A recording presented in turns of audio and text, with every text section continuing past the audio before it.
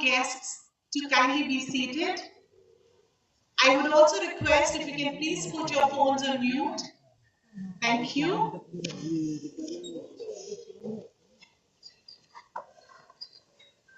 I, Harleen Kaur Chadda, along with my co-host Mr. Ajay Mittal, on behalf of Energy Swaraj Foundation and All India Council for Technical Education, I welcome each one of you to this very, very special conference. Today's conference, Action for Restoring Environment, ARE, Conference and Awards, it's one of its kind, where the focus is on the actions for restoring our environment. The reason I say unique is that we'll witness unique elements that will not only deepen our understanding about the criticality of the environment, but also introduce us to the changes and the actions that we need to take urgently. So any pious occasion starts with the lighting of the lamp. A spark of a light illuminates the world, and lighting a lamp dispels darkness. It represents dignity, wisdom, and intellect. And all auspicious occasions begin with the lighting of the lamp. May I please call upon our guests today, Dr. Anjal Prakash, Ms. Sia Kumar, Mr. Anurag Sharma, Dr. Ajay Mathur, and Professor Chetan Solanki for the lighting of the lamp.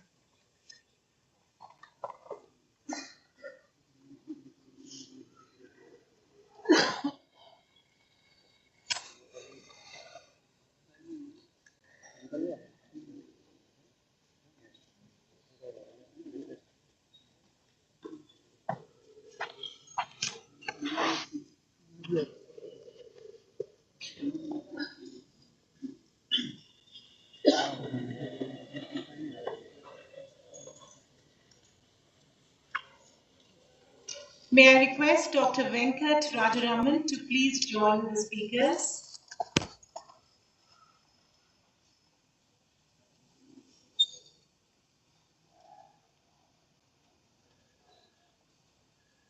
Technical team to please pray the prayer.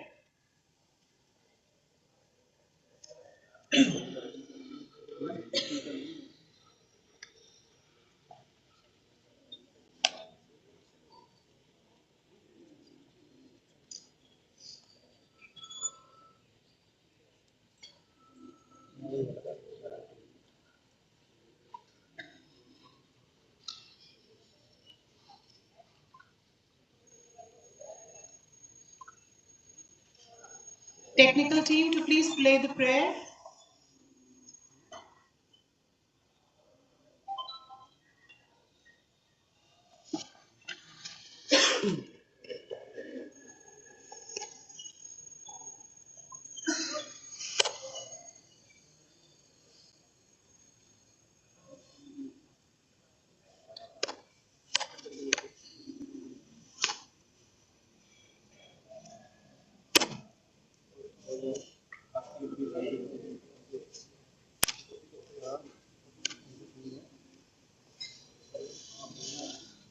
May I request the students to please join us on stage for the prayer.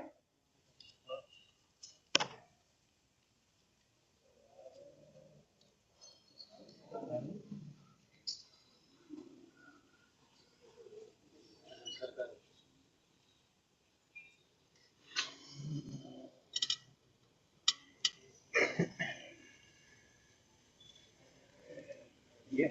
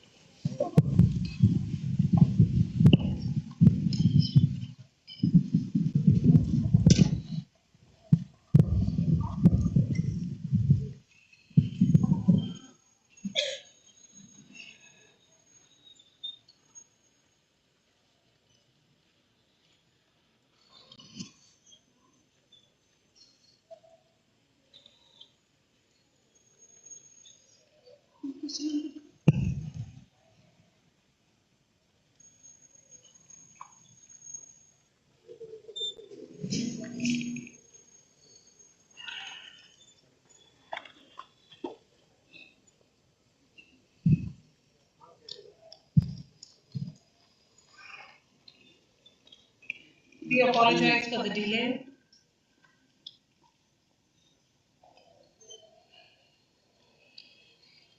May I also request Mayor Solanki to please join us on the stage.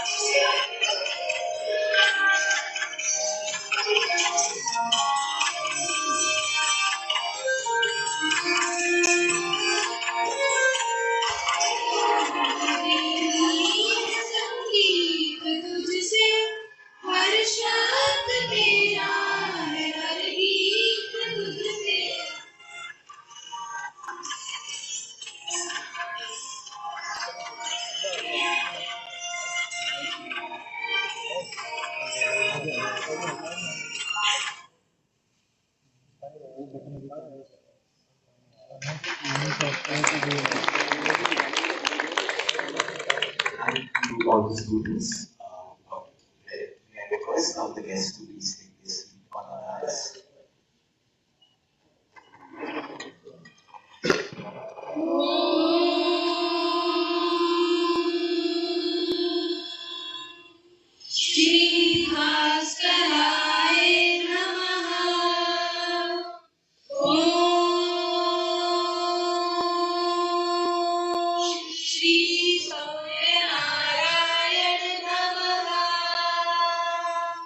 Adi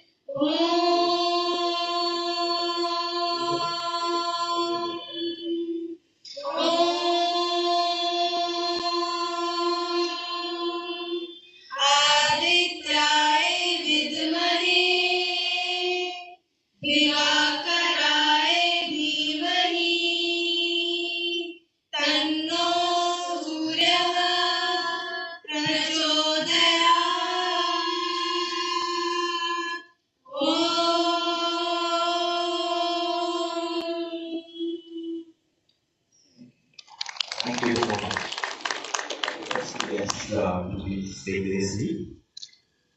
And may I invite Dr. Venkat Rajaraman. Dr. Venkat Rajaraman is an advisory committee member of National Center for Photovoltaic Research and Education, NCPRE India. He has over 25 years of experience in product design and engineering management. Prior to that, he was the CEO of Socom Power Systems, leading power backup and RE solution provider for India. Before moving to renewable space, he was the vice president of engineering at Total Blair, a company that was acquired by Nvidia Corp in 2007. He worked at Sun Microsystems USA. He has a BE degree from Madurai Kamraj University and a master's degree in electrical engineering from Stanford University. He specializes in renewable energy, engineering management, product design and development. I request Dr. Rajaraman to please deliver the welcome address. Please join me in Dr. Rajaraman. Thank you.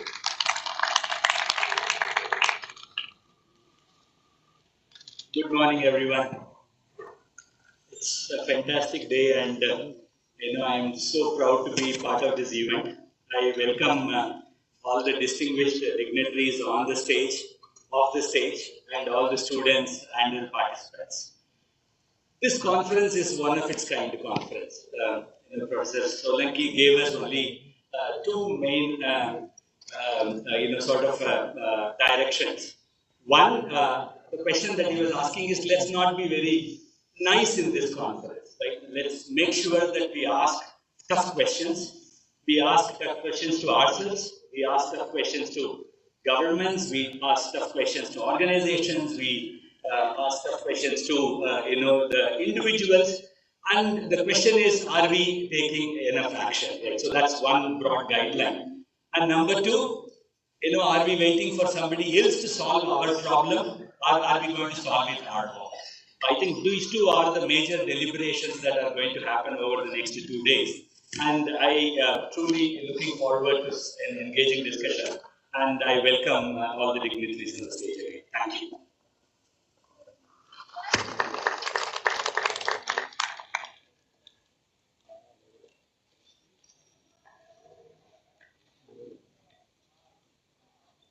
This is just a token of our appreciation for all of you being here. Thank you so much.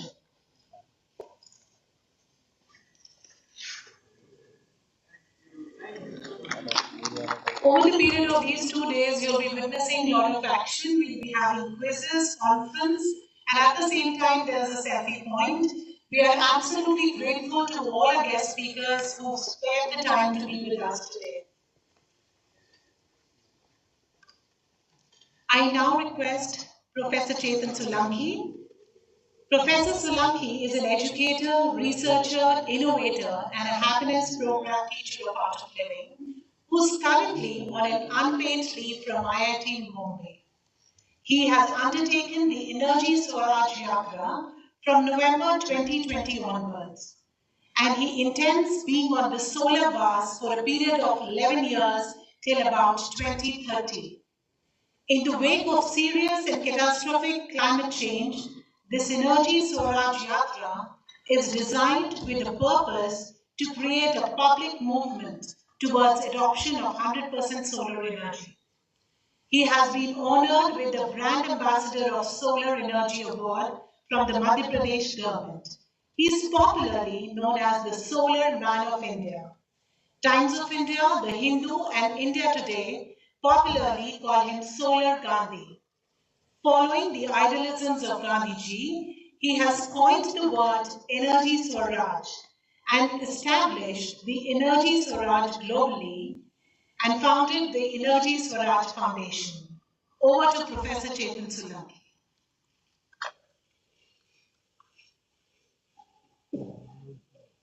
Good morning, everyone. Good morning.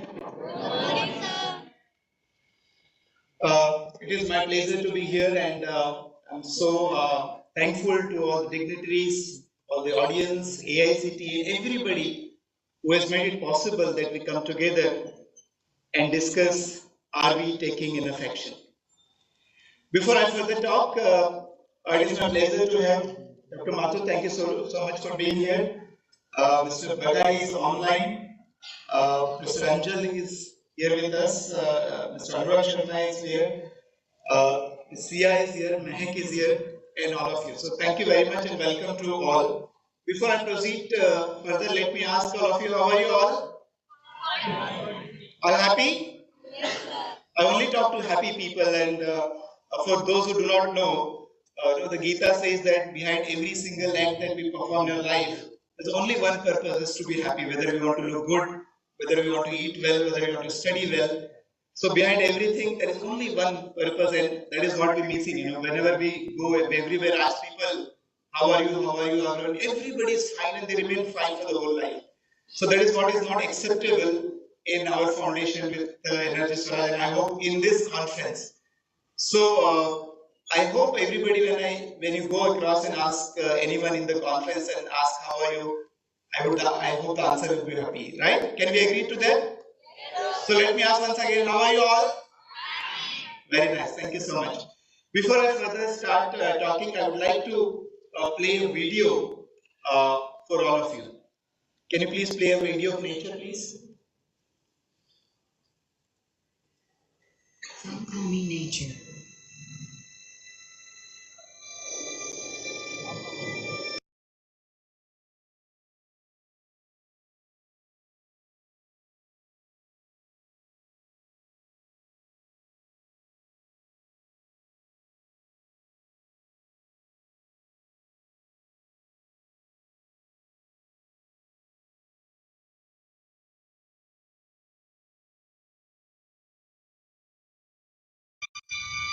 Yes, your future depends on me. When I thrive, you thrive. When I falter, you falter. Or worse.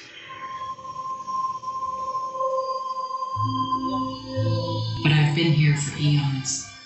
I have fed species greater than you, and I have starved species greater than you.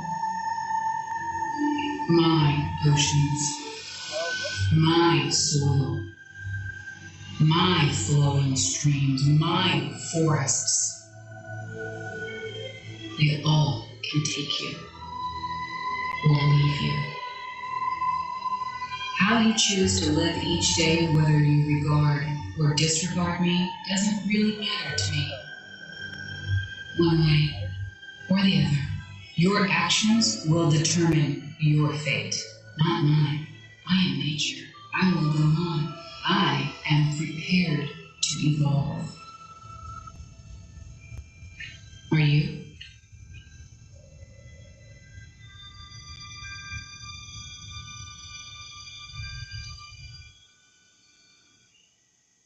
So I think the message is very clear that we need nature. Nature does not need people.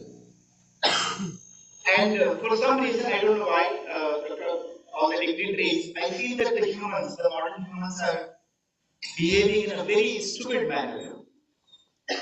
Somehow, the same air that we breathe is polluted, the same water that we drink is also polluted, the same forest that helps us to live on this planet is also being cut down. And as we are progressing further, as we are becoming more and more modern, this behavior is intensifying. And as you have seen from what nature is saying, it is her oceans, it is her tree, it is her water. It is not yours. You are here only to use it and survive. I hope also the nature's message is very, very clear that nature has starved species greater than us. And many species have come and gone on this planet. I hope we are all going to understand this and start acting in an appropriate manner. Not only that, we have polluted the air, water, soil, river, forest, everything, but also with our own act, water table is going down, the forest cover is going down. It looks like that we are stealing things for our future generation. Whatever water, the quality of the water that I have enjoyed in my life, my birth, my childhood, it is not there anymore. And water table is going very fast, the forest cover is going fast, the carbon dioxide levels are increasing, in the atmosphere. Whatever carbon dioxide there is beneath the surface, we are digging it very fast, the coal, oil and gas, and we are all letting it free in the atmosphere. As a result of which, there is about 50% extra carbon dioxide sitting in the atmosphere right now. 50%. And I'm sure everybody knows that carbon dioxide is a greenhouse gas, which means that it is going to trap the heat, and that trapping of the heat is going to warm up the planet, which is going to heat up the planet, that is going to result in global warming, and that is causing the climate change. And it is not a thing of a research and science anymore. Everybody can feel and experience that there is something wrong on this planet. It is not same anymore. The climate has changed. I used to ask this to all people, have you experienced the change? And everybody would say yes. But the problem is, even the young child who is in school in 10th and 12th standard, go and ask any school and ask them, do you feel that the weather has changed? And the answer would be yes, definitely. So things are not only that changing, and it is changing very fast. The question that we are gathered on this conference to study and answer is, are we taking enough action? The environment is already destroyed, disturbed. We need to restore it. But even to restore it, are we taking enough action? And answer seems to be no, absolutely not. There have been Paris Agreement. There are lots of government working, NDCs are being signed. Thousands of NGOs working, academia, everybody is working. And the whole purpose of this is to do something to mitigate the climate change. But the problem is that no, we are not doing enough, we are not taking enough action. Every year, the climate change is worse than the previous year. And not only that, it's not slowing down, it is not stopping, rather it is accelerating. So let us wake up and realize that no, we are not taking enough action. And whatever action we are taking does not seem to be appropriate. Whatever we are taking is not appropriate because of a very simple reason, we are not able to solve it. So I believe that either we do not know how to solve the climate change, or we are not taking enough action, or both of them. And I believe it is both of them. Neither we understand how to solve the problem of climate change, neither we are able to take enough action. And therefore, the whole world needs to really wake up and shake itself from the deep sleep we are in and start understanding what action is required. Well, I believe there is something fundamentally wrong in our approach to solve the problem of climate change. We do not understand. For one simple thing that Mahatma Gandhi said, there is only enough in the world for everyone's need, not for anyone's greed. And why did he say that? For a very simple fact that the size of our planet is fixed and constant. Though the population is growing, the size of the planet is not growing. The soil is fixed, the water is fixed, the minerals are fixed. Every single resource on this planet is finite and fixed. But somehow this modern humans think that no, we should grow continuously, we should produce more and consume more. That is not possible. So I have created two fundamental laws, and you can call them Solanki's law. The law of human existence on this planet, or sustainability. What is the law? In an ecosystem of finite resources, there has to be finite consumption. Everything is finite. You must consume in a finite manner. There is no amount of science and technology can help you to overcome this law. And second, in an ecosystem of finite resources, there has to be distributed production. Because every time you centralize the production, it is always going to result in unequal distribution, which is going to create inequity in the world, which is going to create violence in the world. That is what we are observing. So limit your consumption and localize your production is the solution. And I must quote Honorable Prime Minister Shri Narendra Modi ji, who has launched this mission Life last year. Life is lifestyle for environment. We need to change the lifestyle. There cannot be any other alternative. There cannot be. And I am a scientist myself, I am a professor myself, and I am telling that there cannot be any other solution until we learn to limit our consumption and localize our production. So I hope you are going to follow that. At the end, I would expect that from this conference, by the time each one of you leave this conference, you are the changed person. You are going to take action yourself you're going to realize and figure out what is enough action that we need to take. What is the gap between the current action and what action is required? There are exhibitions outside. I hope you are going to visit these stalls and also look at the innovative solutions that are available. At the end, I would also like to thank everyone, all the participants who are joining and making this conference a good event, all the speakers, but also the sponsors.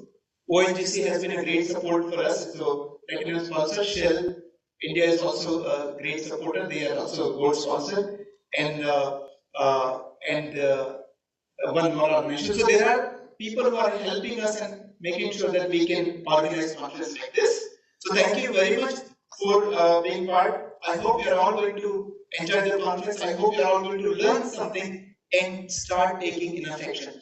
One of the single action that I would like to request everyone, I will stop ironing my clothes. Because when you iron the clothes, it is going to take at least 400, 800 watt of power. That's a lot of power. Can we all start living in a manner that we don't iron our clothes, all of us, so that we save that much of carbon dioxide? Not only that, low energy consumption has to be made the fashion of our life. Can we live without refrigerator? Can we live without taking bath with hot water? Can we live, without using air conditioning? In the next section, we are going to discuss, can we reduce our energy consumption, make it as a fashion of our life? And to make a fashion, we are doing many things. One of the things I'm proud to say as a father that we are going to do this, and I request every father and parent here to do that. I have 2 daughters, and we decided that whenever my daughters will get married, in their marriage function, we are only going to invite those people who come without ironing their clothes. That will be the dress code. And anybody who comes with iron clothes will say, thank you very much, come tomorrow, we'll welcome you some other time. So I hope everyone here listening to me online, offline, are going to start taking action right now. Do not wait for the end of conference so that we can make it a beautiful world for ourselves and our future generation. So with that, thank you very much. Thank you.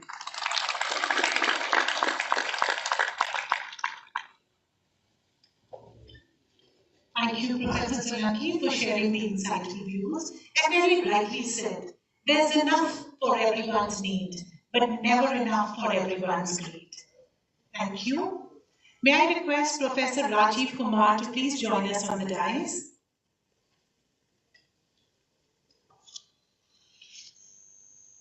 Next up, we have a very, very special guest who's joining us virtually. This is Mr. Atul Bagai.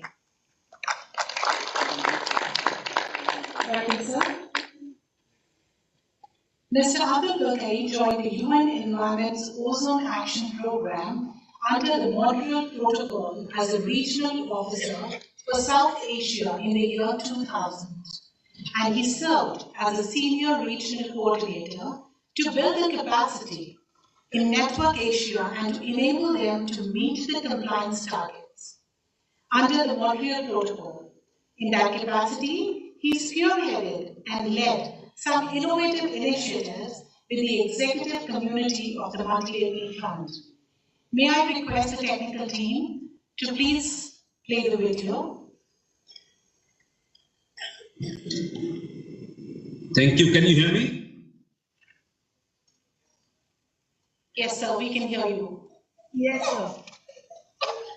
Thank you. Good morning, everyone. The distinguished dignitaries on the dais.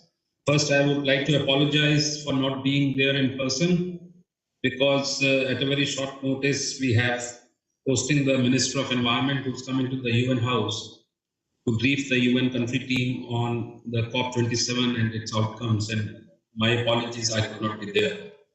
And I would like to thank Chetanji also for giving UNEP this opportunity to be presenting their perspective on a very, very critical issue that is raised. Are we doing enough?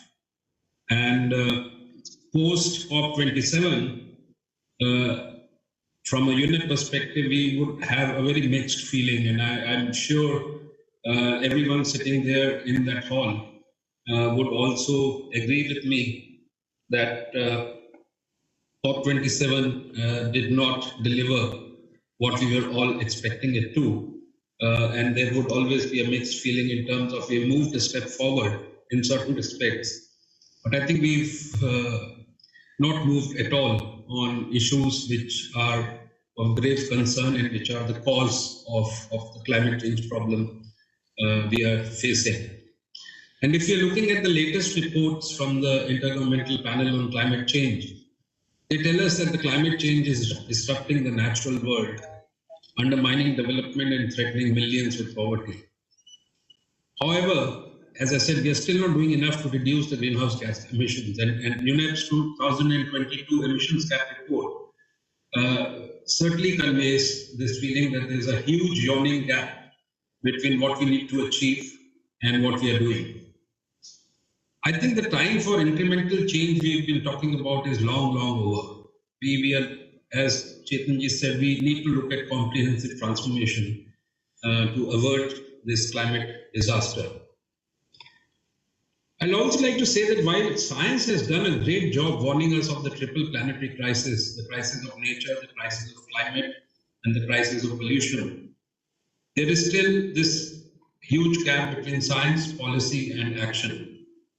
And I think to close this gap, the science policy interface needs to become more focused on solutions. I think we all, as key stakeholders in this whole area of sustainability, are aware of the quantum of problem we are facing. But solutions, diverse solutions drawn from different disciplines and experiences is what we really need to bring on the table. This can, I think, only happen through a very rapid shift from, let's say, fossil fuels to renewables and alternative fuels, moving away from deforestation to restoration, through backing nature in our landscapes, oceans, and cities, and of course, transforming our cities into green and clean spaces. And overall, the overriding factor would be the behavioral change that Chetanji also talked about, and the Honorable Prime Minister recently launched the LIFE program on 20th October, along with the UN Secretary General. And I think that is a big change in our behavior that is needed. Chetanji talked about one small change that he's adopted of not ironing his clothes.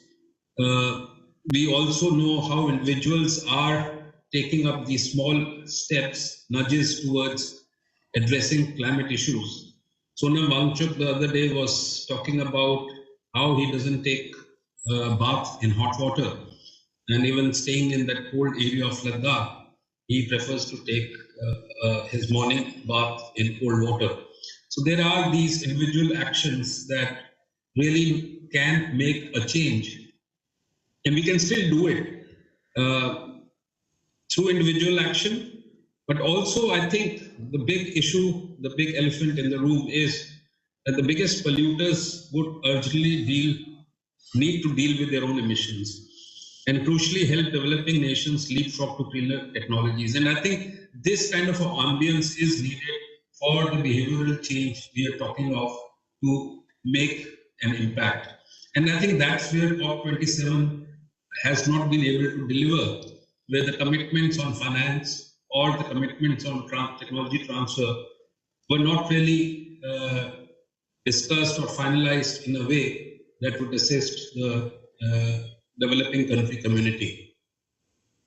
I think if we are able to tackle some of these areas of food shortage, resource extraction, and Chetanji gave some very good examples, if you're able to tackle them right, and we're looking at reducing emissions, protecting nature, building energy security, delivering plentiful and nutritious food, increasing human health, and so much more, I think we would be able to give a better world to the next generation. UNEP in India is trying to work with stakeholders on seeing how this triple planetary crisis can be avoided. And we are doing a very little bit in terms of finding solutions on the ground. For example, we're working with Bihar to develop a low carbon pathway strategy, which is the first state in the country to even talk about carbon neutrality much before the Glasgow Agreement and the Glasgow announcement of the Prime Minister. And this is a very big step that Bihar is taking. We are working with the district in Odisha, Angul, to develop a circular economy strategy while Niti Aayog is working on 11 sectors strategies at a national level, there is this small district in Odisha that wants to see how they can do this on the ground. So I think changes like this are needed to address this climate change problem. And I would conclude by saying, and answering that question that Chetanji has put forward to all of us, are we doing enough? I would say we are making small steps, we are taking small steps, but I think we need to do much, much more to see that we are able to make people's lives better and address the climate disasters that are surrounding us on a daily basis. I would again like to thank the organizations to invite us and UNEP for participating in this, and my apologies again for not being there physically. Thank you very much.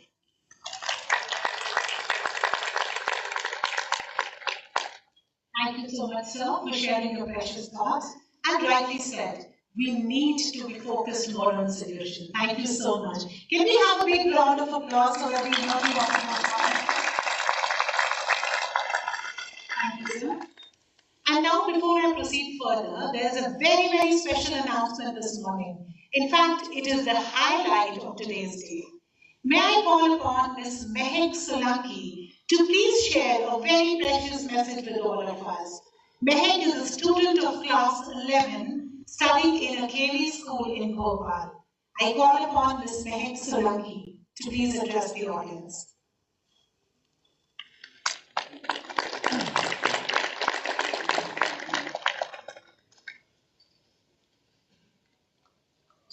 Good morning to all. It is my pleasure to read out the message from none other than the Honorable Prime Minister of India. It is heartening to learn that Professor Chetan Singh Solanki from IIT Bombay and his Energy Swaraj Foundation, in association with All India Council for Technical Education, are organizing Action for Restoring Environment conference. While most of the discourse surrounding climate change usually focuses upon stopping the damage on our environment, I am happy that this conference goes a step further and seeks to create a roadmap for restoring our environment. This mirrors India's own outlook towards our planet as well. There is an element of both reducing future damage as well as undoing past harm. While India has created a mass movement against single-use plastic, it has also been increasing forest cover and restoring rivers to their pristine state. While we are leading the global movement towards a solar-powered future through the International Solar Alliance, we are also focusing on building the momentum towards an environment-conscious lifestyle through the Life movement that cares for the planet. I am positive that this conference will impart greater strength to many of these initiatives and also come up with innovative action points for every part of society. I send my best wishes to all those who are involved in this conference. Further, I am happy to note that Professor Chetan Singh Solanki has embarked on a journey of 12 years to create awareness on climate change and adoption of solar energy. I wish him best for the Energy Swaraj Yatra through a solar bus.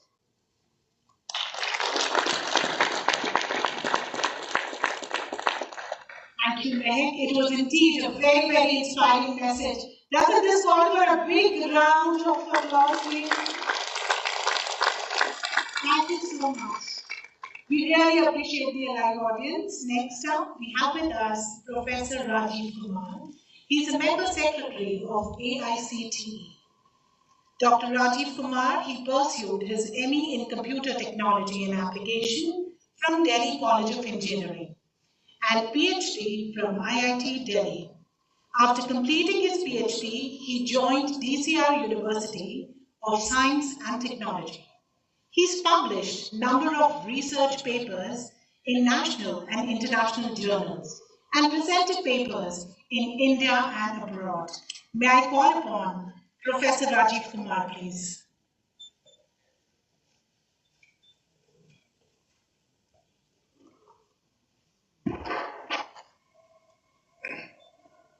Namaskar.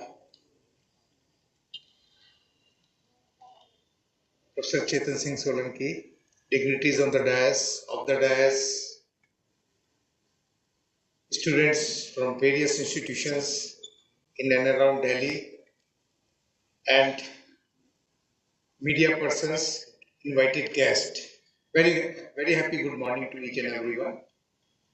First of all, I thank Chetan Singh Solanki ji for organizing this conference and having an association with AICTE. We are proud to be partner of Energy Swaraj movement, and not only that, but we are organizing this conference here at AICTE premises, but Chetan Singh Solanki is guiding us since last 3 years, and we have taken various initiatives in our office also.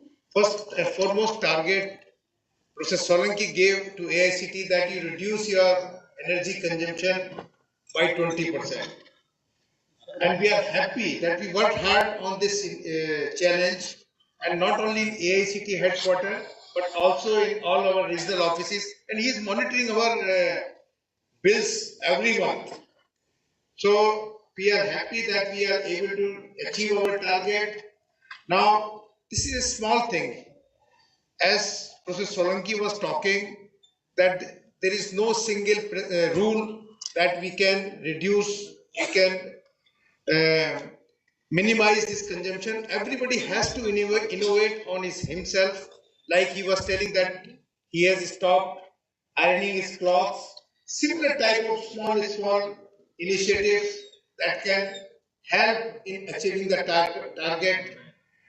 And important thing is that Professor Solanki is addressing this issue with our students in schools and colleges. He has organized various competitions in schools as well as colleges. Large number of students, they are associated with him. They are volunteers also, large number of volunteers, they are sitting over here. Definitely such type of conferences, meetings will help at least sensitizing the mankind. What are the consequences of the things going on and how we can address such issues? So this is the important part of this conference, deliberation, discussions during this conference, and the resolutions ultimately is going to help all of us.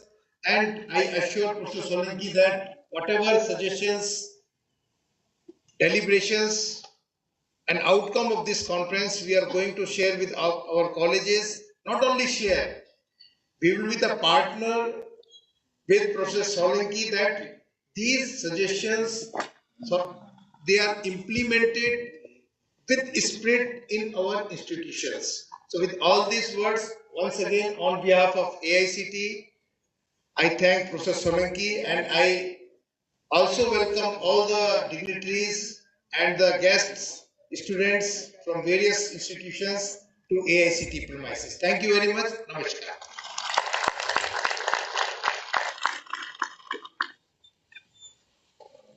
Thank you, sir.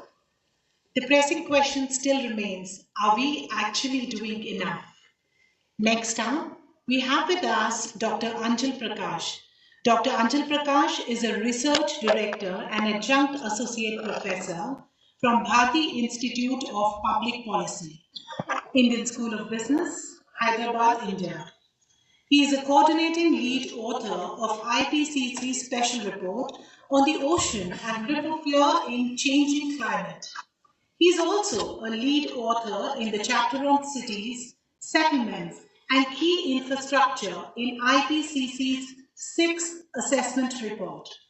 His work focuses on water and climate change, urban resilience, gender, and social inclusion are certain other issues that he's covered for South Asia. May I request Dr. Anjal Prakash to please give his presentation.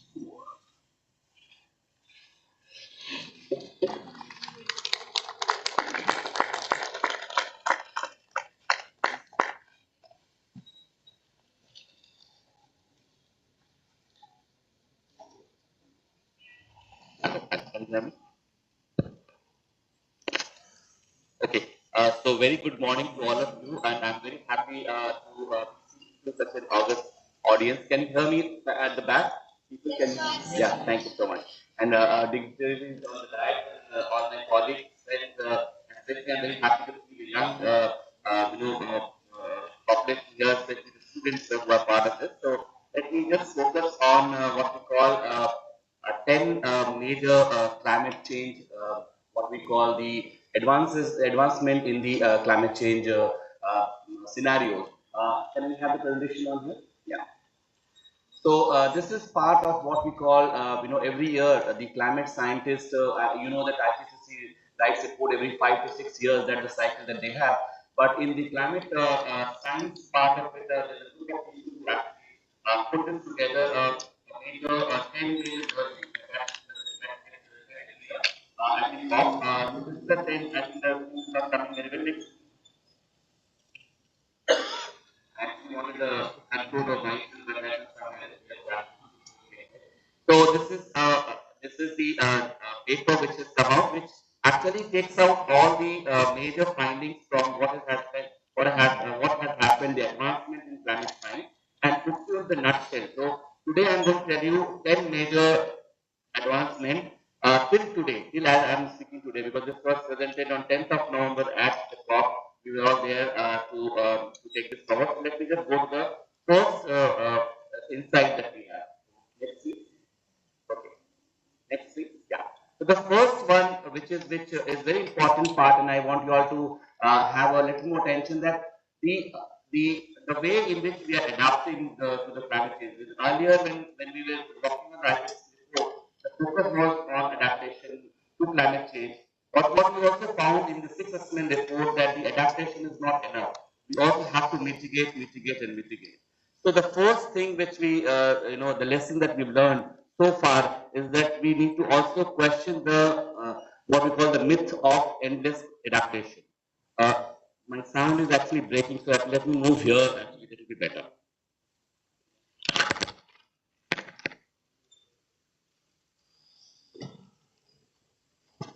Okay.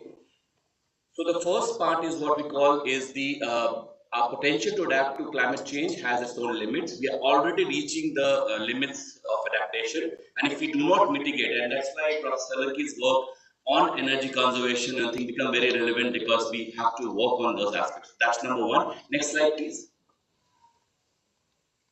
So if you see this slide, slightly more, nuanced understanding of how we are actually breaching, and if we are somewhere, if you see on, we have a space where we can negotiate adaptation, but at the same time, we also see that the frequency and the severity of some of the events, especially the climate-led events, are increasing or rising very fast. And we are already breaching that part. So we are on the top where we see that some of these events are very frequent. At the same time, it is also having what we call the catastrophic event effects on the lives of the people, especially millions of poor who stay in the global south. So this important part is that adaptation is fine, but there is a limit to which we can adapt.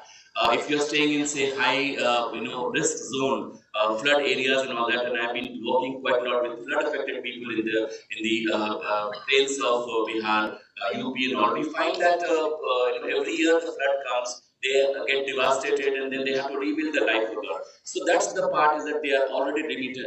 Earlier, the flood used to come once in 2 or 3 years. Now it is coming 3 or 4 times in the same season, and that's the whole problem. Is that the frequency is increasing, the way in which it is affecting lives of the people is also increasing. So that's the first message I want you to drive home. There's a limit to adaptation. We also have to mitigate, and mitigate. Next slide, please. The second part is that we also see that about 1.6 billion people are actually in the vulnerability hotspot. Now, if I say hotspot, what are these hotspots mean? This means that you're really staying in a very high risk environment. It could be heat stress, it could be stress from the landslide, it could be stress from the staying in the high flood zone, anything in that part. And altogether, the world's about 1.6 billion people are living in these vulnerability hotspot. And this, the projection is that it's going to go double by 2050. So next 15 to 20 years is going to be much more problematic if we continue the lifestyle and the way we are emitting at this moment. So that's the second point that I want to drive home. Next, please. Next slide, please. If you look at the darker sides, darker color in this world map is the place where people are most vulnerable. And if you come to India, for example, you could see that there are two areas which can be very, very important. One is definitely about the glacier and the mountain system. I worked for 5 years in Kathmandu. We looked at the way in which the glacier to rivers having huge impact from the climate change. The entire river regimes have been changing. There is a dry spell. There is a flood happening. That part is very vulnerable because it provides for the Himalayan region. It has about 10 major river basins which originate from the entire region, and it is very, very sensitive to the way climate is changing. And that's why it is, and it's also catering to about 1.3 billion people in entire Asia. So this system is at risk. Second part is about heat stress, which these 2 points, which is very, very important for us to drive home. We are almost in the middle to kind of a severe stress regions, especially with regards to climate catastrophes. Next, please. The third part is that we look at the climate and the health interaction. There has been not much research on this aspect, and young people and the professionals here, I would like all those who are working on health and climate interactions could bring in more sharp focus, especially for what is coming out from India. But what we get from the literature so far is that the impact of climate change on the health, humans and animals, the entire ecosystems are really, really widespread, and their new risks are also emerging. And that's something that has come out very well in the this present climate change, the IPCC report that was part of. Next, please. And how is it impacting? There are certain sectors, in the interest of time, I'll just skip that part, but ultimately there are, if you look at the risk coming from the flood, it will, there you have the forest fire, you have the warming climate. Because of that, there's a certain impacts which is going to happen. A rise in disease is something which has been very, very sharply captured by some of the health scientists and health economists. And that is saying that a huge number of population are going to be impacted because of the health conditions in the deteriorating climate environment. Next, please. So that's the third point. The fourth point is about migration. Now, migration is a very multidimensional effect, but what we have seen in the report is that the migration is one of the major component, especially climate change, one of the major component that drives migration. We see that more and more people coming from climate risk reason to flocking to cities because that's the only way they can save their lives. And I've done anthropological research in the floodplains of North Bihar, especially in Champaran areas, and I find that people every year they migrate. At least the male member of the family migrate to 3 to 4 months of sometimes 5 to 6 months in other places like Punjab, other places like Kerala and all these places. Even Tamil Nadu. So the climate-led migration is something that that is becoming an order of the day. Huge number of people are, this is affecting the mobility of the people. Climate change is a force multiplier. As I said again, migration is a multifaceted phenomenon, but climate change is becoming a force multiplier in this process. Please. This is the figure I'm going to skip, but about 83% of the migration, and this is the global data, which actually can be attributed to different climate change led events, and that's the figure showing, and it's actually rising as we go along. Next, please. The fifth point is about human security. Requires climate security. So that's the whole part is the risk which is related to climate human security. Climate change is becoming a major part of that problem, especially coming from African region where there's a violent conflict which is also leading to human insecurity. We found that the climate change is increasing the security of the people. So that's the major component which is accelerated by climate change. Next, please. So before the sixth assessment report, there were 3 special reports which were there, and I was being part of one of the report, which is focusing on the interconnected systems of oceans in the cryosphere. Cryosphere is something which is the frozen part of the world, the Himalayas, the North Pole, the South Pole. One other report which is also focusing on land resource. The land resource report actually tells us that the sustainable land use is essential for meeting climate targets. Our land also fertility is being lost because of extensive cultivation and the water loss in the soil moisture areas. These are things which requires urgent and what we call the radical shift in the way we are using land for purpose. And that's one point that I want you to drive home. Next, please. The seventh part is very important, is that the private finance which is available should have been available for people. That is not what I would say up to the mark. So if you see they are actually failing to bring it people out from the distress, and the private sector which is falling to harness the investment that meaningfully contribute to what we call meeting climate targets. Next, please. This is one of the figure which actually shows how much the finance is flowing. But I was talking to Shiraj guy, who's actually heading Gorakhpur Environment Action Program, and he was telling me that the farmers, especially the women farmers, when it comes to crop insurance, for example, there is a Pradhan Mantri Fasal Bima Yojana, but many people do not know about this one. At the same time, when there is a flood, for example, they don't know where to go, and the entire ecosystem in which this the insurance company pays out to the people is also very faulty. There are challenges there, and that's why I'm saying that the private finance is actually has to really buck up. They have to come up to meet the expectations of the people. Next, please. The eighth point I want you to drive home is about the loss and damage. Now, all of you who have followed COP27, you know that the loss and damage facility has been granted, in a sense, after a lot of negotiation which has happened. First of all, this was not part of the agenda. It was with a lot of efforts by climate scientists, activists. It was put in the agenda of COP27.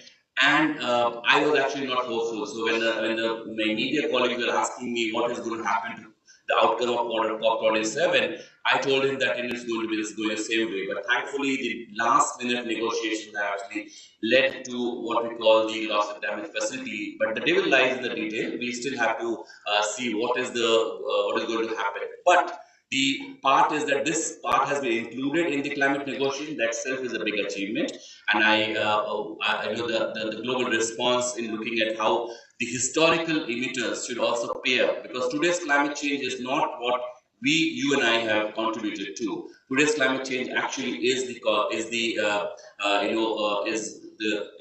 has been done by the industrialized north, the countries which has polluted the environment. They have taken a lot of carbon space, and have left very few for us to develop. And that's where I see that the countries, the global south, actually are what we call fighting and the development finance is actually going to fixing the climate change problem, which was actually a creation of the global north. And this part has been half the battle won, in the sense that we have loss and damage fund, which may further negotiate this.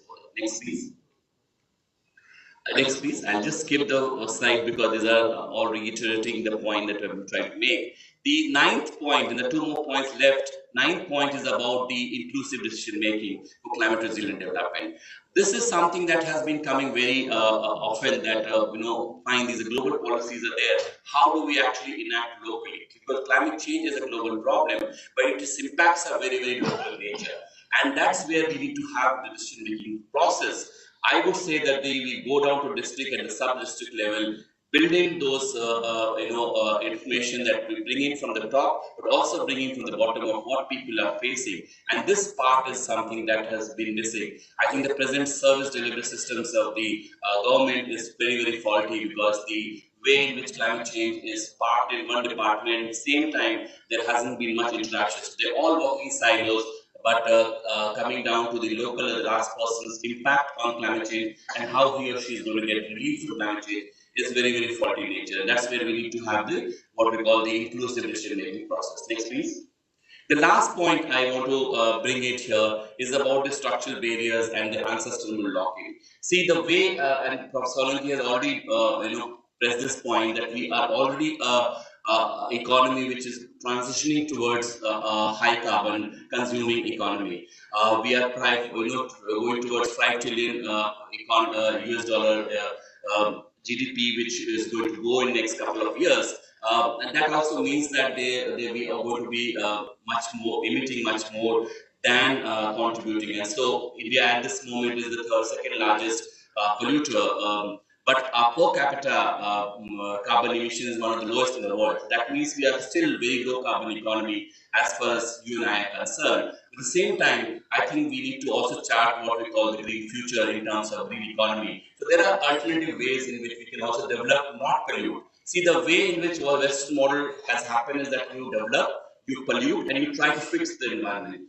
That part, when you develop, pollute, and then you try to reverse the pollution, that part, the time is gone, because we are already reaching what we call the planetary boundaries of adaptations. We cannot do the same model. So here we have to develop. We also have to prosper. At the same time, we also have to go along with what we call the way in which we can fix the environment. We can go along with the environment than going against it. That's all. That's my 10 points. Thank you so much for listening to me.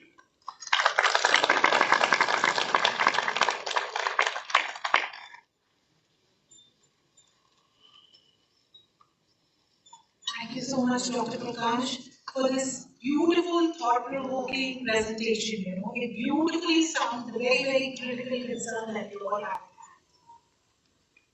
So environment degradation is not only important, but very, very critical at the moment. And as you rightfully said, that climate change is a force multiplier. Now, moving on to the next speaker, I would like to introduce her with this quote, that we haven't inherited this planet from our ancestors. We've borrowed it from our future generations. Today, after a very, very technical listening to all that we have to do, we are talking about more extensional aspects of the environment degradation. This generation has not contributed much to this concern, but they have inherited it. The next speaker for the morning is Ms. Sia Kumar, a future ambassador and a stakeholder of this generation. She is a class 12 student of Moon Public School. Sia Kumar is a science student of grade 12 from the Bloom Public School. She is a climate change enthusiast and very passionate about the cause. She aspires to do her best and contribute significantly to make the difference. Over to Ms. Sia Kumar.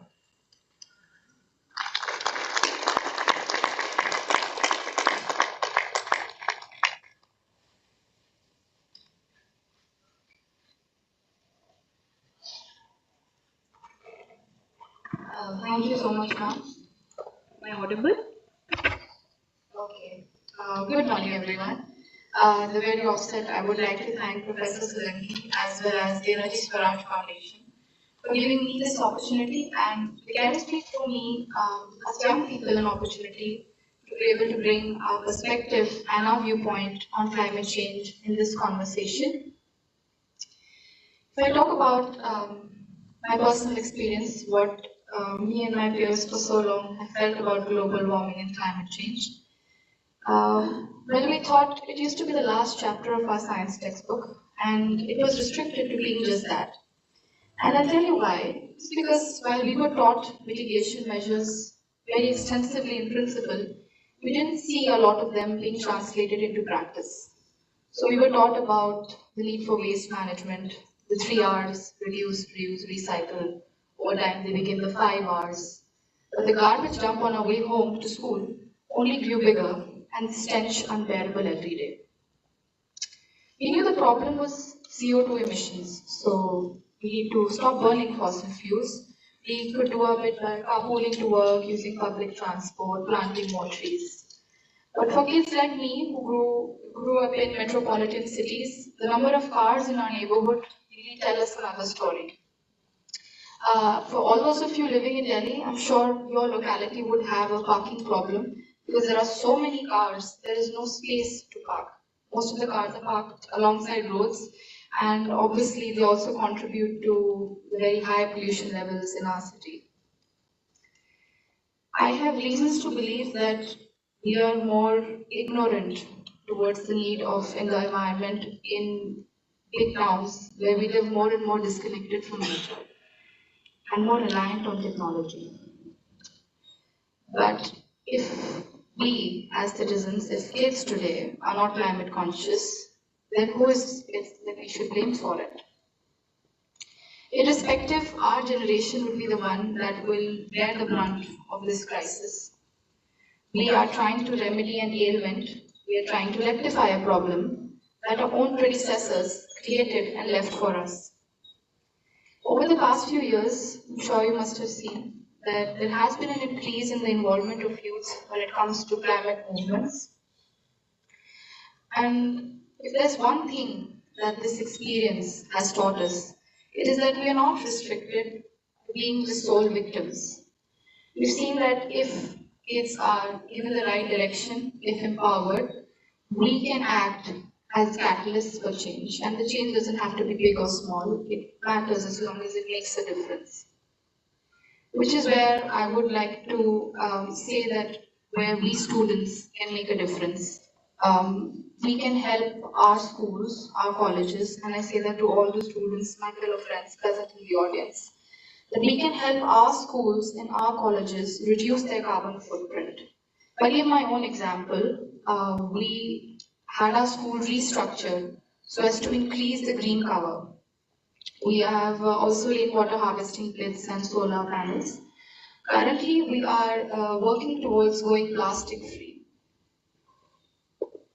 I have also feel that this is where NGOs, alliances, and other organizations need to step in to create a more structured but decentralized framework that trains kids and empowers them to be able to be the change.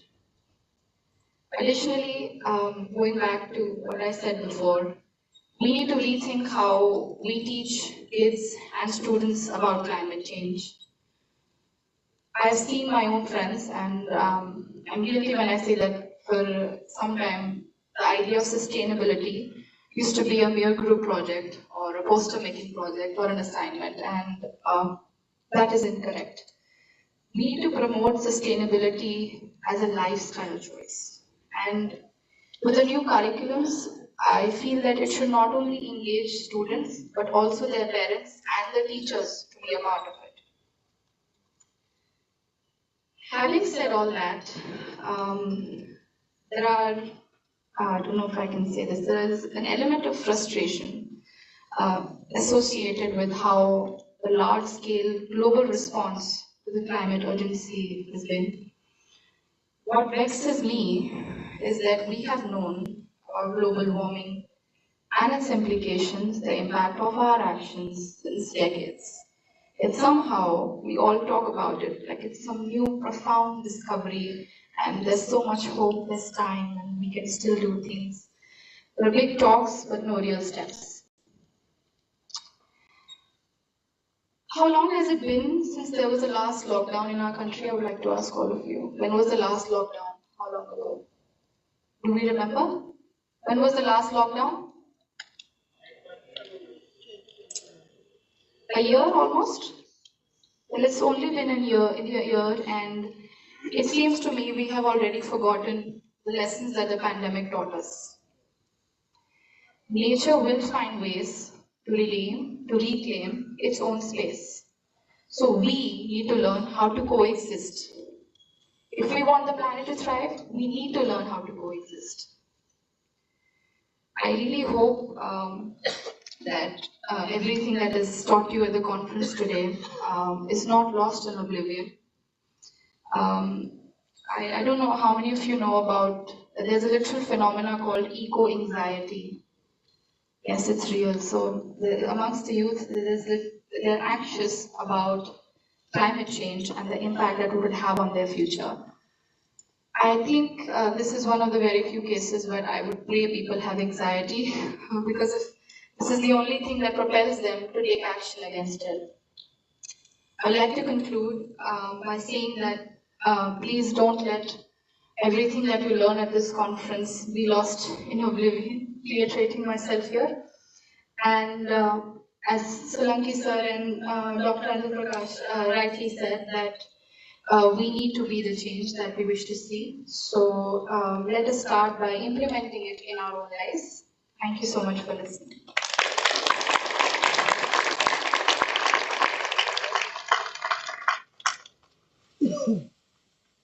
Thank you, Sia. It was indeed a pleasure listening to you. I think this definitely calls for a big round of applause.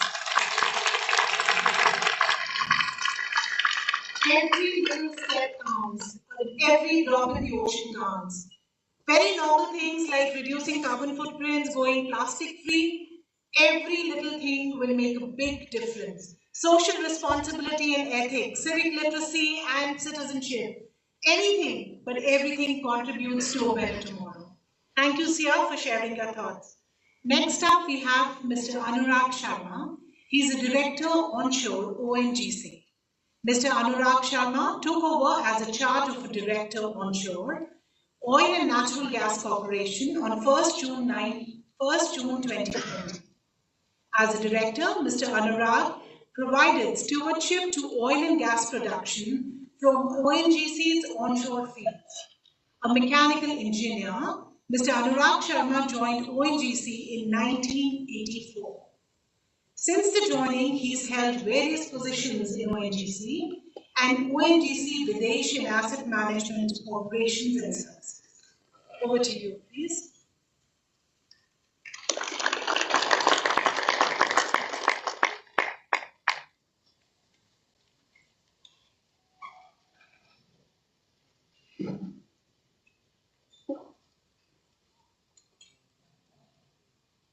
Mr. Mathur, Mr. Solanki, other dignitaries on the dais and participants. Very good morning to all of you. I'd like to congratulate Energy Swaraj Foundation and AICT for organizing this ARE conference. ONGC is happy to be part of this conference. We have a long-standing relationship with IIT Bombay, and Professor Solanki has been supporting us in many ways, and we are hopeful that this relationship will continue in the future as well. The Energy Swaraj Yatra of Professor Solanki for 11 years without going home is one of the unique efforts undertaken, not only in India, but across the world. I wish him and Energy Swaraj Foundation the very best to achieve the goals that have been set. On personal note, I believe that everyone should support it. As has been said by the speakers before me, and we all know that everyone is experiencing climate change. It is affecting lives of everyone, everywhere in the world. Therefore, the world needs to prepare for it in more than one ways, spreading awareness, taking actions, etc. ONGC has been playing an important role in powering the nation's growth. We have also been working towards greening the future. Still, there is a long way to go. The question that this conference is asking, are we taking enough action? It is very important and pertinent question in today's time. Also, the manner climate is changing, everybody needs to contribute to the solutions and mitigations of climate change. As we all know, we have Panchamrita strategy in place, and as the results indicate, we are doing well so far. We are already ahead in 3 quantitative targets, 230 targets, 40% renewable power capacity, reduction of emission intensity of GDP, and additional carbon sink of 2.5 to 3 billion ton CO2 equivalent. However, decarbonization will require many combined factors to be successful, which include avoided demand, CO2 capture and storage, hydrogen, bioenergy, technology performance, electrification, other renewables, and fuel shifts. The world continues its need to access energy securely in an affordable way and a clean way. Reduction of greenhouse gas emissions and flaring is critical. Accelerating the energy transition will still require a large share of oil and gas. There is an opportunity for oil industry using the scale, technology and expertise to develop areas like offshore wind, electric mobility, hydrogen development, etc. Under the Global Methane Initiative, which has been launched by US Environmental Protection Agency, a voluntary agreement has been signed by ONGC and US EPA in 2007. Gas leak surveys are conducted regularly. We know that the mitigation costs are much lesser than the market value of the gas itself. Further, if we add environmental costs, the benefits far outweigh the cost. The current trend and the technology tells us that using piloted aircraft, drone-based sensors, fixed sensors, satellites, MRV, these can be used for monitoring and detection, and these will improve the detection work. As far as ONGC is concerned, we have 15 CDM projects registered with UNFCCC with an emission reduction potential of 2.1 billion TCO2 per year. The 728 megawatt capacity OTPC, which is a natural gas-based combined cycle power plant, is one of the largest CDM projects in the world. We also have ambitious plans in the area of hydrogen and geothermal energy. Energy, sustainability, carbon management, clean development mechanism, they have been part of ONGC's initiatives. One of the examples of our efforts is launching of Clean Cooking Challenge, which was won by the team led by Professor Solanki. And there is a unique village by the name of Pancha in MP, where the entire village cooks on solar stoves. Besides, large share of CSR funds goes towards environmental protection measures. We also have CR fund for this purpose. We have 184 megawatt installed renewable energy capacity, and we are going to add much more to it very soon. We have MOUs with NTPC, SCCI, Greenco, Keynote, etc. for various renewable energy projects. Oil and gas will remain part of the energy mix for decades to come. And for the world to meet ambitious emission reduction targets, a premium value needs to be associated with the lowest carbon intensity oil and gas assets, as these fossil fuels continue to help meet energy demand until renewable energy sources can be scaled adequately to replace them. Therefore, market awareness of carbon intensity, while working in tandem with carbon markets, both voluntary and compliance-based, will accelerate investment into projects that will reduce or avoid greenhouse gas emissions in the future. As Professor Solanki aims to emphasize through this conference, let us make a beginning towards saving our environment. Thank you.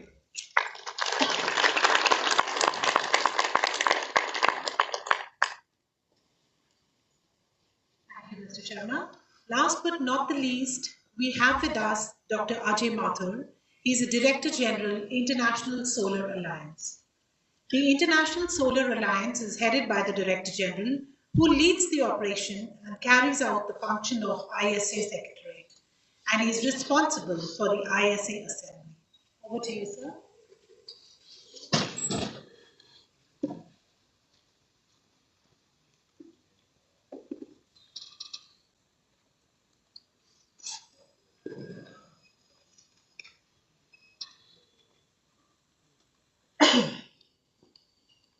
Chetan, Venkat, Anjal, Sia, Mehak, Dr. Ajit Kumar, and many friends of yesterday and of today in the audience.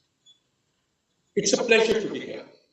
I have been greatly enthused by Chetan's 11-year journey across the country on the solar, I would prefer to call it the solar Jodo Yatra.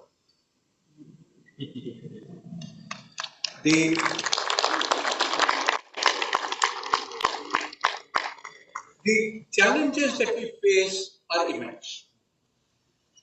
Yet, I am also enthused by the actions that are happening. Last year, when we gathered in the COP at Glasgow. Already at that COP, by the time the COP ended, 85 countries had committed to net zero targets. So more than 8,000, I think 8,000 something companies had committed to net zero. Nearly 600 financial institutions had committed that they would only provide financing to companies that and to projects that focus on net zero. And certainly, as far as institutions, education institutions, healthcare institutions are concerned, I think there must be somewhere in the vicinity of 1,200 educational healthcare institutions that are committed to this. This is a major change. I liken it to a huge canvas, a painting that you have in front of you. All of us who would like to make a change and move towards a greener and more climate-friendly environment are in one corner. But what Glasgow showed and what Sharm el-Sheikh this year showed was that there are a huge number of opportunities that are occurring so that people can radiate out to the rest of the canvas. This is important. It is how quickly we are able to move out of this small zone in a corner and paint the entire canvas green. And I think all of these initiatives, and I know some of them will be successful, others will be not, these initiatives tell us of the kinds of actions that countries, companies, and people's groups are taking across the world to make this happen. As we focus on implementation, we focus particularly on what are called the science-based target initiatives, under which, based on science, what is the kind of goal that a company or a country will take is kind of formulated. We look forward to more and more organizations focusing on these science-based targets. I also was delighted to see Professor Anjal Prakash's presentation. What is very clear is that while climate mitigation is important today, my own organization, the International Solar Alliance, works towards ensuring that solar energy becomes the energy source of choice in every of our member countries. It alone isn't enough. We can certainly, by moving to solar and other renewables, we can certainly avoid the climate becoming unmanageable. Avoiding the unmanageable is what it is. But at the same time, we need to focus on managing the avoidable. This is the committed climate change that has already occurred. And within this, I would suggest that ecological restoration is very much a part of our actions. It is a vital response to all the climate change mitigation activities that we also carry out. Because what we are seeing is that we are seeing more rainy days, we are seeing stronger cyclones. What is it? These are amongst the first things that were predicted in the 1990s when the first, what are today called the GCM models, the global climate models were developed. What they said was that over the Indian subcontinent, the rainfall initially will not change, and that's what's happened. But the number of rainy days will decrease. And that's what has happened. So now you have days when you have a lot of rain, and then you have many, many days without rain. So you have flooding, and at the same time you have droughts. What the models also predicted was the number of storms that are developed over the oceans will not change. But what will change is their intensity, because as they draw more and more heat from the warming oceans. And that's exactly what it is. The storms that become cyclones are more, and the cyclones that hit the land are now more devastating than ever. We are seeing the future come alive. This suggests that we need to have actions which look at both. For example, in my own area of solar energy, we are looking at options that can mix the two. For example, if you look at cyclone vulnerable areas, one of the key sectors, one of the key delivery points that needs to be there when the cyclone has passed is a health center. Yet, health centers are the first which cannot function because they have no electricity. We would like to work towards creating solar health centers that are solar powered. And the solar panels can withstand winds of 150 kilometers per hour plus.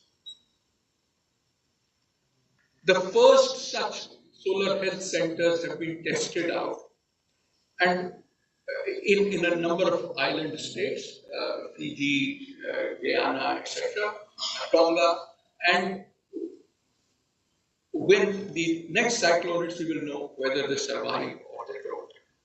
Similarly, an idea that we've been mulling over is mixing solar panels, large solar panels, with crops that help pollination to occur, and therefore beekeeping becomes an activity that is allied with solar panels. But solar panels, crops, and beekeeping together provide a model for both mitigation and ecological restoration to occur. Now, all of this seems very sensible. And as Chetan mentioned, the first thing that we need to do before we do all of these actions is ensure that we become energy conscious. Energy efficiency matters. It matters to our pocket. It also matters to the global climate. And so I ask myself, as Sia did a few moments ago, why isn't action happening on this? This seems so straightforward. She answered it that one of the things that happens is people forget unless they are reminded again and again. It is in this spirit that I look forward to Professor Chetan Solanki's travels across the country, because they provide a visible proof to people on what can be done. It is not a passing fancy. It is something that will stay in the news and provides also options on what can be done. We have to work together. Each one of us needs to change our behavior. I look forward to our actions changing the course of human history. Thank you very much.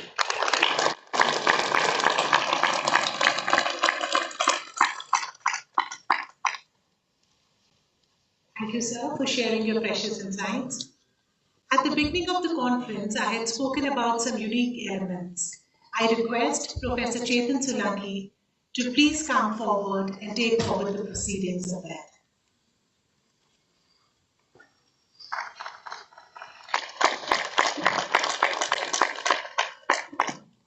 Once again, thank you very much. And as it is said that there are many things that we need to do, and thanks to Dr. Ajay Mathur for telling us again that we need to remind ourselves again and again. Many things that we are going to do in this conference is going to remind much more than you can ever imagine. What we are going to do, and I would like to request attention from all dignitaries, what we are going to do is unveil that red color thing that is there on the front stage. Dr. Mathur, that you see the red color thing, I don't know how many of you can guess what it is. But yeah, so everyone, if you can, I just explain what it is. But can I Is there any guess in the audience? What is there below the red cover? Any guess? Tabla, solar panel. Okay. Anybody else? Veena. Okay. Anybody else? I guarantee you that probably in your dream also you could not imagine what is there beneath the cloth. So what is there beneath the cloth is a beautiful black color bags. You know, I would say beautiful because that is what we are doing it. If you do not aware, but let me remind you of the fact that each one of us emit 200 kilograms of carbon dioxide every single month. Per person, per month, 200 kilograms of carbon dioxide is being emitted in the atmosphere. 200 kilograms. Can you imagine? Just to bring you sense that this is 200 kilogram, I would give a challenge to every participant in this hall and every dignitary in this hall to pick up this 200 kilogram and realize how much carbon dioxide you are pumping in the atmosphere every single month. That's an open challenge to everyone. I dare you, please come and lift this 200 kilogram. What I'm going to do is, with the help of all the dignitaries, I'm going to, first time probably in the history of not only in India but in the planet, we are going to open unveil the carbon dioxide bags having 200 kilogram weight as a dignity.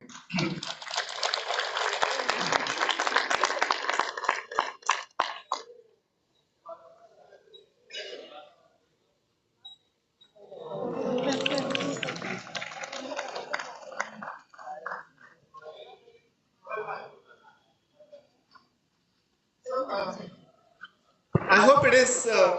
Why don't you give a big hand to creativity of our team and Entourage Foundation? I hope this picture will become the talking picture, not in the town, not in the country, but everywhere. But that is what we are doing. I dare everyone. Are you trying to lift Professor Anjal Prakash, please? It's literally 200 kilograms. So if anybody can feel the weight, you will feel this is what you are doing to this atmosphere every single month. And by the way, this is only for India, but if you go to other country, the weight actually goes bigger and bigger and bigger. Wow. Give us a big round of applause for Professor Anjal for even trying. I wish, I request all of, and there are many such things that are going to happen in every session. You will find a unique thing happening. I request all of you, please take a selfie with 200 kilograms of carbon dioxide bags per person per month. Make sure that it goes to everybody's social media today. Make sure that it becomes a talking point in the town. Will you all do that? Thank you very much. I would like to thank once again all the dignitaries for unveiling this unique 200 kilogram carbon dioxide bags.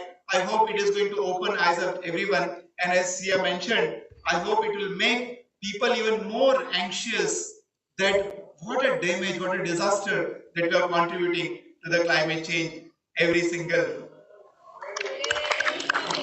This is only 50 kilogram by the way. This is only 50 kilogram. Total is 200 kilogram.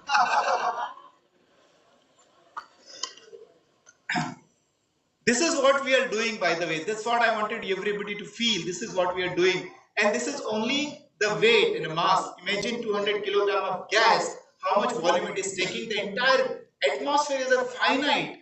It's not an infinite atmosphere. You cannot, apna baap ka samajh, you cannot keep emitting carbon dioxide. That is what Shreya Mehak should be saying, ki apna baap ka nahi hai, ye atmosphere, ye future generation ka hai. Please save it. Please do not put this the carbon dioxide in the atmosphere. Please, from today itself, as I said, start acting. One of the requests I want to do, one of the disaster I struck yesterday, all of us, I wanted to make the whole conference as a paper free. I mean, even the water glasses should be not a paper glass, because we just use it one time and throw. I wanted people to drink tea in the cups, not the paper cups. But the cost that they gave me, you know what? 85 rupees per person per day cost of using a normal cup. I mean, it was so much I could not afford it. But I hope all of you take a special care that you use a glass which will provide you one glass, just drink water from the top, so that you are not going to use every time of water another cup. Make a habit, another habit. carry your own glass if it is possible, wherever you are going, you can use this glass to drink tea, drink water, whatever it is. I could not save it because I did not have money enough, but I request all of you to please do not use even one time use and throw, because that itself contributes to the 200 kilogram bag that is sitting there, and it is contributing. So please become aware, sensitive from right now, and as I said, by the end of the conference when we leave, we make sure that you all are a changed person and going to behave in a manner that does not emit carbon dioxide. Every second of our life and every action that we do is emitting carbon dioxide. So once again, thanks to all dignitaries for unveiling such a beautiful piece of 200 kilograms carbon dioxide. Thank you very much. Thank you, Professor Solanki. Now we all realize the responsibility that we have on our shoulders. Thank you so much. May I request all the guests to please assemble for a group photograph, please. I request the people in the audience to please click selfies at the selfie points. There are a lot of quizzes also. Please participate in the online quiz. I want you to go through the exhibitions as well. Thank you.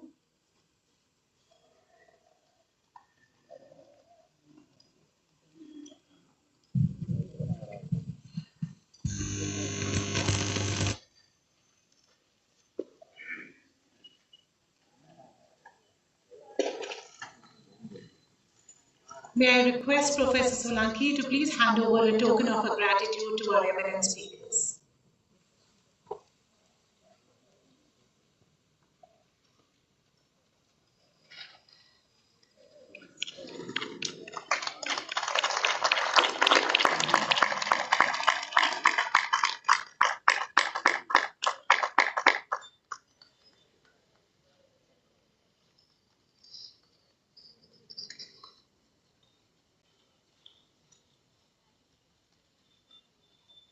Thank you so much everyone for being here.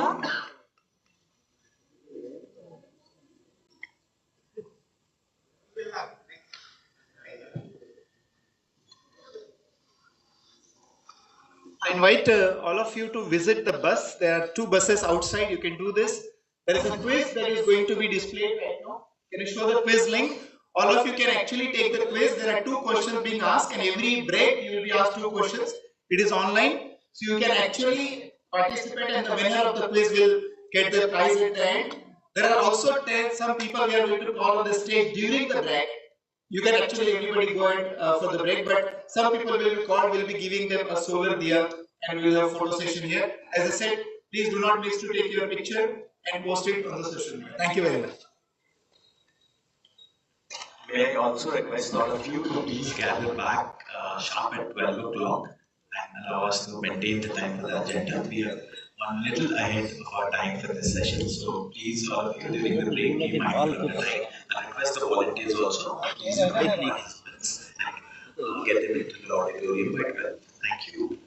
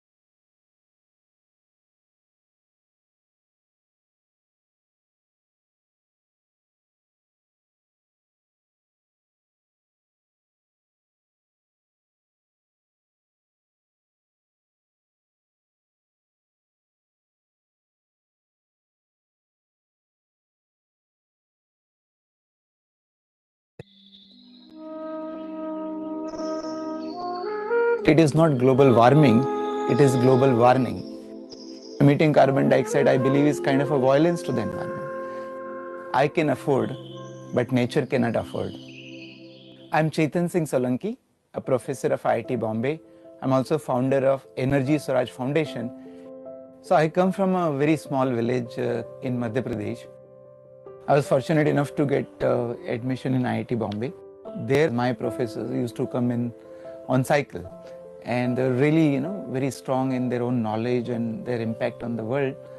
That is where I also got motivated to do something for society. Well, I see that the entire problem of the climate change or the degradation of nature is because of the use of carbon-based energy.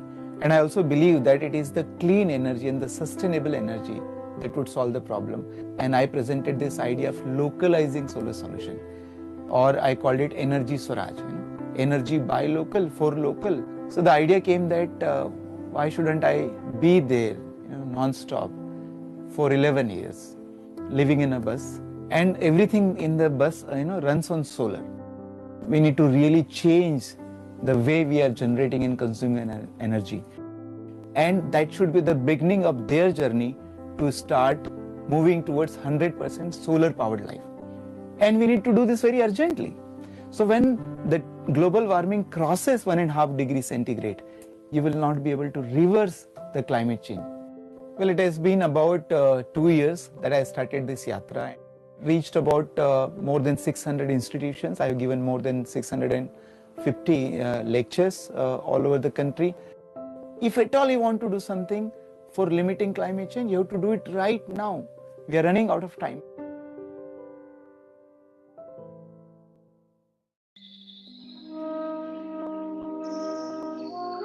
It is not global warming, it is global warning.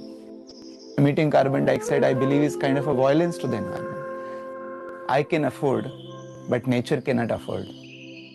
I'm Chetan Singh Solanki, a professor of IIT Bombay. I'm also founder of Energy Swaraj Foundation. So I come from a very small village in Madhya Pradesh. I was fortunate enough to get admission in IIT Bombay. There, my professors used to come in on cycle, and they're really, very strong in their own knowledge and their impact on the world. That is where I also got motivated to do something for society. Well, I see that the entire problem of the climate change or the degradation of nature is because of the use of carbon-based energy. And I also believe that it is the clean energy and the sustainable energy that would solve the problem. And I presented this idea of localizing solar solution, or I called it energy Swaraj, energy by local for local. So the idea came that why shouldn't I be there, non-stop for 11 years, living in a bus, and everything in the bus, runs on solar. We need to really change the way we are generating and consuming energy. And that should be the beginning of their journey to start moving towards 100% solar powered life. And we need to do this very urgently. So when the global warming crosses 1.5 degrees centigrade, you will not be able to reverse the climate change. Well, it has been about 2 years that I started this yatra. Reached about more than 600 institutions. I have given more than 650 lectures all over the country. If at all you want to do something for limiting climate change, you have to do it right now. We are running out of time.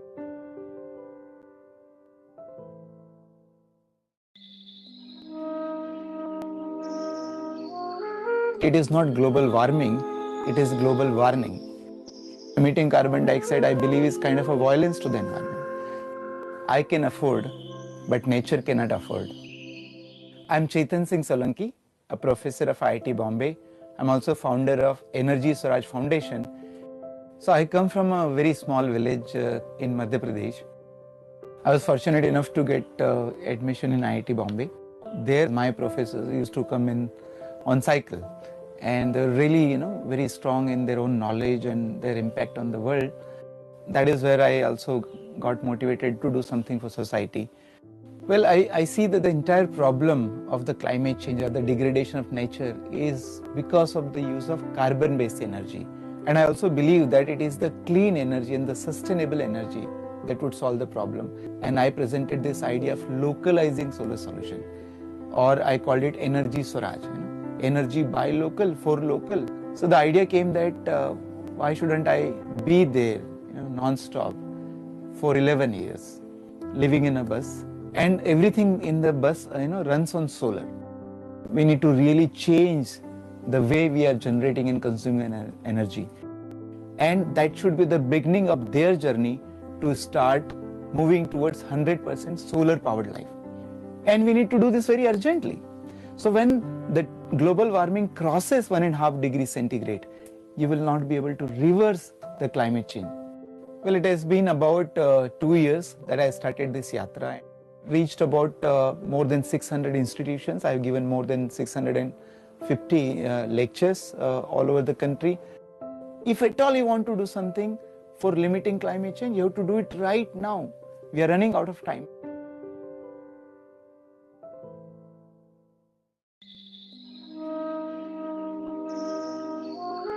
It is not global warming, it is global warning. Emitting carbon dioxide, I believe, is kind of a violence to the environment. I can afford, but nature cannot afford. I'm Chetan Singh Solanki, a professor of IIT Bombay. I'm also founder of Energy Swaraj Foundation. So I come from a very small village in Madhya Pradesh. I was fortunate enough to get admission in IIT Bombay. There, my professors used to come in on cycle, and they're really, very strong in their own knowledge and their impact on the world. That is where I also got motivated to do something for society. Well, I see that the entire problem of the climate change or the degradation of nature is because of the use of carbon-based energy. And I also believe that it is the clean energy and the sustainable energy that would solve the problem. And I presented this idea of localizing solar solution, or I called it energy Swaraj, energy by local, for local. So the idea came that why shouldn't I be there, non-stop for 11 years, living in a bus, and everything in the bus, runs on solar. We need to really change the way we are generating and consuming energy. And that should be the beginning of their journey to start moving towards 100% solar powered life. And we need to do this very urgently. So when the global warming crosses 1.5 degrees centigrade, you will not be able to reverse the climate change. Well, it has been about 2 years that I started this yatra. Reached about more than 600 institutions. I've given more than 650 lectures all over the country.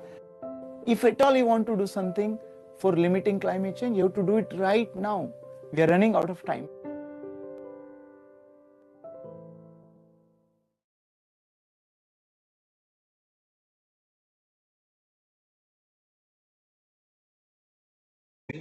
I'm also founder of Energy Swaraj Foundation. So I come from a very small village in Madhya Pradesh. I was fortunate enough to get admission in IIT Bombay. There, my professors used to come in on cycle, and they're really, very strong in their own knowledge and their impact on the world. That is where I also got motivated to do something for society. Well, I see that the entire problem of the climate change or the degradation of nature is because of the use of carbon-based energy. And I also believe that it is the clean energy and the sustainable energy that would solve the problem.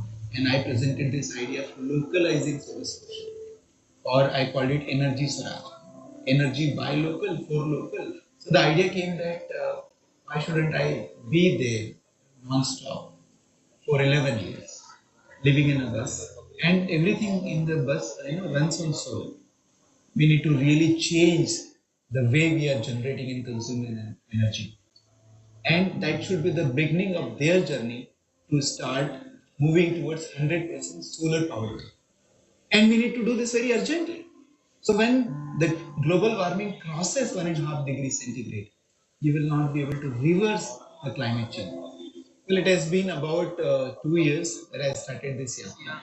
Reached about more than 600 institutions. I've given more than 650 lectures all over the country. If at all you want to do something for limiting climate change, you have to do it right now. We are running out of time.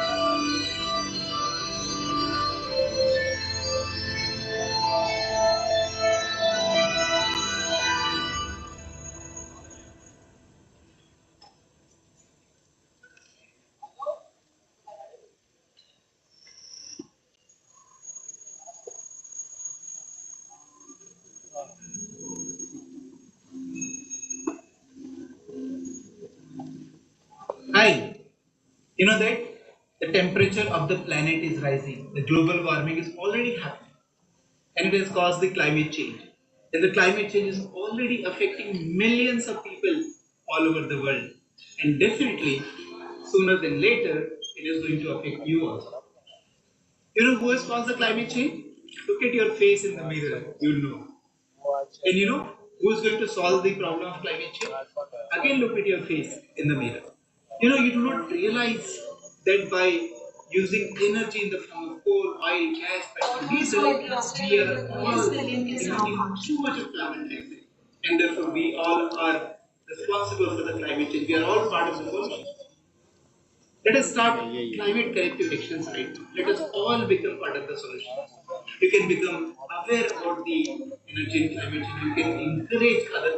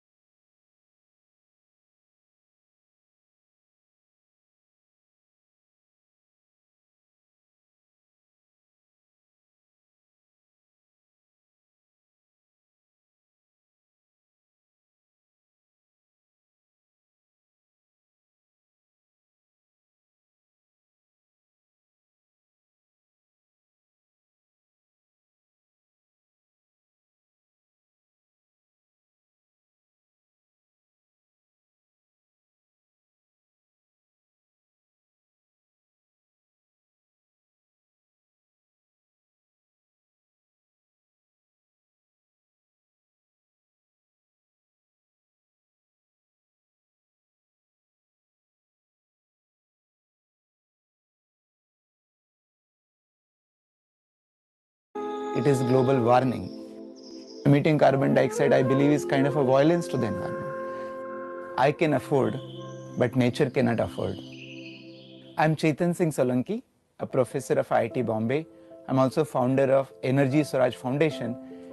So I come from a very small village in Madhya Pradesh. I was fortunate enough to get admission in IIT Bombay. There, my professors used to come in on cycle, and they're really, very strong in their own knowledge and their impact on the world. That is where I also got motivated to do something for society. Well, I see that the entire problem of the climate change or the degradation of nature is because of the use of carbon-based energy. And I also believe that it is the clean energy and the sustainable energy that would solve the problem. And I presented this idea of localizing solar solution, or I called it Energy Swaraj. Energy by local, for local. So the idea came that why shouldn't I be there, non-stop for 11 years, living in a bus, and everything in the bus, runs on solar. We need to really change the way we are generating and consuming energy. And that should be the beginning of their journey to start moving towards 100% solar powered life. And we need to do this very urgently. So when the global warming crosses 1.5 degrees centigrade, you will not be able to reverse the climate change. Well, it has been about 2 years that I started this yatra. Reached about more than 600 institutions. I've given more than 650 lectures all over the country. If at all you want to do something for limiting climate change, you have to do it right now. We are running out of time.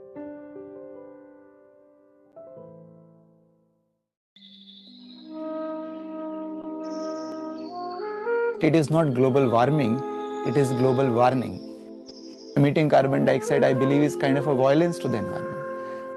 I can afford, but nature cannot afford. I'm Chetan Singh Solanki, a professor of IIT Bombay. I'm also founder of Energy Swaraj Foundation. So I come from a very small village in Madhya Pradesh. I was fortunate enough to get admission in IIT Bombay. There my professors used to come in on cycle, and they're really, very strong in their own knowledge and their impact on the world. That is where I also got motivated to do something for society. Well, I see that the entire problem of the climate change or the degradation of nature is because of the use of carbon-based energy. And I also believe that it is the clean energy and the sustainable energy that would solve the problem. And I presented this idea of localizing solar solution, or I called it Energy Swaraj. Energy by local, for local. So the idea came that why shouldn't I be there, non-stop for 11 years, living in a bus, and everything in the bus, runs on solar. We need to really change the way we are generating and consuming energy. And that should be the beginning of their journey to start moving towards 100% solar powered life. And we need to do this very urgently. So when the global warming crosses 1.5 degrees centigrade, you will not be able to reverse the climate change. Well, it has been about 2 years that I started this yatra. Reached about more than 600 institutions. I've given more than 650 lectures all over the country. If at all you want to do something for limiting climate change, you have to do it right now. We are running out of time.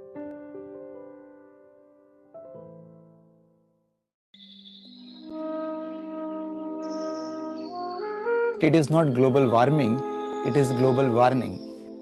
Emitting carbon dioxide, I believe, is kind of a violence to the environment. I can afford, but nature cannot afford. I'm Chetan Singh Solanki, a professor of IIT Bombay. I'm also founder of Energy Swaraj Foundation. So I come from a very small village in Madhya Pradesh. I was fortunate enough to get admission in IIT Bombay. There my professors used to come in on cycle, and they're really, very strong in their own knowledge and their impact on the world. That is where I also got motivated to do something for society.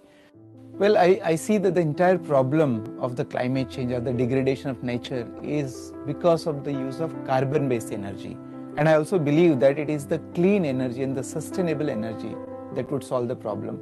And I presented this idea of localizing solar solution, or I called it Energy Swaraj.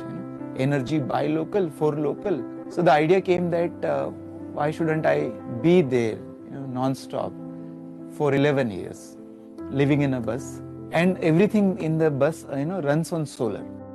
We need to really change the way we are generating and consuming energy. And that should be the beginning of their journey to start moving towards 100% solar powered life. And we need to do this very urgently. So when the global warming crosses 1.5 degrees centigrade, you will not be able to reverse the climate change. Well, it has been about 2 years that I started this yatra. Reached about more than 600 institutions. I've given more than 650 lectures all over the country. If at all you want to do something for limiting climate change, you have to do it right now. We are running out of time.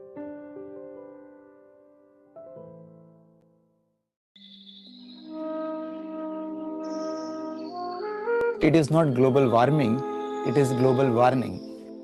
Emitting carbon dioxide, I believe, is kind of a violence to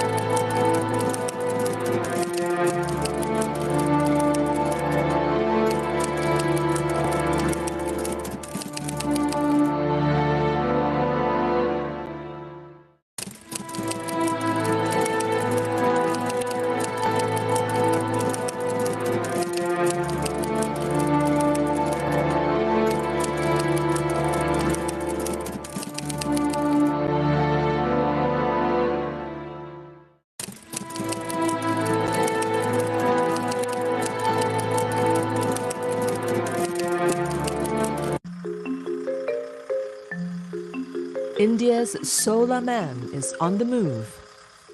Chetan Solanki got the nickname when he taught over 1 million students to build solar lamps. For the last 2 years, the IIT professor has been on a yatra, or journey across India, traveling in a solar-powered bus. अच्छा तो फिर लोगों को लगता है कि solution क्या है इसका सॉल्यूशन पूछेंगे तो सॉल्यूशन क्या है solar education project is that a solution His mission to educate the public on renewable energy and climate change. So far, he has covered 20 states and over 300,000 kilometers, and he plans to keep going till 2030. I started in 2020. 2030 is the Sustainable Development Goals target of the whole world, and I thought it is very nicely aligned. It cannot be done in, as I said, part and parcel, so I decided for 11 years I will not go home, and the bus, my Energy Swaraj Yatra bus, is my home for 11 years. It's going to be my home. Well, I believe that people will understand, because if they will not understand by the knowledge, but they will understand by the disastrous events that we are going to face and we are facing. So one way or other, people will understand, and I believe and I hope that by the end of my yatra, there will be good success on the impacting the efforts that world is making towards solving the problem of climate change. Chetan Solanki is a solar energy specialist and professor at the nation's prestigious Indian Institute of Technology, or IIT, in Mumbai. But today, his bus has taken him to the National Institute of Technology, Kurukshetra, 180 kilometers from Delhi, where he's talking to students about the ongoing climate disaster and the need to switch to solar immediately. Silicon is the second largest material available on Earth, second largest. I keep saying that climate is not changing, climate has changed. And the impact of that we could see in our own life. Change is taking place so fast, it is accelerating. And what we are seeing in our own life is that there are heat waves, the entire country has experienced a heat wave, and then there are floods in Assam, and 50 lakh people getting affected, and the water not subsiding for 15-20 days. We need to drastically and immediately change ourselves. What we need to change? We need to change the pattern of energy usage, because the whole problem has been caused because of the use of carbon-based energy.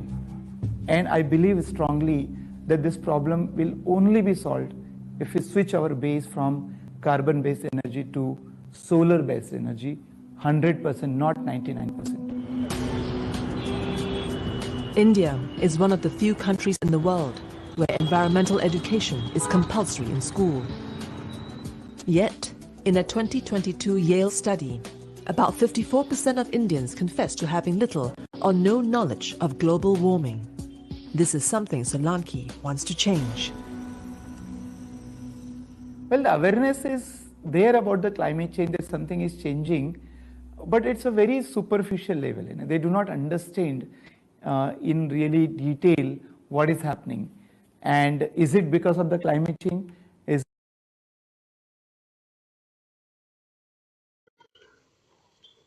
Welcome once again for all those people who've just joined us. Welcome again to the Action for Restoring Environment Conference and Award. It is one of its kind conference where the focus is on restoring our environment. The reason I say unique is that we will witness very unique elements that will deepen your understanding about the critical changes and the need for urgent action. May I request everybody to please keep the phone on the silent mode.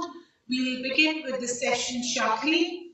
For the for the round two of the session, it is about the cascading cycle, the warming world, rising energy demand, warming world, and the question that is haunting all of us is, are we heading in the right direction? Thank you so much for being here. May I request everybody to please be seated. For the second session today, we have with us, virtually joining us, is Ms. Gauri Singh, Professor Satish Agnihotri, Dr. Divya Sharma, Dr. Vijay Prakash, Dr. Chintan Vaishnav, and Mr. Ajay Mittal. Please allow me to introduce them. I request the speakers to please come and take place on the dais, please. Joining us virtually is Ms. Gauri Singh. She is a Deputy Director General, ARENA, that is the International Renewable Energy Agency. Ms. Singh brings more than 30 years of experience in policy, advocacy, and project implementation with the field of renewable energy and sustainable development from India. Prior to joining ARENA, Ms. Singh worked within India's federal government at the apex level within the provincial government. A very warm welcome to ma'am. Next up with us, we have Professor Satish Agnihotri, Professor X MNRE, General Secretary, Center of Technology Alternative for Rural Areas, IIT Bombay. Professor Satish Agnihotri was a career bureaucrat IAS of the Odisha cadre 1980. Retired as a secretary to the Government of India and then came back to the alma mater, that is IIT Bombay, as a full-time faculty. He coordinates with the Health and the Nutrition Group at CTARA for all the technological activities.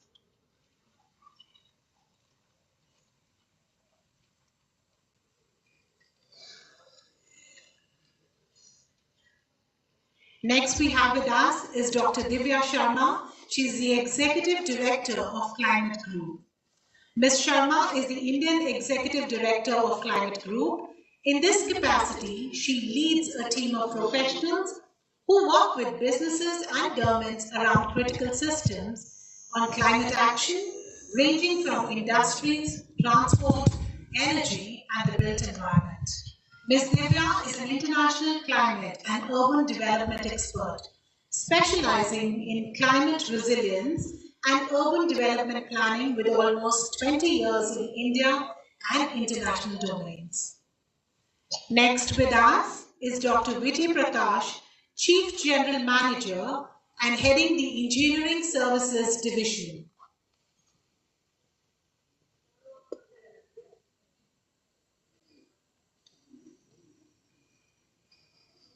Dr. Prakash has more than 33 years of experience in power sector and environment. He holds 2 master degrees in environmental engineering, social work, and a doctorate in environmental engineering from the leading British university. Currently, he is holding the post of the Chief General Manager and heading Engineering Services, Division of NTPC, and actively engaged in issues related to environment, climate change, and energy transition. We also have with us Dr. Chintan Vaishnav, Atal Innovation Mission, Niti Aayog. Dr. Chintan Vaishnav is a socio-technologist and engineer trained to design and build large-scale systems that possess both human as well as technological complexities. Presently, he serves the mission director for the Atal Innovation Mission, AIM, a flagship initiative of the Government of India under the Niti Aayog. Next up, we have with us Mr. Ajay Mittal. He is a Director, India and South Asia, Earth Day Network. Mr. Mittal is a Director, India and South Asia for the Earth Day org. Growing out of the first Earth Day, it is the world's largest recruiter of the environmental movement, working with more than 75,000 partners in nearly 192 countries to build environmental democracy. The award recognizes young leaders using environmental education to build sustainable communities. He has been recognized as a water hero by Ministry of Jal Shakti, Government of India, for his efforts in water. Can we please welcome all of them with a big round of applause? May I request Professor Chetan Solanki to take forward the proceedings, to moderate the session and take forward the proceedings. May I request the technical team to please play the video of the opening session. Thank you. So thank you everyone. Really warm welcome to all the guests in this particular session, where we are going to discuss the cascading cycle we are all part of, warming world, rising energy demand, warming world. And the question is, are we heading in the right direction? To set the context, let us look at this another video. The previous video must have shaken you in the previous session, but if it is not, this video definitely will shake you up. So please play the video.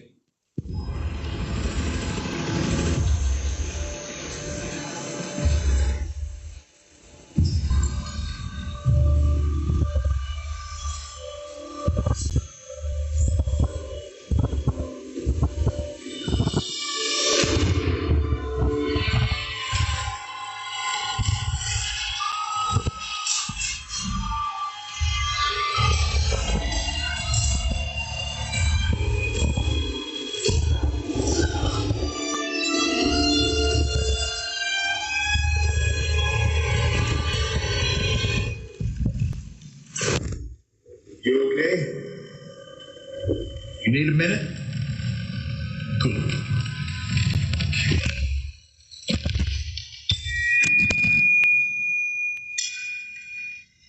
Listen up, people. I know a thing or two about extinction. And let me tell you, and you'd kind of think this would be obvious, going extinct is a bad thing. And driving yourselves extinct in 70 million years, that's the most ridiculous thing I've ever heard. At least we had an asteroid. What's your excuse? You're headed for a climate disaster, and yet every year governments spend hundreds of billions of public funds on fossil fuel subsidies. Imagine if we had spent hundreds of billions per year subsidizing giant meteors. That's what you're doing right now. Think of all the other things you can do with that money. Around the world, people are living in poverty. Don't you think helping them would make more sense than, I don't know, paying for the demise of your entire species? Let me be real for a second.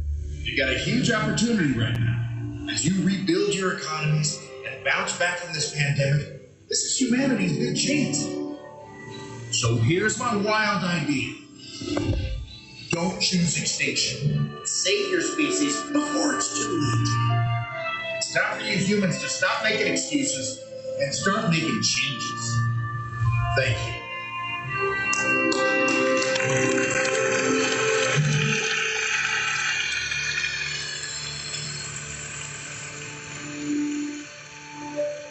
Frankie the dinosaur was to be, once upon a time, used to be there on this planet. The Frankie is not anymore. And many times the question that comes, are the humans heading in the same direction? Well, it's very clear that the global warming figure or the climate change figure, we have been heating up this planet. And if you look at the last 10 hottest year on the record, let me read for you the 10 hottest year in the record since we have been taking record. It is 2016, 2019, 2015, 2017, 2018, 2014, 2010, 2013, 2005, and 2009. In the last 15 years, the 10 hottest year has been recorded. And these are the last 15 years, each one of us have been living on this planet. And why it is happening, it should also be very clear that we are all using energy. And 85% of this energy comes from the carbon source, coal, oil, and gas. Only 15% energy, despite all development, comes from the hydro and wind and solar. 85% still comes. What does it mean? That 85% of the time that you are living on this planet, directly or indirectly, you are responsible for carbon dioxide emission. And one of the disastrous factor about the carbon dioxide is that once it is emitted in the atmosphere, it remains for 300 years. So every energy that you are going to use, enjoy today, it is going to have impact for 300 years. 300 years. And the problem is that carbon dioxide is a greenhouse gas. So once it is emitted, it is going to have the greenhouse effect. It is going to trap the heat. It is going to warm up the planet. And then we are all going to feel the climate change. Well, so we are in this cascading cycle that has been there, clear from the title of this particular session, that we are warming the world. As a result of that, we are rising the energy demand. As a result of that, we are further warming the world. Are we heading into right direction? Let me give another cascading effect that many countries in the world are there. 167 countries in the world are energy import dependent. And for importing energy, you need to have foreign exchange, you need to have money. For that, you need to have export. For that, you need to manufacture. And for manufacturing, you need energy. Look at the another cascading cycle. We are in a vicious loop of our own. So it's very simple that we are already in this whirlpool, and we do not know how to get out of this whirlpool. So I'm going to keep this panel discussion very simple. I'm not going to into jargon, technical jargon that many conferences focus, but as the main theme of this conference is discussing on are we taking enough action. So I'm going to keep very simple to all my panelists, and I'm going to ask very simple question, and many times simple questions are most difficult to answer.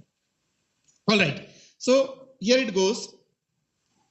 What should change? We want some change to happen. What should change? Should the policy change? Should the technology change? Should the people change or government change? What should change? Let me start from Dr. Vijay first. If we really want to solve the problem of climate change, what should change? Thank you, Professor Malik. I have seen some of the videos, and including this one. The wonderful thoughts, wonderful concepts, which everybody is talking about nowadays. I'm here to present the other side of the coin. I have a small presentation. So if you kindly permit, that will take 10-15 minutes only.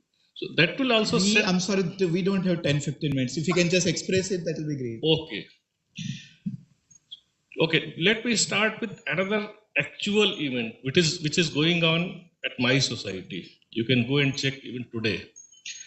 All our lifts are under maintenance, and there is a notice that the lifts are not available from 11 o'clock in the night till 6 o'clock in the morning. And one day I got delayed in the office, and I was so tense. If I reach there after 11, how do I go up to 8th floor in my house? Same thing happens with many other people in society. If somebody falls sick in the middle of the night, the lifts are not working. So what happens? We have built systems, whether our houses, whether our offices, whether shopping complexes, even institutions, that we cannot manage without energy. And unless we have energy security, something alternate to have the same sort of stable and resilient system, till the day we have that, we have to compromise with our CO2 emissions, and we have to transit to that phase gradually, not suddenly. That's my take. So what should change in one word, if you can say? What should change in this whole thing? We have to change. If you see our Prime Minister's statement in our second NDC, he has given a concept of life. So we have our life, means our lifestyle has to change for the environment. But unfortunately, we have come to such a state, we cannot change it overnight. And still we the Indians are one of the least consumers of the electricity. We have one of the least historical emissions. Well, anytime such idea comes to my mind, yes, that it is difficult to change overnight. Yes. I always think of a Frankie, the dinosaur. Yeah. Which is not there anymore. So if we continue to think like this, we may not be there anymore to really. No, we are continuing. So let me go to Ajay quickly. Ajay, what should change? As I said, technology, society, people, government, policies. What should change? If you can briefly tell us. I think one word I would say is that everything. We are not dealing with things in a crisis. What takes me back to the main context of this, what we saw in COVID. Can you imagine what we did in a COVID time just to prevent people from the spread of the infection? The whole country was shut down. We couldn't think about the action that we took. For example, in our personal lives also, if there's an emergency within a home, we don't think about anything. Like if there is a emergency, if there's an ambulance required or something like that, an emergency required, we'll not think about what is the cost that the ambulance person is asking for, or which route he will take, or what those things. We just need it right, and we'll act like we act in a crisis. And I think that is what is missing. And that's why I think that the theme of this conference is very, very relevant. It doesn't deny that action is happening. There is action happening. There's a lot of things happening. Governments are doing, corporates are doing, individuals are doing, civil society is doing. All of you students here, all of you people sitting here, thinking about participating in this conference, doing little bit of efforts. All of those actions count. But this is not a game where you can shift the goal further, because we know the science is very clear. If we take action within such and such time, it will be black and white. Otherwise, we miss the train, right? If we do not ensure that we cut down emissions in a certain point of time, we will miss the bus. It will be irreversible damage. We won't be able to save the planet. So that is why the rate at which we are acting needs to be accelerated. And for that, I think there is a drastic change which is required. Yes, and I see that Professor Agnihotri has been raising hand, and probably he is the best person to answer this question, what should change, because he has been the bureaucrat himself, a cabinet secretary. He is a professor at IIT Bombay. Also, by heart, he's a social kind of worker. He has been supporting many social initiatives, and also he has new ideas all the time. And I have been kind of lucky to be working with him as a faculty and colleague at IIT Bombay. So, Professor Agnihotri, what should change? Okay. First, let me thank you for saying you are making it non-technical and non-jargon ridden.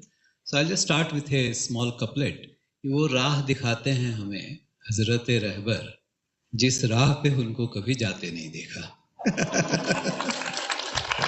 So अब ये कौन रहबर है? What should change? Rahbars should change. Rather than telling you and me कि यार तुम वो बिना इस्त्री के कपड़े पहनो. I'm sorry. चेतन ने जो बात कही वो I always say in lighter vein कि listening to him is like going to a Catholic church. You come out feeling a sinner. अब मैं चेतन का खुद का एक तीसरा फॉर्मूला जो है, तीसरा रूल, वो न्यूटन के 2 रूल थे, 3 थे ना, चेतन ने 2 बताए, तीसरा जो उन्होंने नहीं बताया वो ये था, he always says rate of solution should be greater than equal to rate of problem. ठीक है? अब आपको सब लिंक समझ में आ जाएगी. तो हम कर क्या रहे हैं? सूरज ने या धरती ने मिलके वो कुछ मिलियन सालों में जितना कार्बन ग्राउंड के नीचे नहीं डाला, हम अब होड़ में लगे हुए हैं कि उसको 400-500 साल में सारा निकाल दें. वो रेट ऑफ प्रॉब्लम है. और ये हमारा छोटा सोलर लगाना, कपड़े नहीं धोना, वो रेट ऑफ सॉल्यूशन जरूरी है इसलिए कि वो आपकी नीयत दिखाता है, कुवत नहीं. लेकिन एट द सेम टाइम जो बड़ी इंस्टीट्यूशंस हैं, जैसा आपने एक चीज का नाम नहीं लिया, इंस्टीट्यूशंस मस्ट चेंज. और क्या चेंज उनको लाना चाहिए? The inefficiency and wastage at the top. If that reduces, there is enough for the bottom of the pyramid to live a decent life. मैं उदाहरण देता हूँ, NTPC के बैठे हुए हैं यहाँ पे, वो जब तय कर लेते हैं कि यार हमारा जो बॉयलर के लिए फ्यूल जाता है उसमें 5%, आई थिंक शायद 10% आप लोगों ने कुछ वो मन बनाया, बायोमास पेलेट उसमें आने चाहिए. अब एनटीपीसी के कितने हजार मेगावाट है, उसके फ्यूल का उसका 10% आप कैलकुलेट कर लीजिए. वो जितने ट्राइबल्स को आप बताते हैं ना ये इम्प्रूव चूल्हे लगाओ, उससे कहीं ज़्यादा ये होगा. मैं इसलिए कह रहा हूँ, मैं दोनों चीज़ों को विरोधाभास नहीं देखता हूँ, लेकिन मैं ये कहता हूँ ये रेट ऑफ सोल्यूशन को बढ़ाता है. तो इसलिए inefficiency and wastage at the top of the pyramid should change.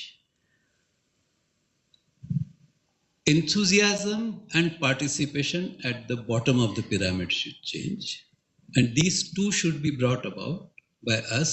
Otherwise क्या होता रहेगा कि वो दांत कुरेद के हम लोग पेट भरने की कोशिश करेंगे, नहीं होता.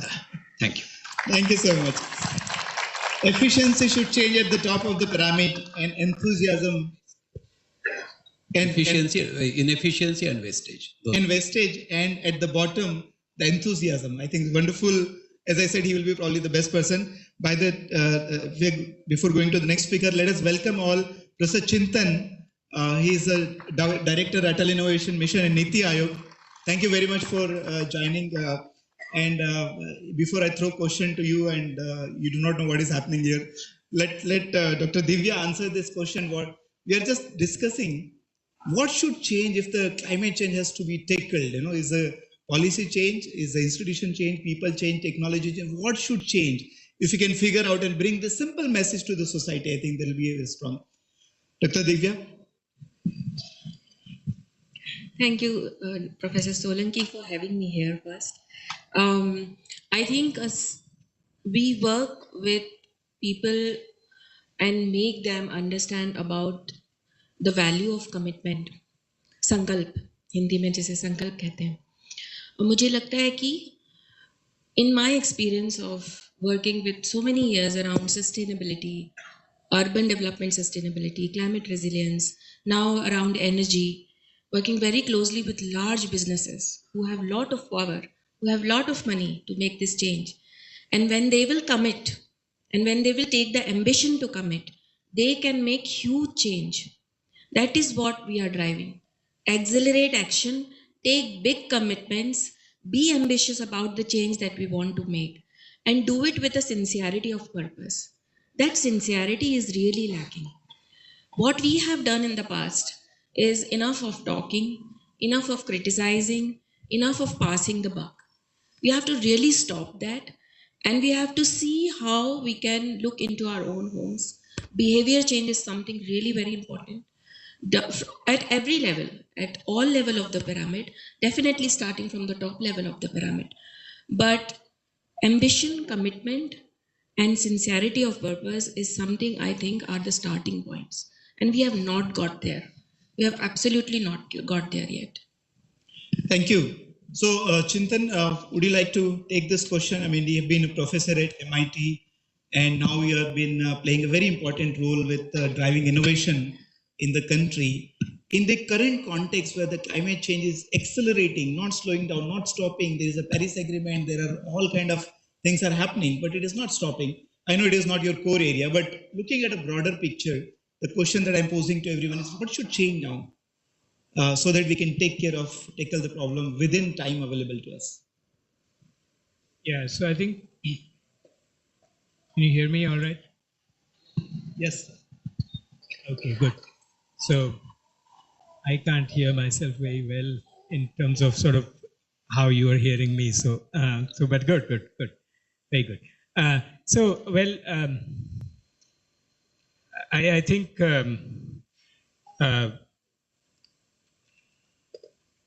I'm a systems, I'm trained in systems. So one of the aspects that's really difficult about this challenge is that the cause and effect are so separated in time and space. And it is very well documented that when that is the condition. Now, unfortunately, cause and effect are less and less separated in time and space from the perspective of the overall negative impact. But when that is the case in any system, we know that human cognition is systematically impaired at really understanding, making that connection. And so then what is the alternative? And one is we use all the tools at our disposal to help somebody visualize that connection. A lot of that is happening. You see that in the newspapers also these days, in terms of diagrams, this, that, and the other. Or the alternative is that you find something in this large system so that a small change which one which is easy for a person to do at an individual level, the collective impact of it they may not visualize, nor do they need to visualize, but the collective impact is that desired impact. I'll give a very simple example, which I don't think people argue Gandhiji's work from this perspective. But for instance, if you look at Gandhiji's work on introducing charkha, right? One insight there was that a colonial master was not a soldier, but was a tradesman. And for a tradesman, the core hypothesis is that your return has to be higher than your cost. And you couldn't really change their cost because they were able to extract things from us. But the return you could change by not buying. And when that equation continues to be negative over a long period of time, they will have no logic to stay but to leave. But that simple change was the charkha at an individual level. So I feel what needs to be done is, can we introduce that simple change? And I'd like to say that with this Atal Innovation Mission's experience, I'll leave my systems hat aside and wear the Atal's hat now. What I can say is that we do have the ability to mobilize a large number of whom one would call change agents. So for instance, on Baldin, November 14th, we tried this experiment for the first time where we said that we asked one of the virtual platforms to give us 10,000 licenses or spots to do a call. And we asked 10,000 tinkering labs to join. And 5,000 plus actually joined to build a simple gadget. So we can mobilize about 2 lakh, 3 lakh people at a time with simple changes. And I think that would be worth trying, because I think, as Professor Agnihotri was saying, the enthusiasm and participation at the bottom, that part I think we're able to do.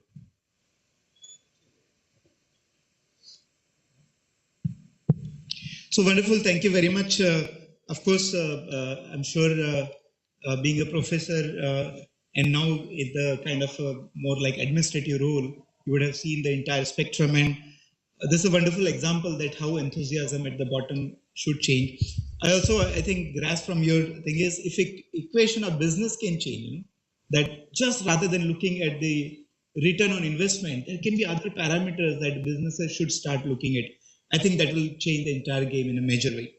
But let me come to the second question. This is the problem side, and I'm also going to the solution side of it. That we are all busy thinking, growing, and everybody, if I ask everyone, why should we grow? I mean, why should the GDP should be growing 6%, 7%, 8%? The one thing that people say, it increases the prosperity. And I said, okay, very nice if the prosperity is increasing. Is every time GDP increases by 6%, does it result in increase in smile also by 6%? Is that happening? Is the health becoming better by 6%? Is satisfaction becoming better by 6%? Doesn't seems to be the case. It's rather going opposite way, that our water is degrading, the same water that we're drinking. Our air quality is degrading, the same air that we are breathing. Our forests are degrading, rivers are degrading, the soil is degrading, the same soil from we grow food and eat ourselves, not our neighbor. But we are still busy growing. So the question that I would like to ask every panelist is, why it is so important to grow at the cost of degrading our own environment? Nobody else is living in this environment. Why it is so important that we have to grow, even if our air is polluted, even if water is degraded, even if our forest is cut down, even if your Ganga Yamuna is not kind of washing the scenes anymore. Why it is so important to grow? And I think continuously non-stop growing mindlessly is what is the problem that world is suffering right now. I don't know who would like to take the question. Okay, Dr. Vijay, please. Very good question. You see, we need a growth in GDP. It's not only because of my lifestyle or growth aspirations, because the population is growing, isn't it? So we have to meet their demand. somebody quoted the example of COVID period when the environment was really restored. We could see clear sky. Somebody from Chandigarh could see Himalayas. We could see even wild animals walking on the streets and roads. And being at my position in my house, I was comfortable because I have ration for years together. All the things were available. But did we think of millions and millions of population who were daily wage workers who suffered during that time? That time GDP has slowed down. But the effect was felt by the lowest level of people, daily wage workers. That is second. Third thing is that it's not only one country talking of GDP. Everybody, the entire world. I'll give you another example. I joined NTPC in 1989, and NTPC was one of the largest beneficiaries of World Bank. They were financing all our coal power projects so that we could reach here. Now all the banks, including World Bank, have stopped funding coal-based projects. Okay, even FGD or pollution control system, they don't find. Recently, I have got a proposal from one of the bank, I should not name it, from the Western world. They want to fund a small amount for feasibility study of decarbonization, provided we also invest equal amounts. So 50% they want to fund. The condition is that they will hold the IPR of whatever is learned. So whenever there is a talk of climate, we always talk of financing, technology transfer, capacity building to the developing country by the developed world who has contributed more. Now even us, today, they want to fund 50% and take the IPR rights and sell the same thing to me again. This is not the right direction. That's what I have to say. True. Anybody else who would like to answer? Yeah, please go ahead. Why it is important to go at the cost of degrading our environment? Thank you Chetan. हुआ क्या कि मेरे जासूस चेतन के दफ्तर में भी मौजूद हैं, तो मुझे एक क्वेश्चन लीक हो गया और IIT में, मतलब अब तो मैं प्रोफेसर हूँ, ये नहीं करता हूँ, स्टूडेंट था, there was something called a cheat sheet. So I actually brought this cheat sheet with me, which is an article by Tunu Roy in Economic and Political Weekly in August 2015, post-COP, Paris. And I would seriously suggest all of us, we should read it, reread it, and reread it. Question that you have asked, why should we grow? And iske do answers. A mechanical approach to GDP will say GDP grows, we grow. A realistic and evidence-based answer is, beyond a point, GDP starts giving you diminishing return. वहाँ पे आपको पूछना चाहिए, can we stop here? सवाल है वो अंधी दौड़ में हम ये नहीं पूछते हैं एक दूसरे से. I'll give you just 4 parameters. आपने population की बात की, तो फीमेल फर्टिलिटी की बात आती है, नेचुरल. हम सब जीवित शरदम शतम कहते हैं, तो लाइफ एक्सपेक्टेंसी की बात आई. अब लाइफ एक्सपेक्टेंसी की बात आई तो चाइल्ड मोर्टेलिटी की बात आई, और अब बच्चा थोड़ा बड़ा हुआ तो स्कूलिंग और स्किलिंग तो जरूरी है, तो लिटरेसी की बात आई. चार ही मोटी मोटी चीजें हम ले लें. It's a very sobering thought that I think about 35 countries, not all developed, have shown by example in चारों parameters में 2.5 tons per capita per annum के नीचे की लेवल पे उन्होंने ये सब अचीव करके दिखा दिया. इंडिया का एमिशन 15 का कह रहा हूँ, अभी थोड़ा बड़ा होगा, is about 1 ton per capita. तो वो फिर जो मैंने रहबर की बात कही थी, हमारा तो 1 ton per capita है, दुनिया का एवरेज 4 है, उसमें US of A 19 टन है, जर्मनी जापान 10 टन है. तो जब प्रेसिडेंट बुश ने रियो में कहा था कि ये सब ठीक है but I will not compromise with the American lifestyle, किसी ने ये नहीं पूछा था उनको साहब कि ये 10 ton per capita per annum वाली लाइफस्टाइल जर्मनी की आपसे कहाँ इंफीरियर है. तो पहला सवाल आता है कि मालदीव और कैरेबियन देशों को ये बताने का कि कैसे सीखो समंदर के नीचे रहना, यूएस कुछ नहीं 19 से अगर 18, 17, 16 पे भी ले आया तो बहुत बड़ा फर्क। अब यूएस और मालदीव छोड़ दीजिए, हिंदुस्तान में क्या हो रहा है? और दोनों राह का आर्टिकल बड़ी क्लियरली दिखाता है कि इंडिया का एनर्जी कंजम्पशन और भारत का एनर्जी कंजम्पशन, फिर वो 1 टन जो है ना वो फिर बिल्कुल बढ़ जाता है। और उस भारत में दिल्ली में अगर आप जाएं तो लो इनकम और मिडिल इनकम ग्रुप का पानी consumption, electricity consumption, food consumption वगैरह वगैरह काफ़ी कम है HIG की बनस्पत। डेटा है, मैं अपने कपोल कल्पित बात नहीं कर रहा। So again we come back to this question, those who have not achieved optimum growth must grow. Don't tell the tribal in Gadchiroli, या तुम्हारे बच्चे मरे तो चलता है, लेकिन मेरा दिल्ली का पोल्यूशन घटना चाहिए। He will say sorry, go to hell. So मैं घूम के उसी बात पे आ रहा हूँ। We should grow because of the quality of life. We should locate the optimal points of growth. और दूसरे अगर 2.5 टन, मैंने 35 देश कहा 2.5 टन के नीचे, मेरे ख्याल से much larger number has done it between 3 and 3.5 करके दिखा दीजिए। और जो नहीं कर रहे हैं उन पे या तो टैक्स लगना चाहिए, पेनल्टी लगनी चाहिए। ये नहीं होगा कि यार मैं 2 टन में काम निपटा लूँ, वही काम करने के लिए आपको 10 टन लगते हैं, तो आप अपनी इनएफिशिएंसी घटाओ। और दूसरा जो मैं ये कह रहा था कि when we say we must grow for the sake of quality of life, we should differentiate between the carbon that is recirculated in the atmosphere versus the carbon we extract from the ground. तो फिर आपकी बात पे आता हूँ, आप जब biomass pellet लगाते हो वहाँ पे, तो हम क्या कर रहे हैं? कार्बन इस्तेमाल कर रहे हैं, लेकिन वो जमीन के ऊपर वाले को घुमा रहे हैं। समझदारी वो आप लोगों में particularly older generation would have seen that surf Excel का ऐड बाय ललिता जी, है ना, शी से उसकी खरीदारी में समझदारी है। तो जमीन के ऊपर का कार्बन घुमाने में समझदारी है, अंदर का एक्सट्रैक्ट करने में वी शुड नॉट। तो अगर ग्रोथ आपकी ऑप्टिमल हो रही है और एफिशिएंट हो रही है, जवाब अपने आप मिल जाता है, who should grow and why must we grow. We should delink this mechanical blind association of GDP with quality of life index.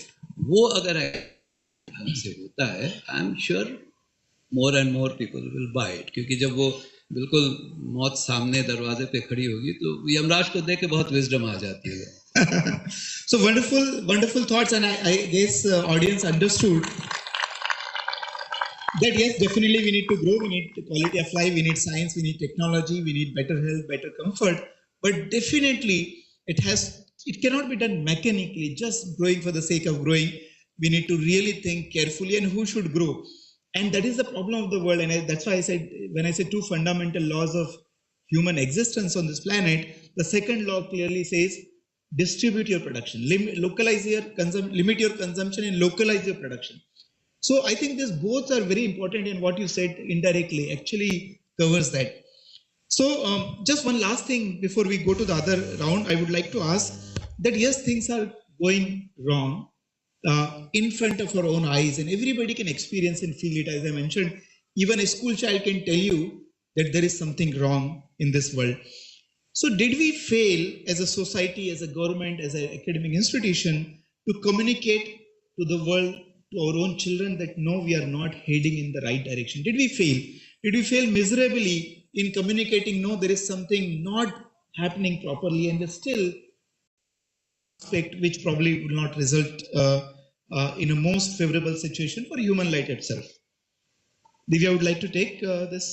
Did we fail to communicate to the society, to our children, ourselves, that we are not heading into the right direction? I think rather than failing to communicate, we fail to realize. We fail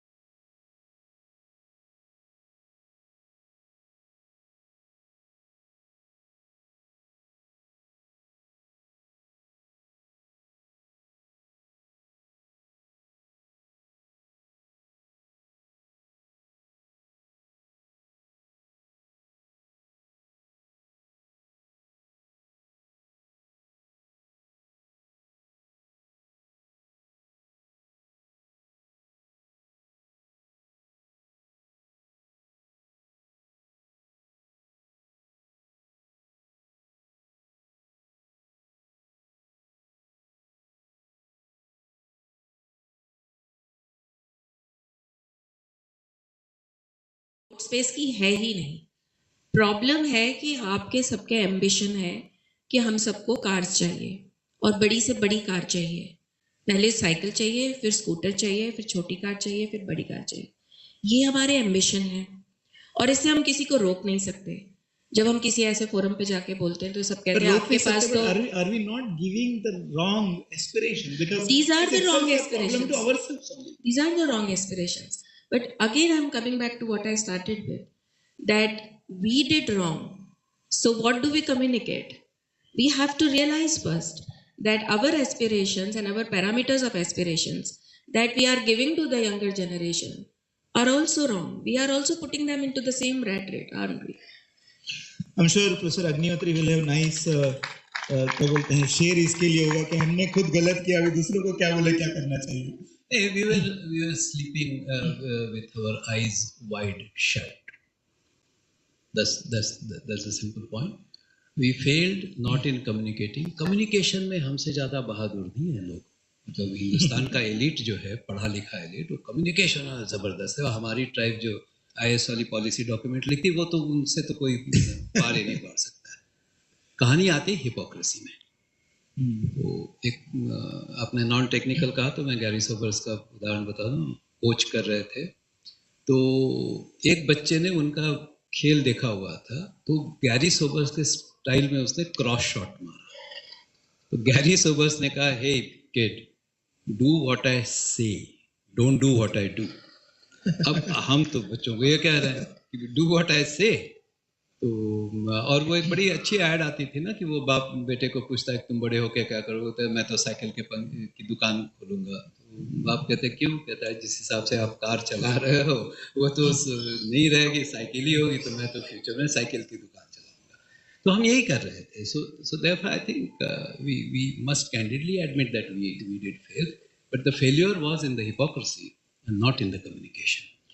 Wonderful. So to Professor Chintan, I mean, whatever you have heard in the last 2-3 answers, that it is about just not growth. It should not be mechanical. We have to think. It is about hypocrisy. It is wrong aspiration that we have ourselves lived, and there is no way we can tell our future generation. All these things, make a lot of sense, and I'm sure when Niti Aayog must be thinking and making plans for the future and suggesting, is it really difficult to account all these parameters that it is not the X number of GDP growth, but there are so many other parameters. Is it possible that in your own innovation mission, they can incorporate all the questions that are kind of being raised here? Is it really difficult to adopt this, or we are going to be continuously in the loop and the whirlpool will become faster and faster and faster? So, I can't speak on behalf of Niti for this question. So with that disclaimer, but this very interesting conversation. I was a little intrigued that you limited your question to growth. Because, one thing that came to mind was the famous statement of Russell Akoff, the OR Hall of Fame, that growth is not development because even a pile of garbage grows. So without the idea of distribution, idea of growth alone is going to be limited. But with the current predicament, ये जो communication की बात आप कर रहे हैं, उसमें मुझे एक महाभारत का statement याद आ रहा है. There was this Duryodhan Krishna dialogue where he says, Janami dharmam nachame pravrutti, Janami adharmam nachame nivrutti. So like lot of these problems we know, na? ऐसा नहीं है कि पता नहीं है, लेकिन फिर भी क्या करना और सब कुछ कैसे करना is, I think, how to organize to get it done is still a problem. Like in the government parlance, again, as a systems person, what I am realizing is कि जो long-term deliverables हैं, वो short-term appointments से कैसे आप deliver करें?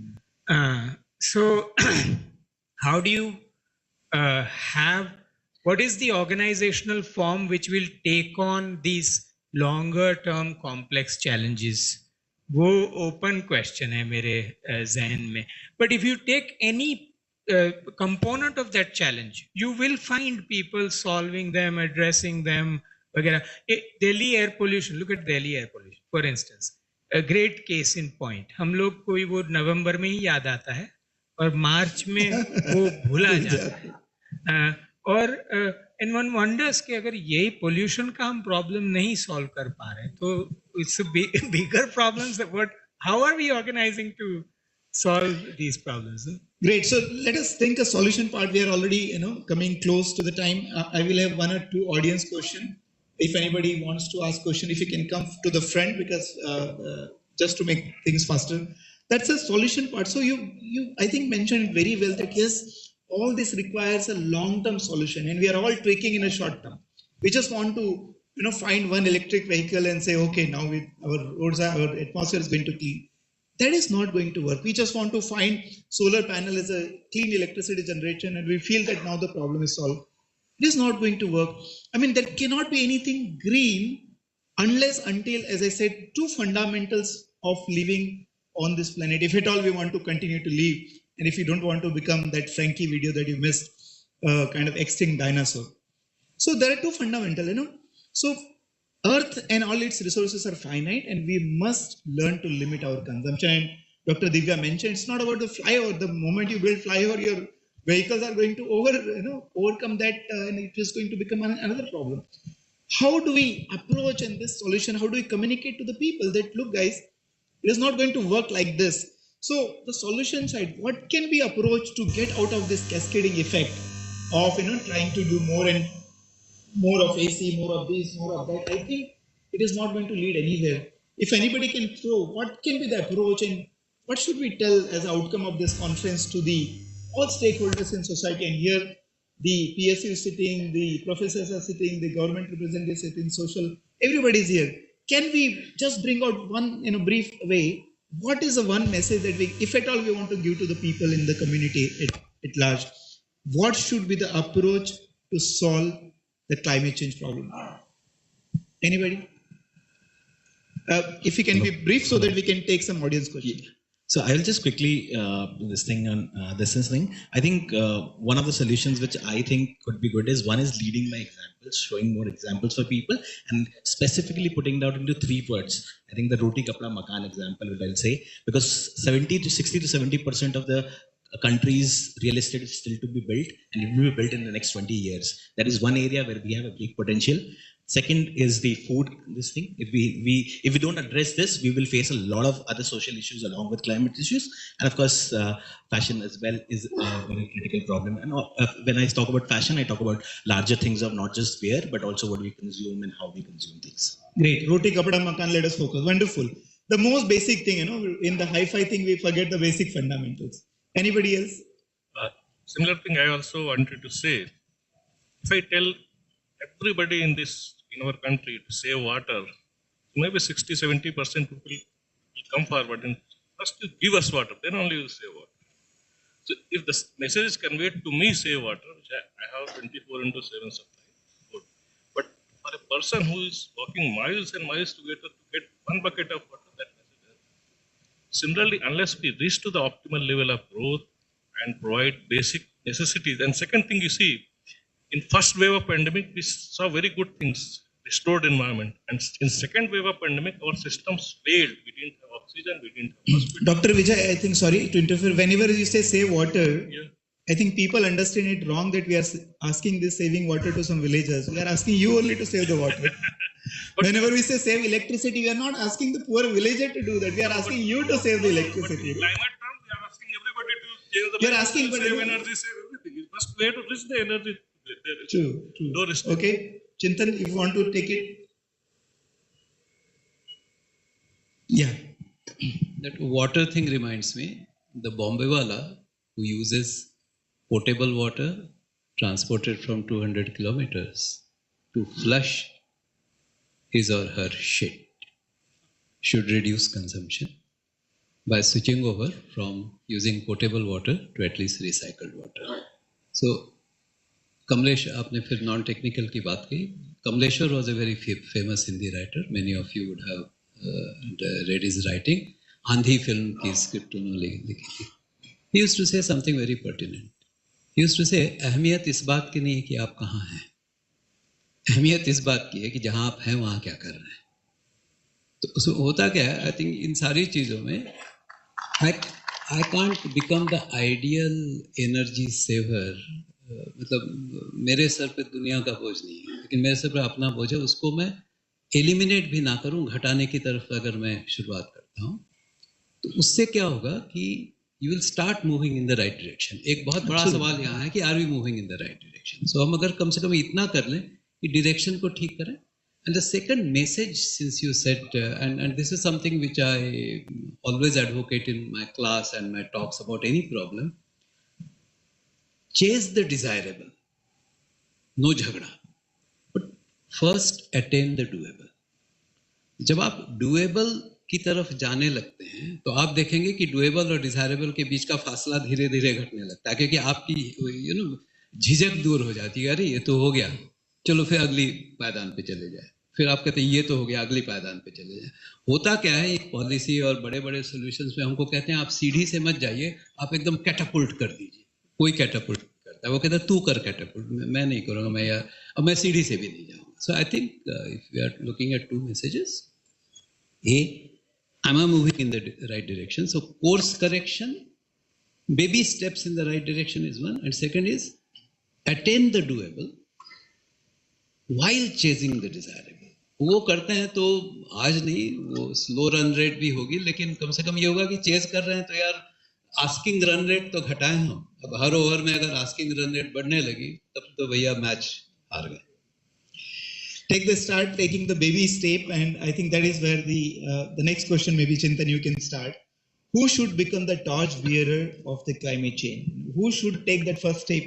Again, same, is it government, institution, individual, industry, NGOs? Who should do this? And for me, it's a very simple, that it is me who is using energy. It is me who is using LPG to cook my food. It is me who is traveling.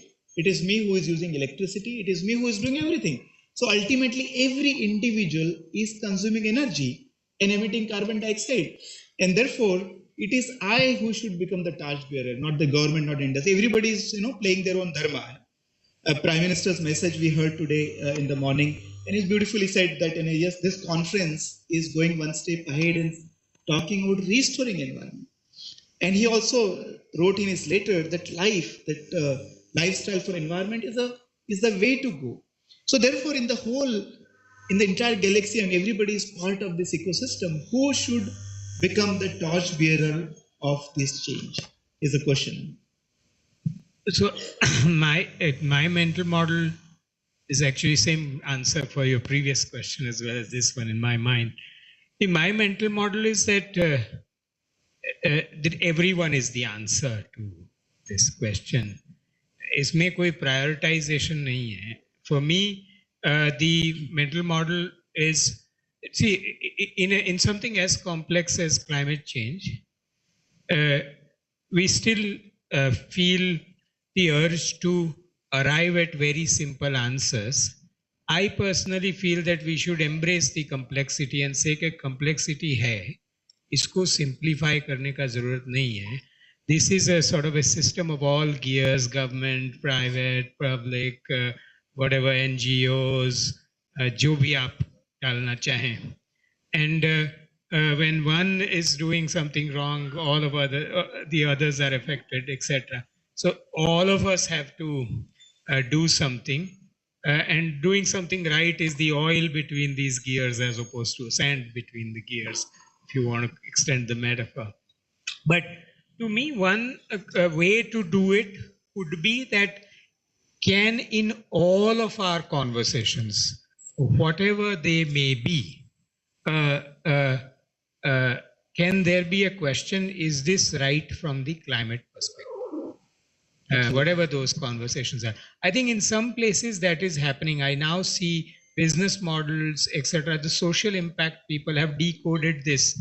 They come and say, this is how we teach our startups compute the the impact calculation and all that. Can we do that in other places? All places is my sense. I think that's a wonderful idea that, first of all, let it be complex because it is the complex problem. Probably easy answers are not there.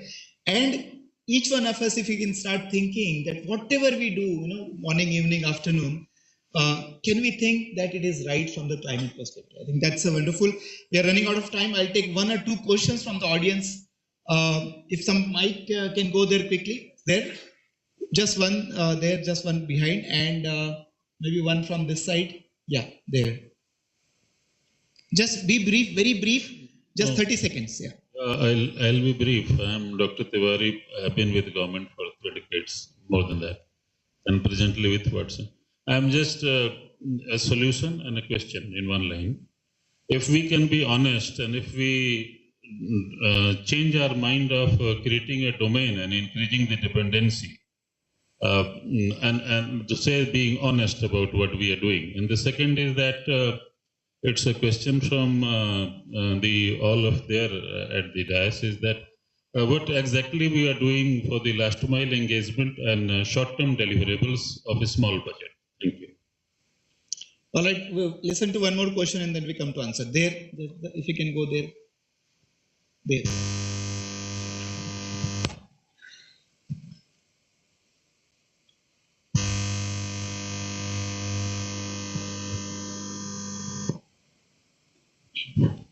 Hello, sir. My question is to Chintan, sir. It's regarding like we are well versed about our national and international policies and resolutions that different governments are bringing. But actual differences are going to be created by the people at ground level. So what are our plans for bringing our Panchamrit resolution at the third pillar of democracy, that is the Panchayati Raj?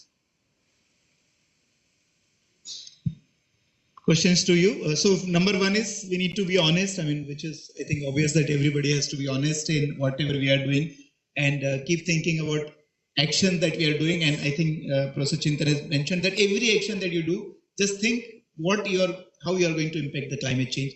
And I think your question is about the Panchayati Raj. So what are you going to do about the Panchayati Raj in this whole?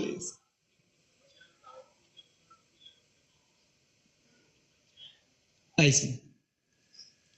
So actually, honestly, I'm thinking in real time. I don't have an answer to your question. What I do see, just to observe, is that I think since the announcement of those 5 pillars or the Panchamrit from the Red Fort on August 15th, I do see it feature at all levels of conversations by people when any form of any sort of gathering is there. Many of them, I hear the Panchamrit idea or one of the 5 dimensions of it, or one or more. And so I think for the moment it is at it has started the conversation about it. So like if you say that, well, we are still in the shadows of the colonial past, if you ask yourself a question, Kya is really true? What aspects of my life represent that shadow? Then at least a conversation has started. So that's just an observation to offer rather than an answer as to how it will percolate to the third pillar. All right, thank you very much. I think it is time up, and I'm so sorry we are running out of time, so we can't take any more questions. As I said, in this conference, unique things we are going to do. Next thing that we are going to do is about the time left before we hit to 1.5 degrees centigrade. For all of the audience, 1.5 degrees centigrade is a question. Is the time, is the temperature after which the climate change will start to become irreversible. So what we have is a climate clock, the world climate clock, and it's very famous clock everywhere. Somehow it is not there in the country so much, and we at the Energy Swaraj Foundation, we've got a climate clock built, and we are going to unveil the climate clock. And you're saying something?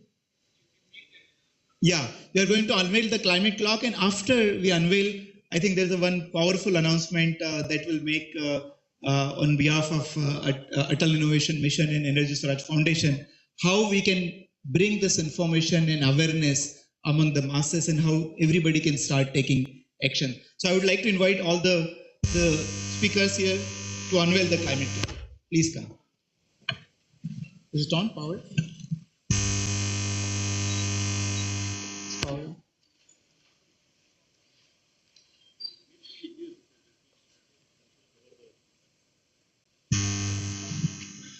One we can read. That's it. Is it on? Power is on here. All right. So please come here, Chintan. Please come here. Chintan, please come here. Yeah. Can come here. Yeah. All right. So this is the clock which tells how much time is left before we touch 1.5 degrees centigrade.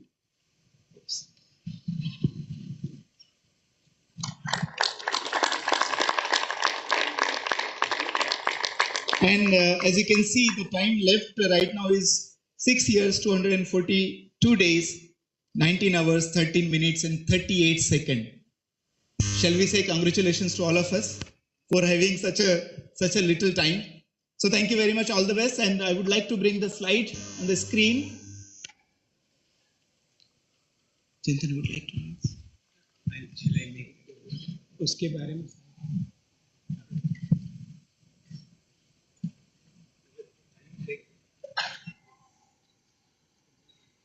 Yeah. Okay, right. So 24th, I think. 24th. That's it. That's it. So we on the 24th of January, which is the World Education Day, we will do an assembly of climate clock across 10,000 tinkering labs. So we'll try to build for it in each lab. They will build. And so that will be available because a lot of these places are now being visited by anybody who is interested in innovation. So it will be a reminder for people, children in that lab, teachers, mentors, etc., but also for all the visitors, including some very local leaders, state level leaders, and so on. So thank you so much for this opportunity, by the way. Thank you so much. I think this will be a wonderful experience. We are converting this clock into DIY kits in a very simple electronics format, so that anybody and everybody can assemble. And we have done earlier solar lamp project where millions of students did it. I hope that with this and with the support of Atal Innovation Mission, we would be able to really bring this awareness to every child.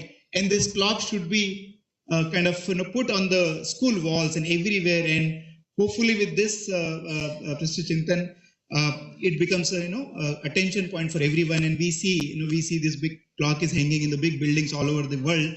We do not see this hanging in big buildings in the country. But I hope with this 24th January initiative, I think it will be start appearing everywhere. So, sir.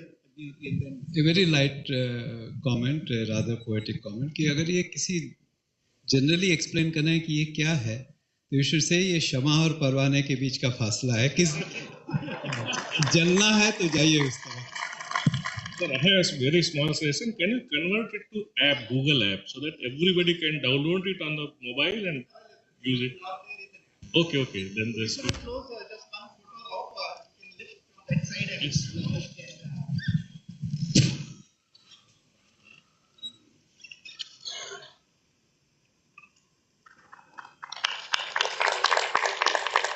This app is also available. You can click on the link and download it for yourself.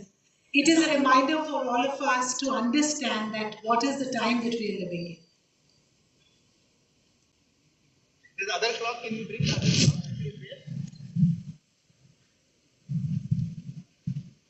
So we are going to make many versions of this clock, simple, cheaper, complicated, automatic, all kind of versions will be available, and student can do really very simple. They can make the versions, yeah. All right, so I think, yeah. Just very small comment on a lighter side. Don't take it seriously. The photograph which was shown with my introduction, that was not mine. So I think nobody asked me for photograph. So since I'm here, so you can take my photograph and correct it. Thank you so much. I think with this, I would really like to thank all the speakers. Can you bring the? Okay. Let us finish this session, and we have two more speakers before we go for the break for the lunch. So thank you very much. Thank you very much for sharing the valuable comment, and I hope it will go a long way. All the audience are going to take a message away from this and going to start taking action. So give a big round of applause to all our speakers. Thank you so much. Thank you. Thank you so much for such an enriching discussion. Next up, we have with us Shri Sanjay Dubey ji, Principal Secretary, Energy, Urja Vikas Nigam, Government of MP. We've already heard him. May I just request to introduce him a little better? He's an alumnus of IIT Delhi, and he's an IS officer of 1993 batch. MTech in Production Engineering. He's held several challenging positions, including District Magistrate of Rewa, Dhar, and Jabalpur. He served as an additional CEO, Election Commission, Secretary Home, Secretary Rural Development, and CEO of Rural Roads Development Authority.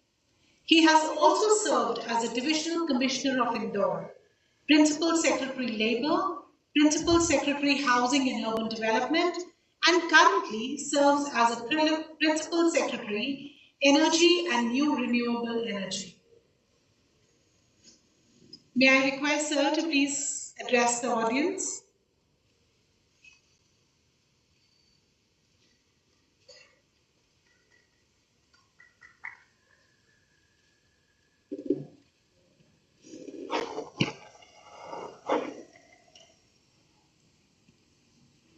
A very good afternoon to each one of you. I'm grateful that I was witnessing this very interesting conversation that was going on. Are we doing enough? And there were a lot of ideas which were forthcoming from the brilliant speakers that we had on the dais. And the basic theme that emerged out of that is that each and every one of us has to contribute to minimize the effect of environmental degradation that is happening and emission of greenhouse gases. There were also ideas that who is more responsible and who should act more? Should there be people who have yet not developed, or should it be done by the bureaucrats or the elected representatives, or those who are on the top of the pyramid?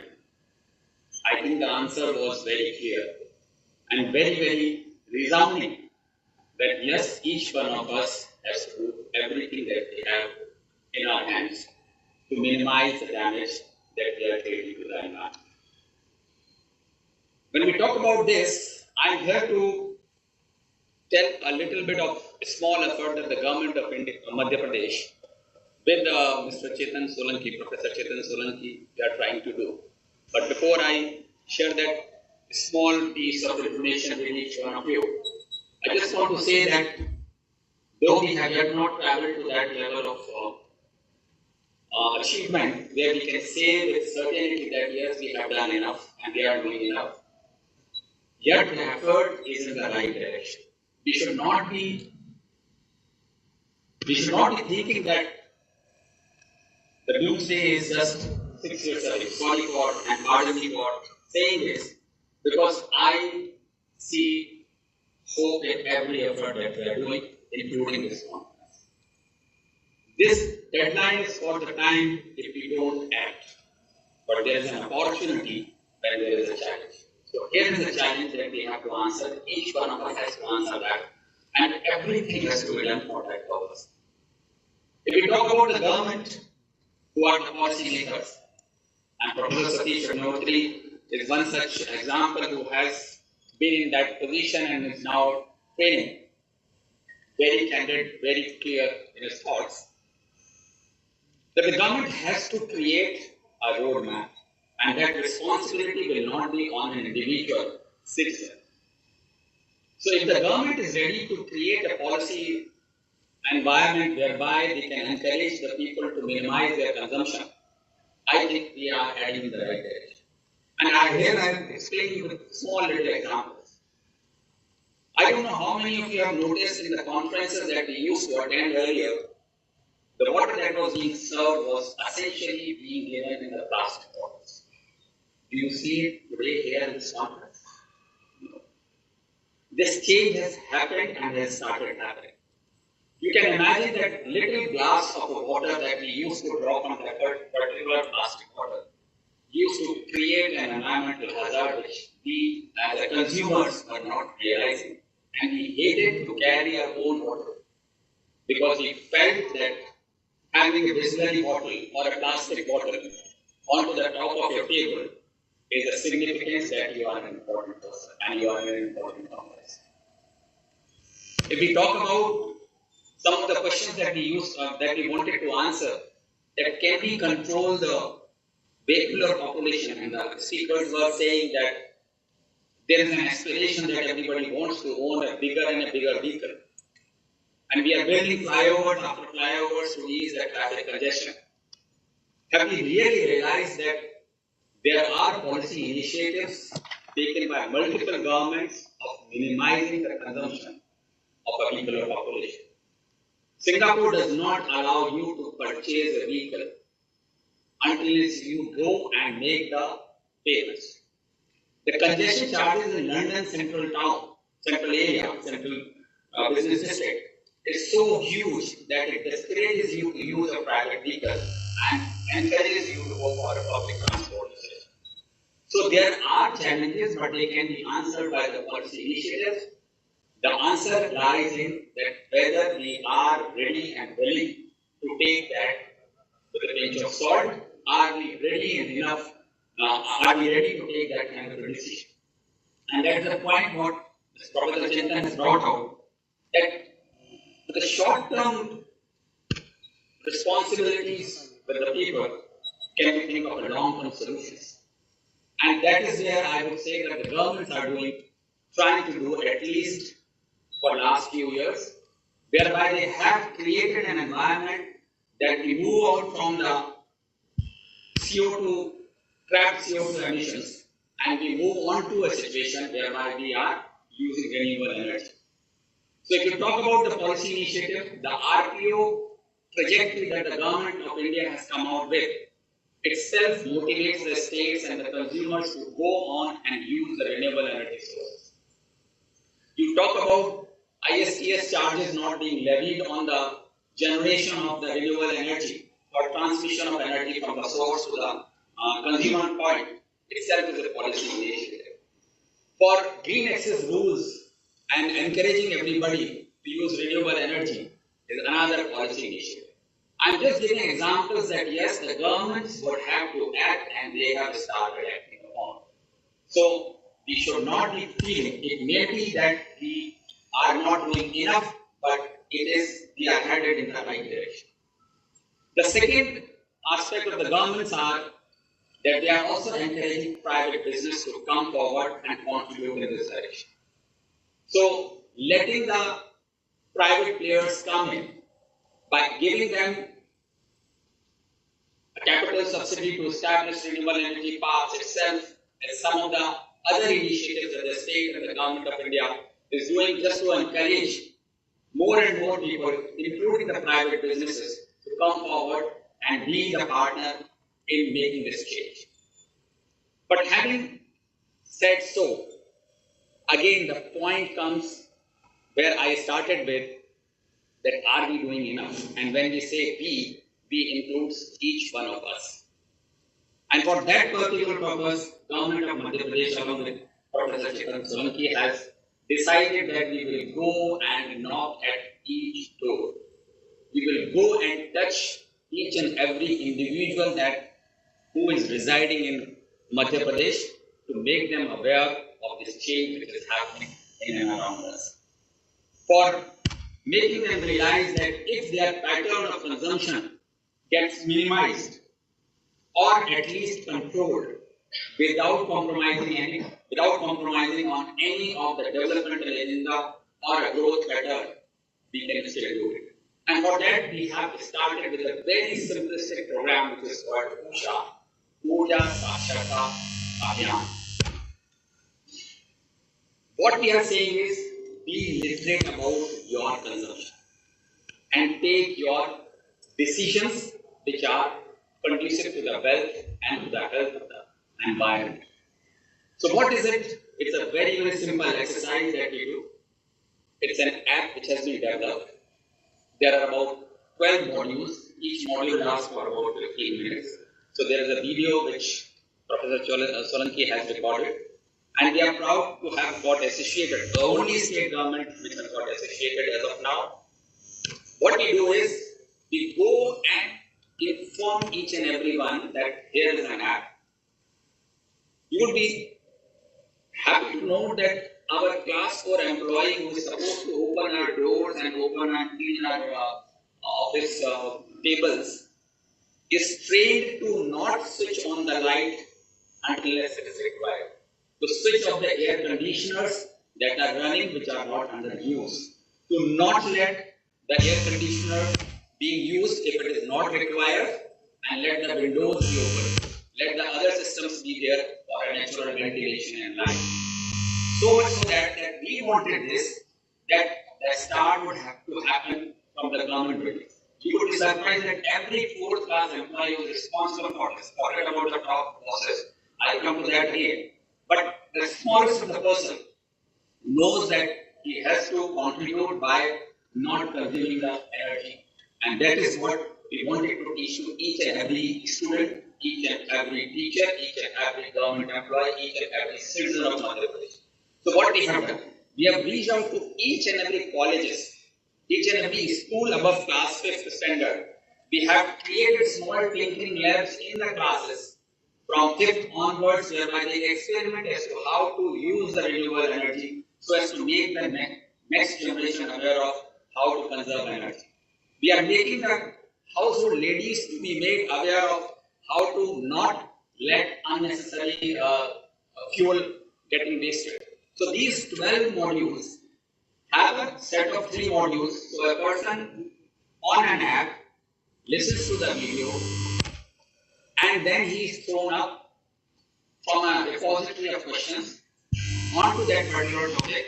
About 50 questions are to be answered by others. If they are able to have 50% marks in it, we say that let us move you to the second module. And after they complete 3 modules, they get a certification online published saying that you have congratulations, you have done your 3 modules, welcome, please go ahead, try and finish another set of 3 modules. And every 3 modules completed, they get a certification, and final certification is done after the 12th module is completed. There is a certificate issued by Secretary of Energy that yes, we are congratulating you for having got yourself aware as to how not to consume energy and how not to waste resources. A simple exercise. By this time, we have already reached out to more than 1 million people in Madhya Pradesh, knocking at the door, making them aware of it, and a simple app which creates that kind of an awareness. So we are trying to do cities which are going to use 100% renewable energy, and the solar city which is going to happen in Sashi. This will be the first solar city in the country. Even Modhera is not a solar village, I would say, sorry to say this, because they have established one big solar plant and they are claiming that it is the first village. What we are doing is we are creating a net zero city, a first solar city in country which is Sachi, UNICEF protected city, and we are inaugurating it on 3rd of May on the International Solar Day. Why we are trying to do these kind of a small experimentation is that we want to reach out to everyone and make them aware that clock is ticking. If you don't act, you will perish, you will be extinct. And that is the message that I want to communicate, that besides this, besides multiple firsts that the Madhya Pradesh is doing, we are doing the world's biggest 600 megawatt floating solar on river Narmada, on a dam, Omkareshwar. This will itself save about 70 million trees of carbon emission just by not using any land, preventing the evaporation, and generating renewable energy from floating solar of 600 megawatt. We are establishing parks after park. We are establishing rooftop solar modules so that the consumption goes down for the carbon emission fuel consumption. Multiple issues are being done. What I am trying to say that together we can and together we will. This clock timing will keep increasing if we are going to act on this.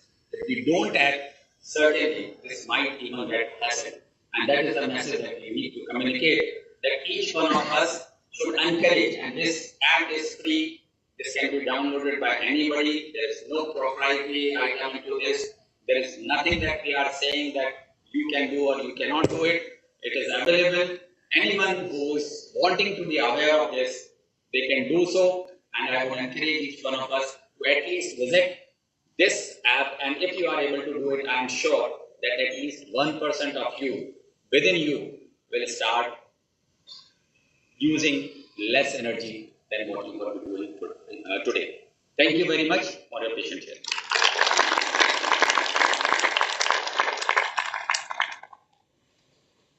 Thank you so much, sir, for sharing your valuable insights.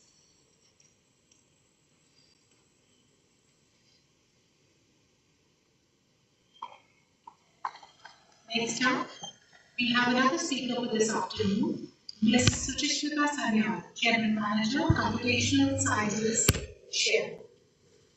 Ms. Sanyal is currently working as a General Manager, Computational Science at Share Technology Center, Bangalore, leading a team of 50+ researchers in delivering cutting-edge digital solutions at Share. Please.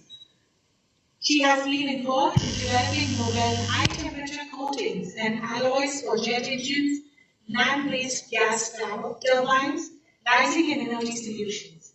She has 7 patents and 20+ peer-reviewed journal publications to her credit.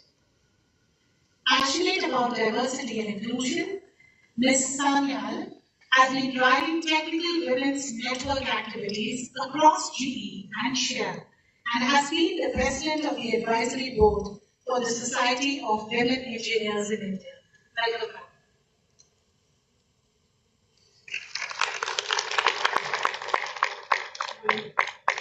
Thank you, and I'm delighted to be here.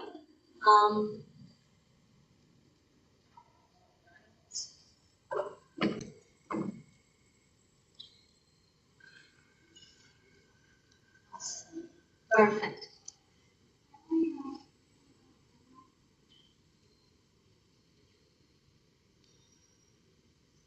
Sorry, I feel a bit restricted with this dance, sorry.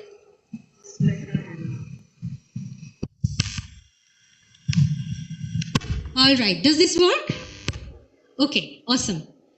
If I can have my slides up there, please. Thank you so much. I'm Suchi. I'm delighted to be here today in this wonderful conference. Thank you to Professor Solanki for extending the invite. I realize that I'm coming between you and lunch, so I'm not going to take more time than I was allocated, but I thought it would be really interesting to bring out the technology aspect through which we are going to address one part of are we restoring climate action, right? So you heard from government officials, from academics, from think tanks of how can policy, societal measures address the climate action and really make this clock work, right?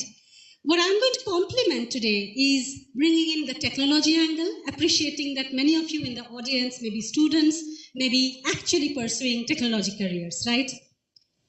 So as my introduction said, I'm very privileged to lead a group of technical researchers who are doing cutting-edge work in data science. I have my esteemed colleague Saptarshi here, who leads data science and decision science. I lead computational science, and hence, what are we going to do with this societal challenge on climate action? First, let's take a step back and look at what, as Shell, we pledge to do. How are we pledging for powering progress? I think Professor Solanki brought an immensely important point in saying that is ROI the only measure of success?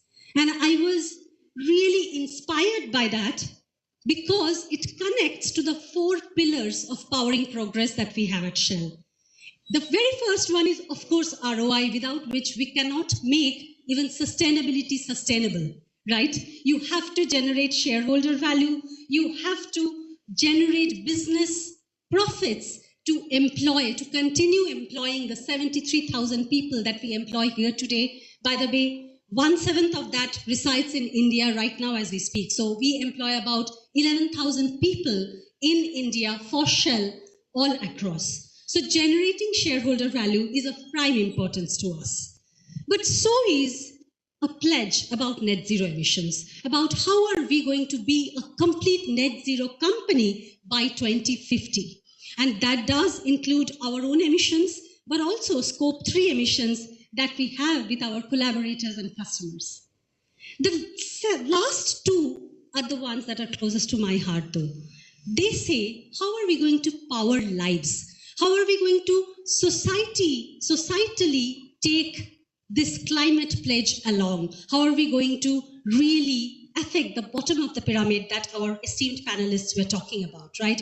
And you would later see that we are here for exactly that reason. We have a game changer call, which my esteemed colleague Srini has helped launch along with Professor Solanki, which talks about exactly that. How are we going to power lives using climate action? And the last but not the least is how are we going to do all of this by restoring ecological balance, by respecting nature, right? This is the overall context, and in the next 10 or 15 minutes, what I intend to do is to give you specific examples of how are we going to impact each of them today, here and now.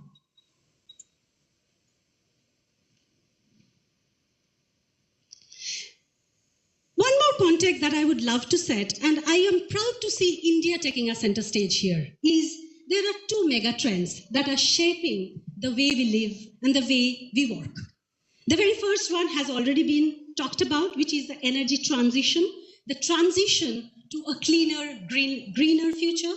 And the second one, dare I say, is something that India is leading by example, and that is digitalization and digital innovation.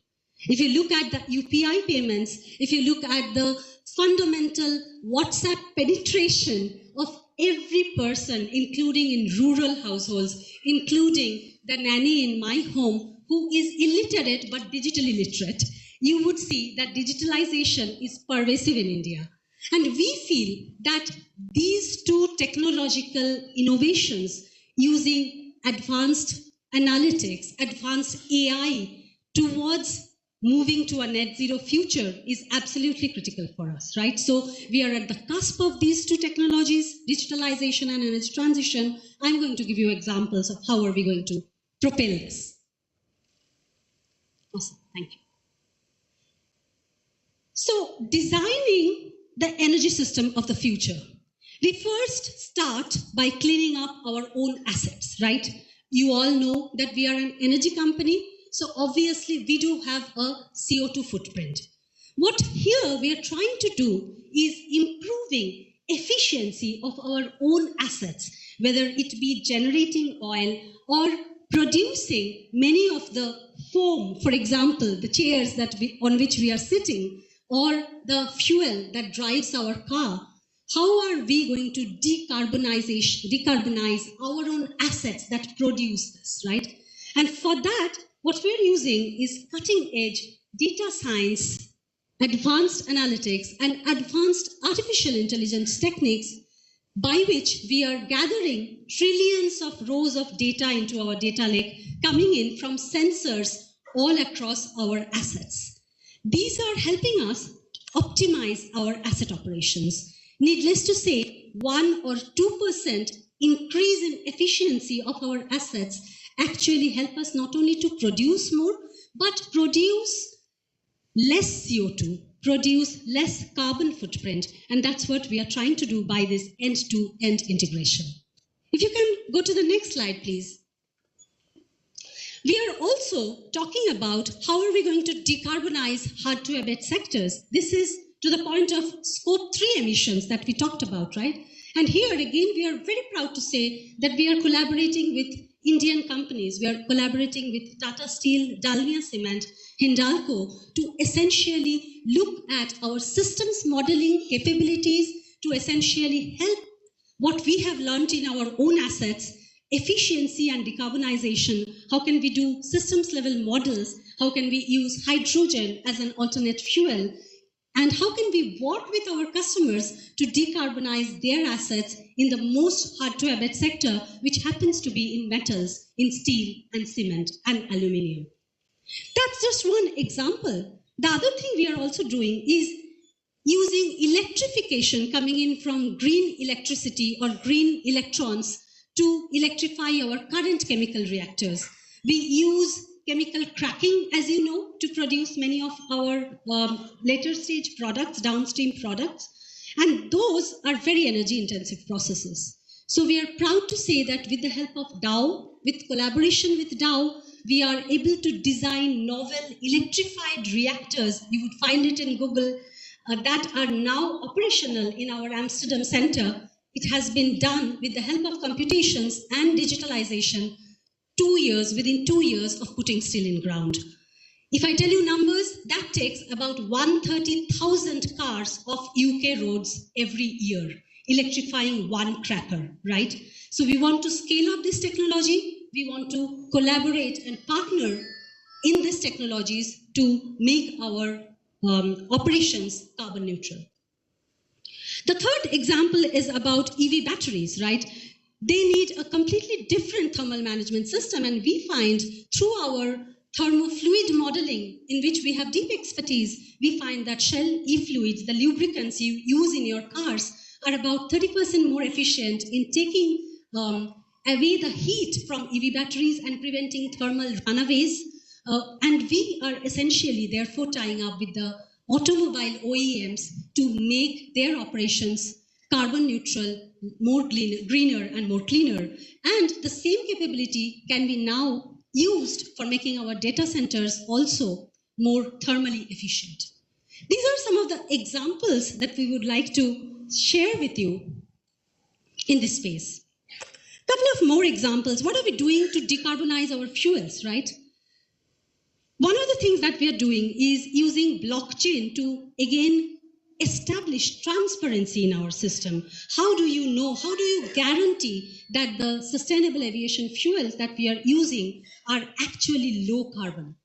So let me ask you a question. How many of you flew over today here for this conference? How many?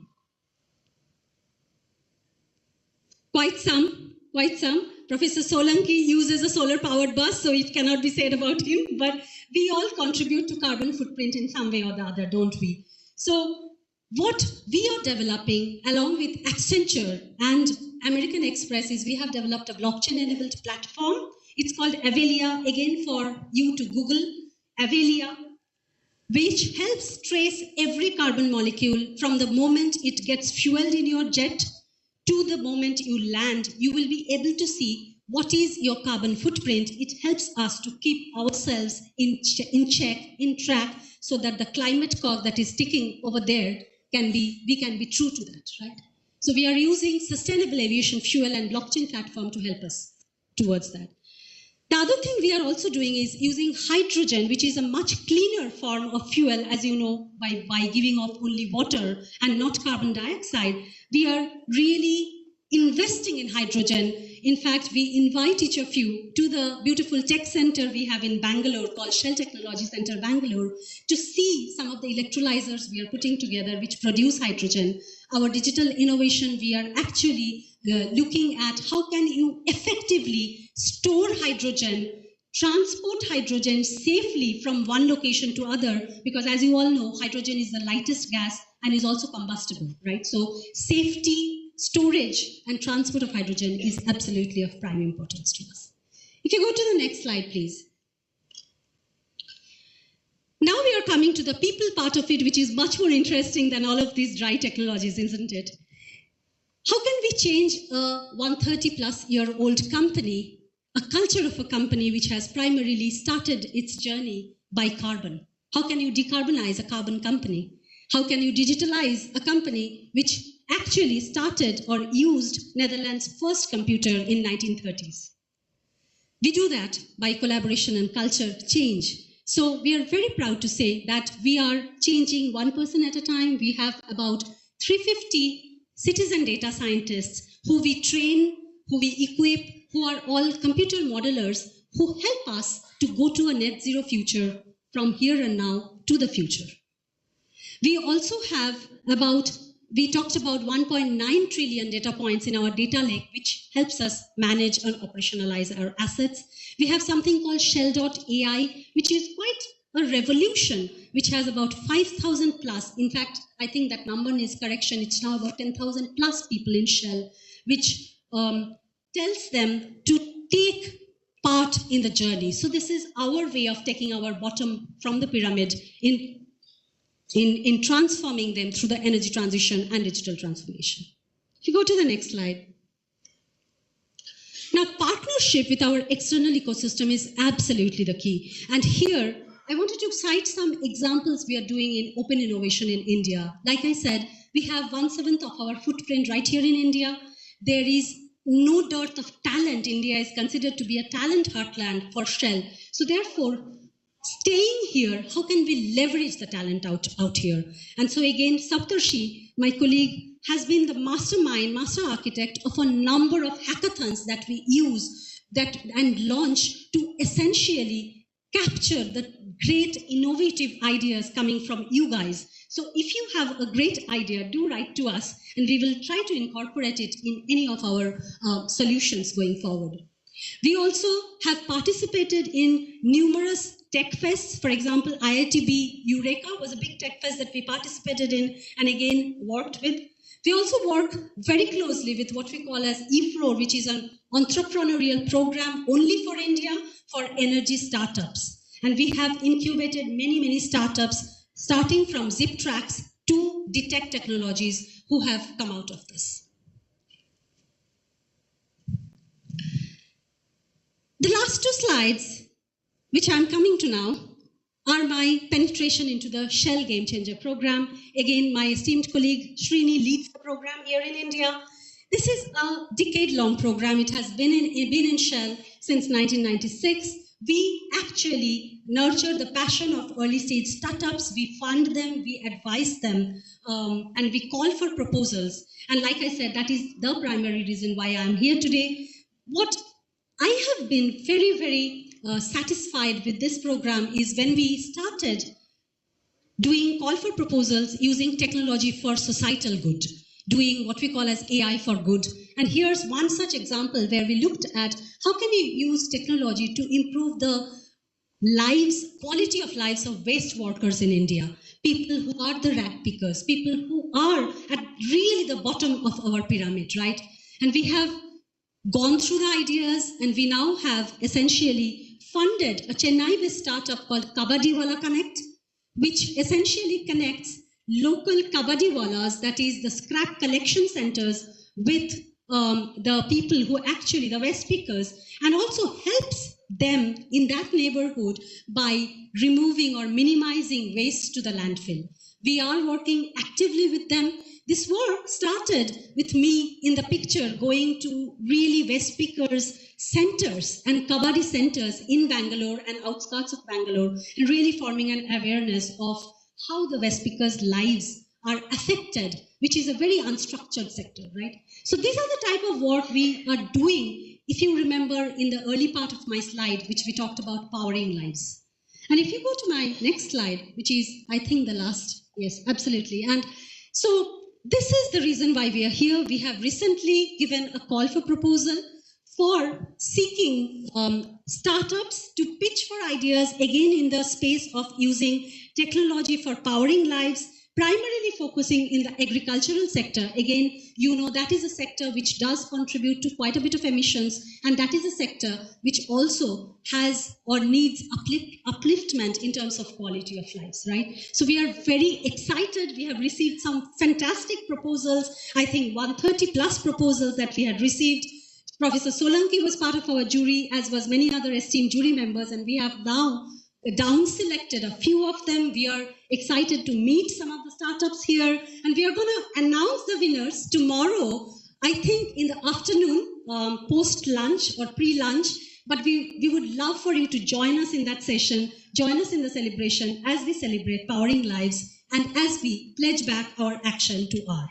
With this, I would like to leave you, and we are around for taking any questions if you have. Thank you so much.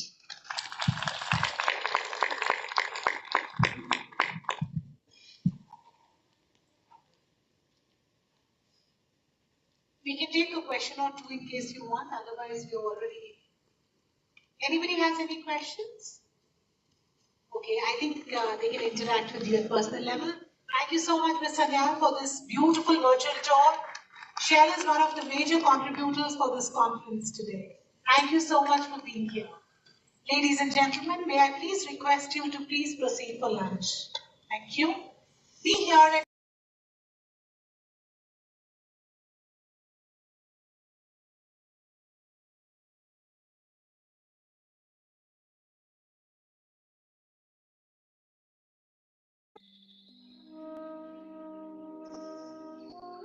It is not global warming, it is global warning. Emitting carbon dioxide, I believe, is kind of a violence to the environment. I can afford, but nature cannot afford. I am Chetan Singh Solanki, a professor of IIT Bombay. I'm also founder of Energy Swaraj Foundation. So I come from a very small village in Madhya Pradesh.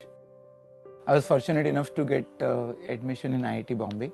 There my professors used to come in on cycle, and they're really, very strong in their own knowledge and their impact on the world.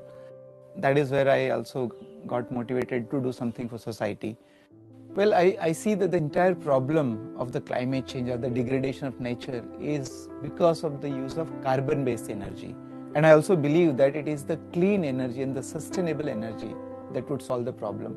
And I presented this idea of localizing solar solution, or I called it Energy Swaraj. Energy by local, for local. So the idea came that why shouldn't I be there, non-stop for 11 years, living in a bus, and everything in the bus, runs on solar. We need to really change the way we are generating and consuming energy. And that should be the beginning of their journey to start moving towards 100% solar powered life. And we need to do this very urgently. So when the global warming crosses 1.5 degrees centigrade, you will not be able to reverse the climate change. Well, it has been about 2 years that I started this yatra. Reached about more than 600 institutions. I have given more than 650 lectures all over the country. If at all you want to do something for limiting climate change, you have to do it right now. We are running out of time.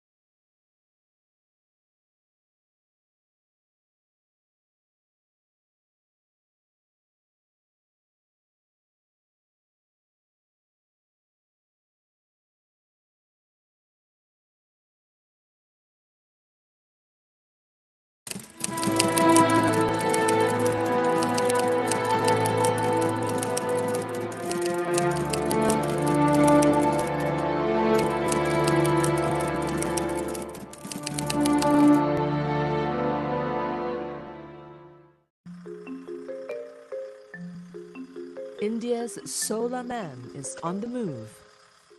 Chetan Solanki got the nickname when he taught over 1 million students to build solar lamps. For the last 2 years, the IIT professor has been on a yatra, or journey across India, traveling in a solar-powered bus. अच्छा, तो फिर लोगों को लगता है कि solution क्या है? इसका सॉल्यूशन पूछेंगे तो सॉल्यूशन क्या है? Solar education. Is that a solution? His mission to educate the public on renewable energy and climate change. So far, he has covered 20 states and over 300,000 kilometers, and he plans to keep going till 2030.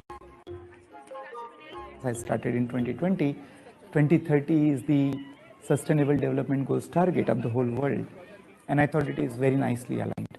It cannot be done in, as I said, part and parcel, so I decided for 11 years I will not go home, and the bus, my Energy Swaraj Yatra bus, is my home for 11 years. It's going to be my home. Well, I believe that people will understand, because if they will not understand by the knowledge, but they will understand by the disastrous events that we are going to face and we are facing. So one way or other, people will understand, and I believe and I hope that by the end of my yatra, there will be good success on the impacting the efforts that world is making towards solving the problem of climate change. Chetan Solanki is a solar energy specialist and professor at the nation's prestigious Indian Institute of Technology, or IIT, in Mumbai. But today, his bus has taken him to the National Institute of Technology, Kurukshetra, 180 kilometers from Delhi, where he's talking to students about the ongoing climate disaster and the need to switch to solar immediately. Silicon is the second largest material available on Earth, second largest. I keep saying that climate is not changing, climate has changed. And the impact of that we could see in our own life. Change is taking place so fast, it is accelerating. And what we are seeing in our own life is that there are heat waves, the entire country has experienced a heat wave, and then there are floods in Assam, 50 lakh people getting affected, and the water not subsiding for 15-20 days. We need to drastically and immediately change ourselves. What we need to change? We need to change the pattern of energy usage, because the whole problem has been caused because of the use of carbon-based energy. And I believe strongly that this problem will only be solved if we switch our base from carbon-based energy to solar-based energy, 100%, not 99%. India is one of the few countries in the world where environmental education is compulsory in school. Yet, in a 2022 Yale study, about 54% of Indians confess to having little or no knowledge of global warming. This is something Solanki wants to change. Well, the awareness is there about the climate change, that something is changing, but it's a very superficial level. They do not understand in really detail what is happening. And is it because of the climate change? Is it because of the global temperature rise? But everybody feels that things have changed. Normally, when we talk about the climate change, it is always presented at a very top level thing. Like there's a Paris Agreement and there's a global temperature rise and CO2 emissions are rising and all this thing. I think we need to start narrating the climate change and its related issue at the ground level in their own language, in the manner that we could demonstrate that it is their own life, it is getting affected. I think then this action will also be more stronger and more real action. Though Solanki has undertaken a solo journey, others have also embarked on a climate-friendly and solar-dependent lifestyle to save the planet. Our survival is solar energy. The center of our existence is solar energy. Nonetheless, there will be many challenges for India to overcome to achieve 500 gigawatts of renewable energy by 2030. From supply chain problems, to infrastructure, to public education. In the meantime, the solar man of India continues his quest, convincing his countrymen of his vision, one stop at a time.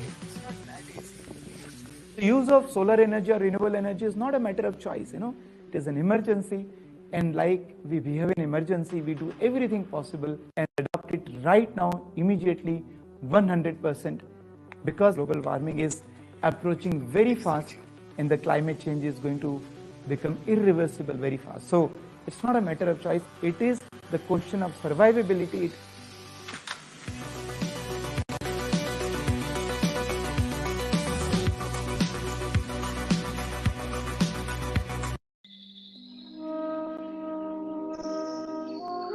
It is not global warming, it is global warning. Emitting carbon dioxide, I believe, is kind of a violence to the environment. I can afford, but nature cannot afford. I'm Chetan Singh Solanki, a professor of IIT Bombay. I'm also founder of Energy Swaraj Foundation. So I come from a very small village in Madhya Pradesh. I was fortunate enough to get admission in IIT Bombay. There my professors used to come in on cycle, and they're really very strong in their own knowledge and their impact on the world. That is where I also got motivated to do something for society.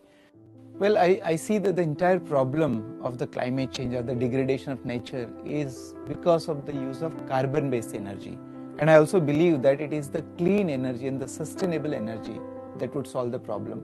And I presented this idea of localizing solar solution, or I called it Energy Swaraj, energy by local, for local. So the idea came that why shouldn't I be there non-stop for 11 years, living in a bus, and everything in the bus runs on solar. We need to really change the way we are generating and consuming energy, and that should be the beginning of their journey to start moving towards 100% solar powered life. And we need to do this very urgently. So when the global warming crosses 1.5 degrees centigrade, you will not be able to reverse the climate change. Well, it has been about 2 years that I started this yatra. Reached about more than 600 institutions. I have given more than 650 lectures all over the country. If at all you want to do something for limiting climate change, you have to do it right now. We are running out of time.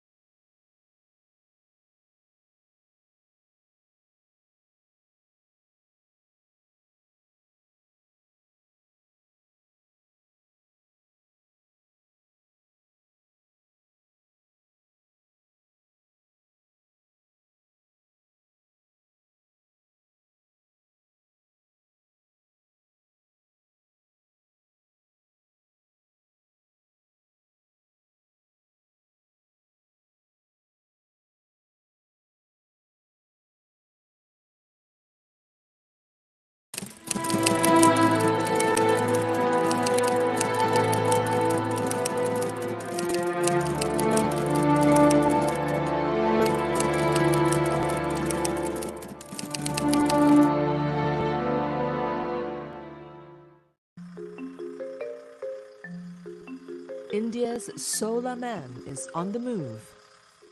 Chetan Solanki got the nickname when he taught over 1 million students to build solar lamps. For the last 2 years, the IIT professor has been on a yatra, or journey across India, traveling in a solar-powered bus. अच्छा, तो फिर लोगों को लगता है कि solution क्या है? इसका सॉल्यूशन पूछेंगे तो सॉल्यूशन क्या है? Solar education programme. Is that a solution? His mission to educate the public on renewable energy and climate change. So far, he has covered 20 states and over 300,000 kilometers, and he plans to keep going till 2030. I started in 2020. 2030 is the Sustainable Development Goals target of the whole world, and I thought it is very nicely aligned. It cannot be done in, as I said, part and parcel, so I decided for 11 years I will not go home, and the bus, my Energy Swaraj Yatra bus, is my home for 11 years. It's going to be my home. Well, I believe that people will understand, because if they will not understand by the knowledge, but they will understand by the disastrous events that we are going to face and we are facing. So one way or other, people will understand, and I believe and I hope that by the end of my yatra, there will be good success on the impacting the efforts that world is making towards solving the problem of climate change. Chetan Solanki is a solar energy specialist and professor at the nation's prestigious Indian Institute of Technology, or IIT, in Mumbai. But today, his bus has taken him to the National Institute of Technology, Kurukshetra, 180 kilometers from Delhi, where he's talking to students about the ongoing climate disaster and the need to switch to solar immediately. Silicon is the second largest material available on Earth, second largest. I keep saying that climate is not changing, climate has changed, and the impact of that we could see in our own life. Change is taking place so fast, it is accelerating. And what we are seeing in our own life is that there are heat waves, the entire country has experienced a heat wave, and then there are floods in Assam, and 50 lakh people getting affected, and the water not subsiding for 15-20 days. We need to drastically and immediately change ourselves. What we need to change? We need to change the pattern of energy usage, because the whole problem has been caused because of the use of carbon-based energy. And I believe strongly that this problem will only be solved if we switch our base from carbon-based energy to solar-based energy, 100%, not 99%. India is one of the few countries in the world where environmental education is compulsory in school. Yet, in a 2022 Yale study, about 54% of Indians confess to having little or no knowledge of global warming. This is something Solanki wants to change. Well, the awareness is there about the climate change, that something is changing, but it's a very superficial level. They do not understand in really detail what is happening. And is it because of the climate change? Is it because of the global temperature rise? But everybody feels that things have changed. Normally, when we talk about the climate change, it is always presented at a very top level thing. Like there's the Paris Agreement, and there's a global temperature rise, and CO2 emissions are rising, and all this thing. I think we need to start narrating the climate change and its related issue at the ground level in their own language, in the manner that we could demonstrate that it is their own life, it is getting affected. I think then this action will also be more stronger and more real action. Though Solanki has undertaken a solo journey, others have also embarked on a climate-friendly and solar-dependent lifestyle to save the planet. Our survival is solar energy.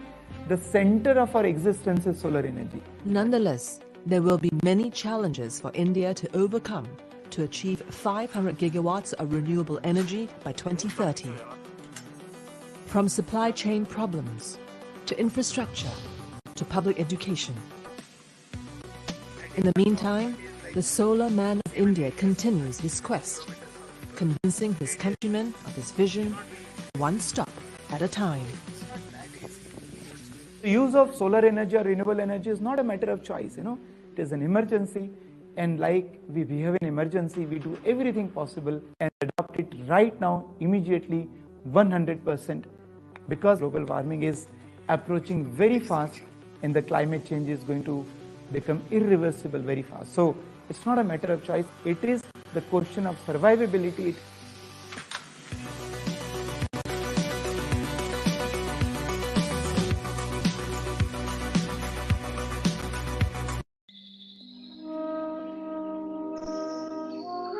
It is not global warming, it is global warning. Emitting carbon dioxide, I believe, is kind of a violence to the environment.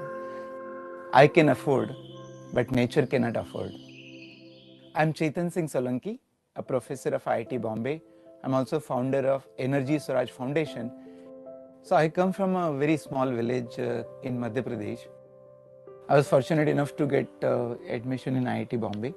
There my professors used to come in on cycle, and they're really very strong in their own knowledge and their impact on the world. That is where I also got motivated to do something for society. Well, I see that the entire problem of the climate change or the degradation of nature is because of the use of carbon-based energy. And I also believe that it is the clean energy and the sustainable energy that would solve the problem. And I presented this idea of localizing solar solution, or I called it Energy Swaraj, energy by local, for local. So the idea came that why shouldn't I be there, non-stop for 11 years, living in a bus, and everything in the bus, runs on solar. We need to really change the way we are generating and consuming energy. And that should be the beginning of their journey to start moving towards 100% solar powered life. And we need to do this very urgently. So when the global warming crosses 1.5 degrees centigrade, you will not be able to reverse the climate change. Well, it has been about 2 years that I started this yatra. Reached about more than 600 institutions. I've given more than 650 lectures all over the country. If at all you want to do something for limiting climate change, you have to do it right now. We are running out of time.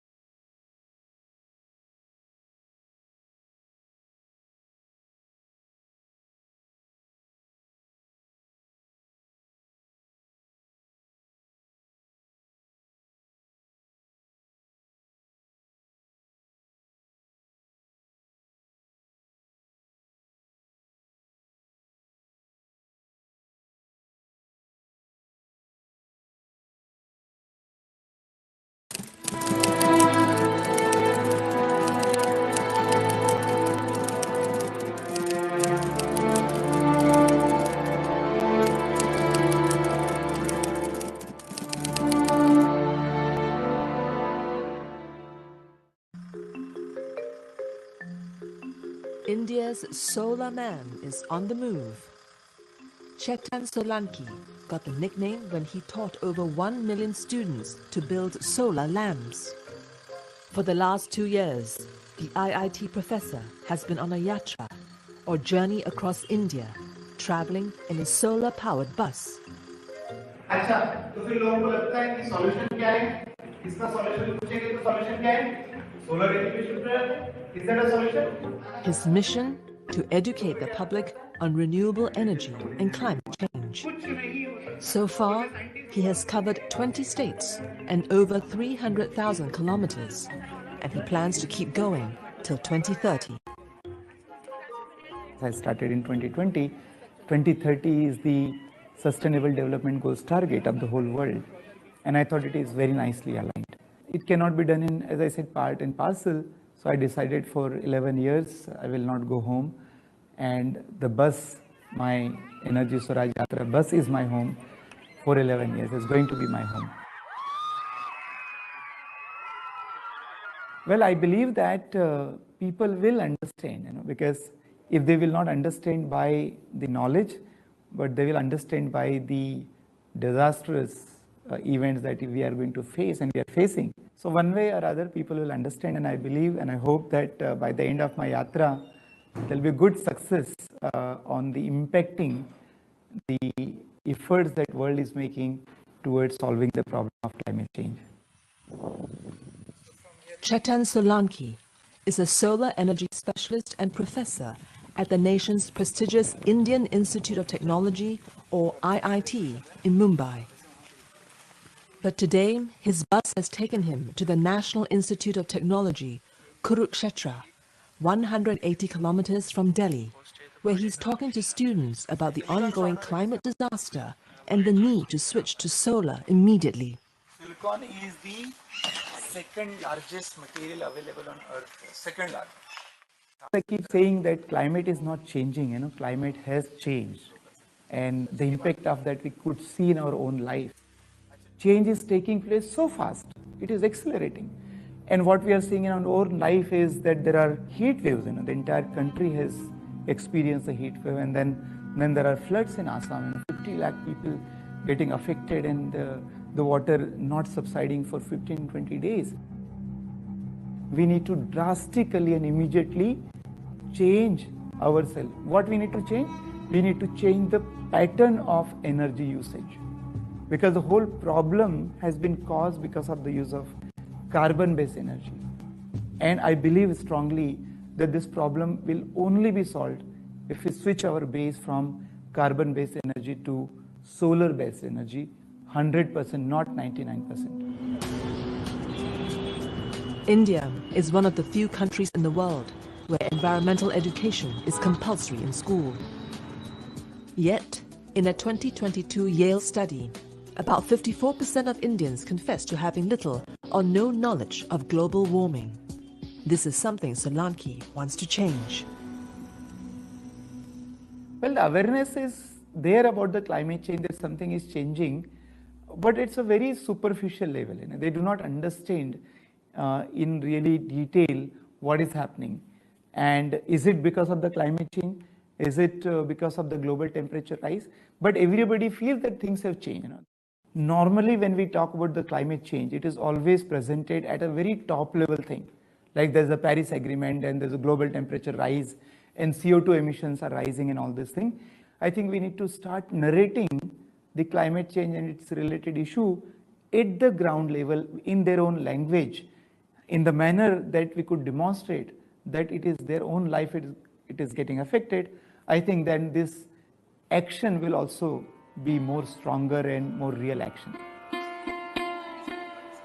Though Solanki has undertaken a solo journey, others have also embarked on a climate-friendly and solar-dependent lifestyle to save the planet. Our survival is solar energy.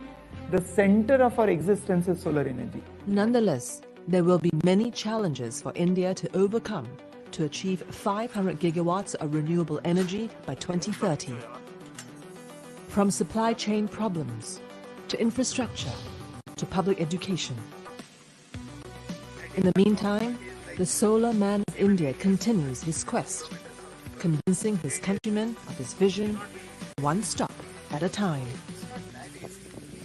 The use of solar energy or renewable energy is not a matter of choice, it is an emergency, and like we behave in emergency, we do everything possible and adopt it right now, immediately, 100%, because global warming is approaching very fast and the climate change is going to become irreversible very fast. So it's not a matter of choice, it is the question of survivability.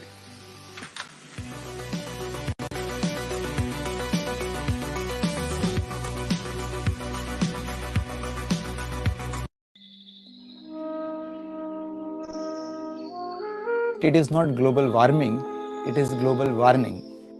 Emitting carbon dioxide, I believe, is kind of a violence to the environment. I can afford, but nature cannot afford. I'm Chetan Singh Solanki, a professor of IIT Bombay. I'm also founder of Energy Swaraj Foundation. So I come from a very small village in Madhya Pradesh. I was fortunate enough to get admission in IIT Bombay. There my professors used to come in on cycle, and they're really very strong in their own knowledge and their impact on the world. That is where I also got motivated to do something for society. Well, I see that the entire problem of the climate change or the degradation of nature is because of the use of carbon-based energy.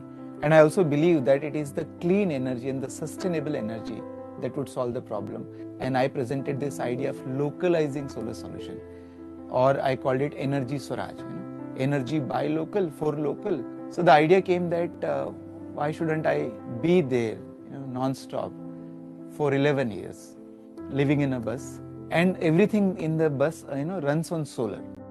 We need to really change the way we are generating and consuming energy.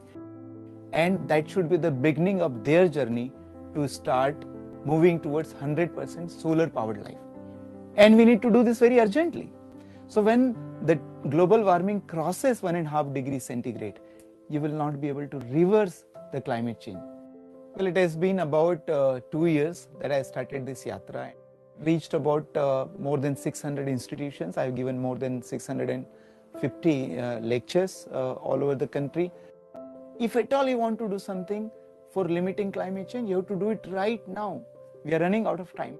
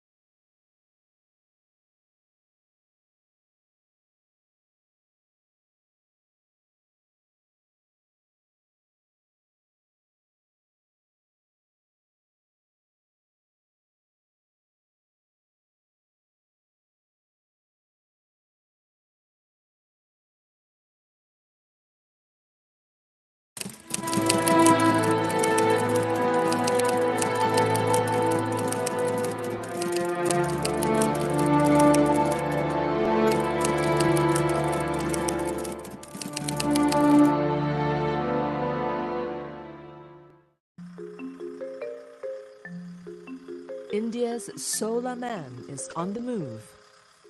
Chetan Solanki got the nickname when he taught over 1 million students to build solar lamps. For the last 2 years, the IIT professor has been on a yatra, or journey across India, traveling in a solar-powered bus. अच्छा, तो फिर लोगों को लगता है कि solution क्या है?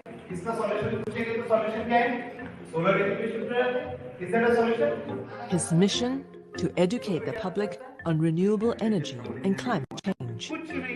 So far, he has covered 20 states and over 300,000 kilometers, and he plans to keep going till 2030. I started in 2020. 2030 is the Sustainable Development Goals target of the whole world, and I thought it is very nicely aligned. It cannot be done in, as I said, part and parcel, so I decided for 11 years I will not go home, and the bus, my Energy Swaraj Yatra bus, is my home for 11 years. It's going to be my home. Well, I believe that people will understand, because if they will not understand by the knowledge, but they will understand by the disastrous events that we are going to face and we are facing. So one way or other, people will understand, and I believe and I hope that by the end of my yatra, there will be good success on the impacting the efforts that world is making towards solving the problem of climate change. Chetan Solanki is a solar energy specialist and professor at the nation's prestigious Indian Institute of Technology, or IIT, in Mumbai. But today, his bus has taken him to the National Institute of Technology, Kurukshetra, 180 kilometers from Delhi, where he's talking to students about the ongoing climate disaster and the need to switch to solar immediately. Silicon is the second largest material available on Earth, second largest. I keep saying that climate is not changing, climate has changed, and the impact of that we could see in our own life. Change is taking place so fast, it is accelerating. And what we are seeing in our own life is that there are heat waves, the entire country has experienced a heat wave, and then there are floods in Assam, 50 lakh people getting affected, and the water not subsiding for 15-20 days. We need to drastically and immediately change ourselves. What we need to change? We need to change the pattern of energy usage, because the whole problem has been caused because of the use of carbon-based energy. And I believe strongly that this problem will only be solved if we switch our base from carbon-based energy to solar-based energy, 100%, not 99%. India is one of the few countries in the world where environmental education is compulsory in school. Yet, in a 2022 Yale study, about 54% of Indians confess to having little or no knowledge of global warming. This is something Solanki wants to change. Well, the awareness is there about the climate change, that something is changing, but it's a very superficial level. They do not understand in really detail what is happening. And is it because of the climate change? Is it because of the global temperature rise? But everybody feels that things have changed. Normally, when we talk about the climate change, it is always presented at a very top level thing. Like there's a Paris Agreement and there's a global temperature rise and CO2 emissions are rising and all this thing.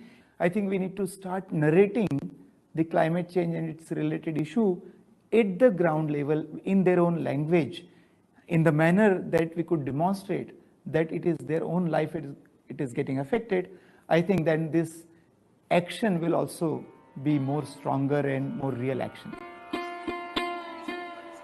Though Solanki has undertaken a solo journey, others have also embarked on a climate-friendly and solar-dependent lifestyle to save the planet. Our survival is solar energy.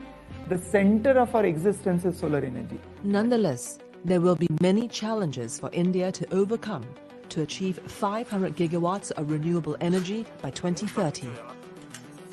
From supply chain problems, to infrastructure, to public education. In the meantime, the solar man of India continues his quest. convincing his countrymen of his vision, one stop at a time.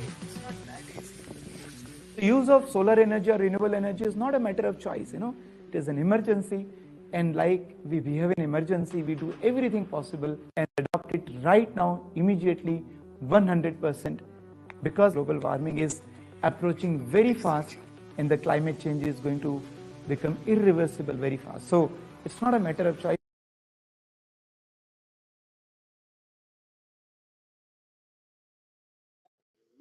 So is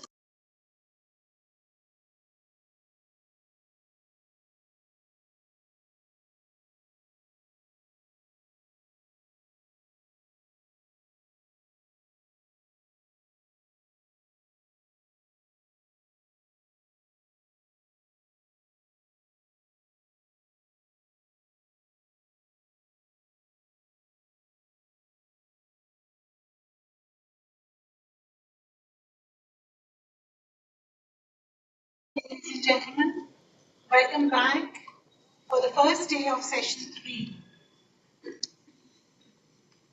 As you all know, we are here for the Actions of Restoring Environment Conference and Awards, that is ARE.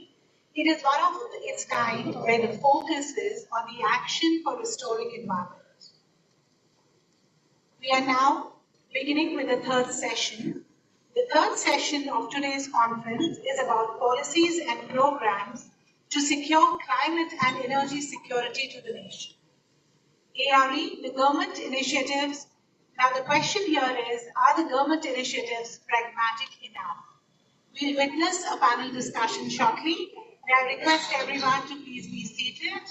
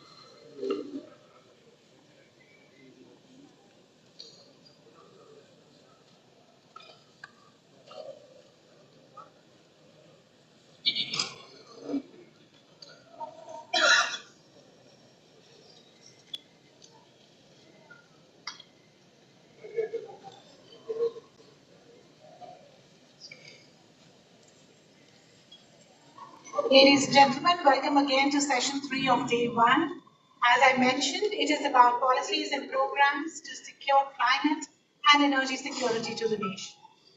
This session will be moderated by Mr. Amit Raje. He is the Chairman and Managing Director, Artex Solunesis Limited, and Director, Energy Swaraj Foundation. May I request Mr. Amit Raje to please come on the stage. The other panelist for this discussion here will be Mr. Amarjeet Sinha, ex-advisor to the Honorable Prime Minister. I would also request Dr. Rakesh Sarwal to join them on stage. Dr. Sarwal is a Managing Director, National Work Development Corporation, that is Ministry of Minority Affairs. And last but not the least, we have Dr. Arunbha Ghosh, Chief Executive Officer, Council of Energy, Environment and Water. May I request the panelists to please be on the stage. May I also request Dr. George from NEERI to please join us on the stage.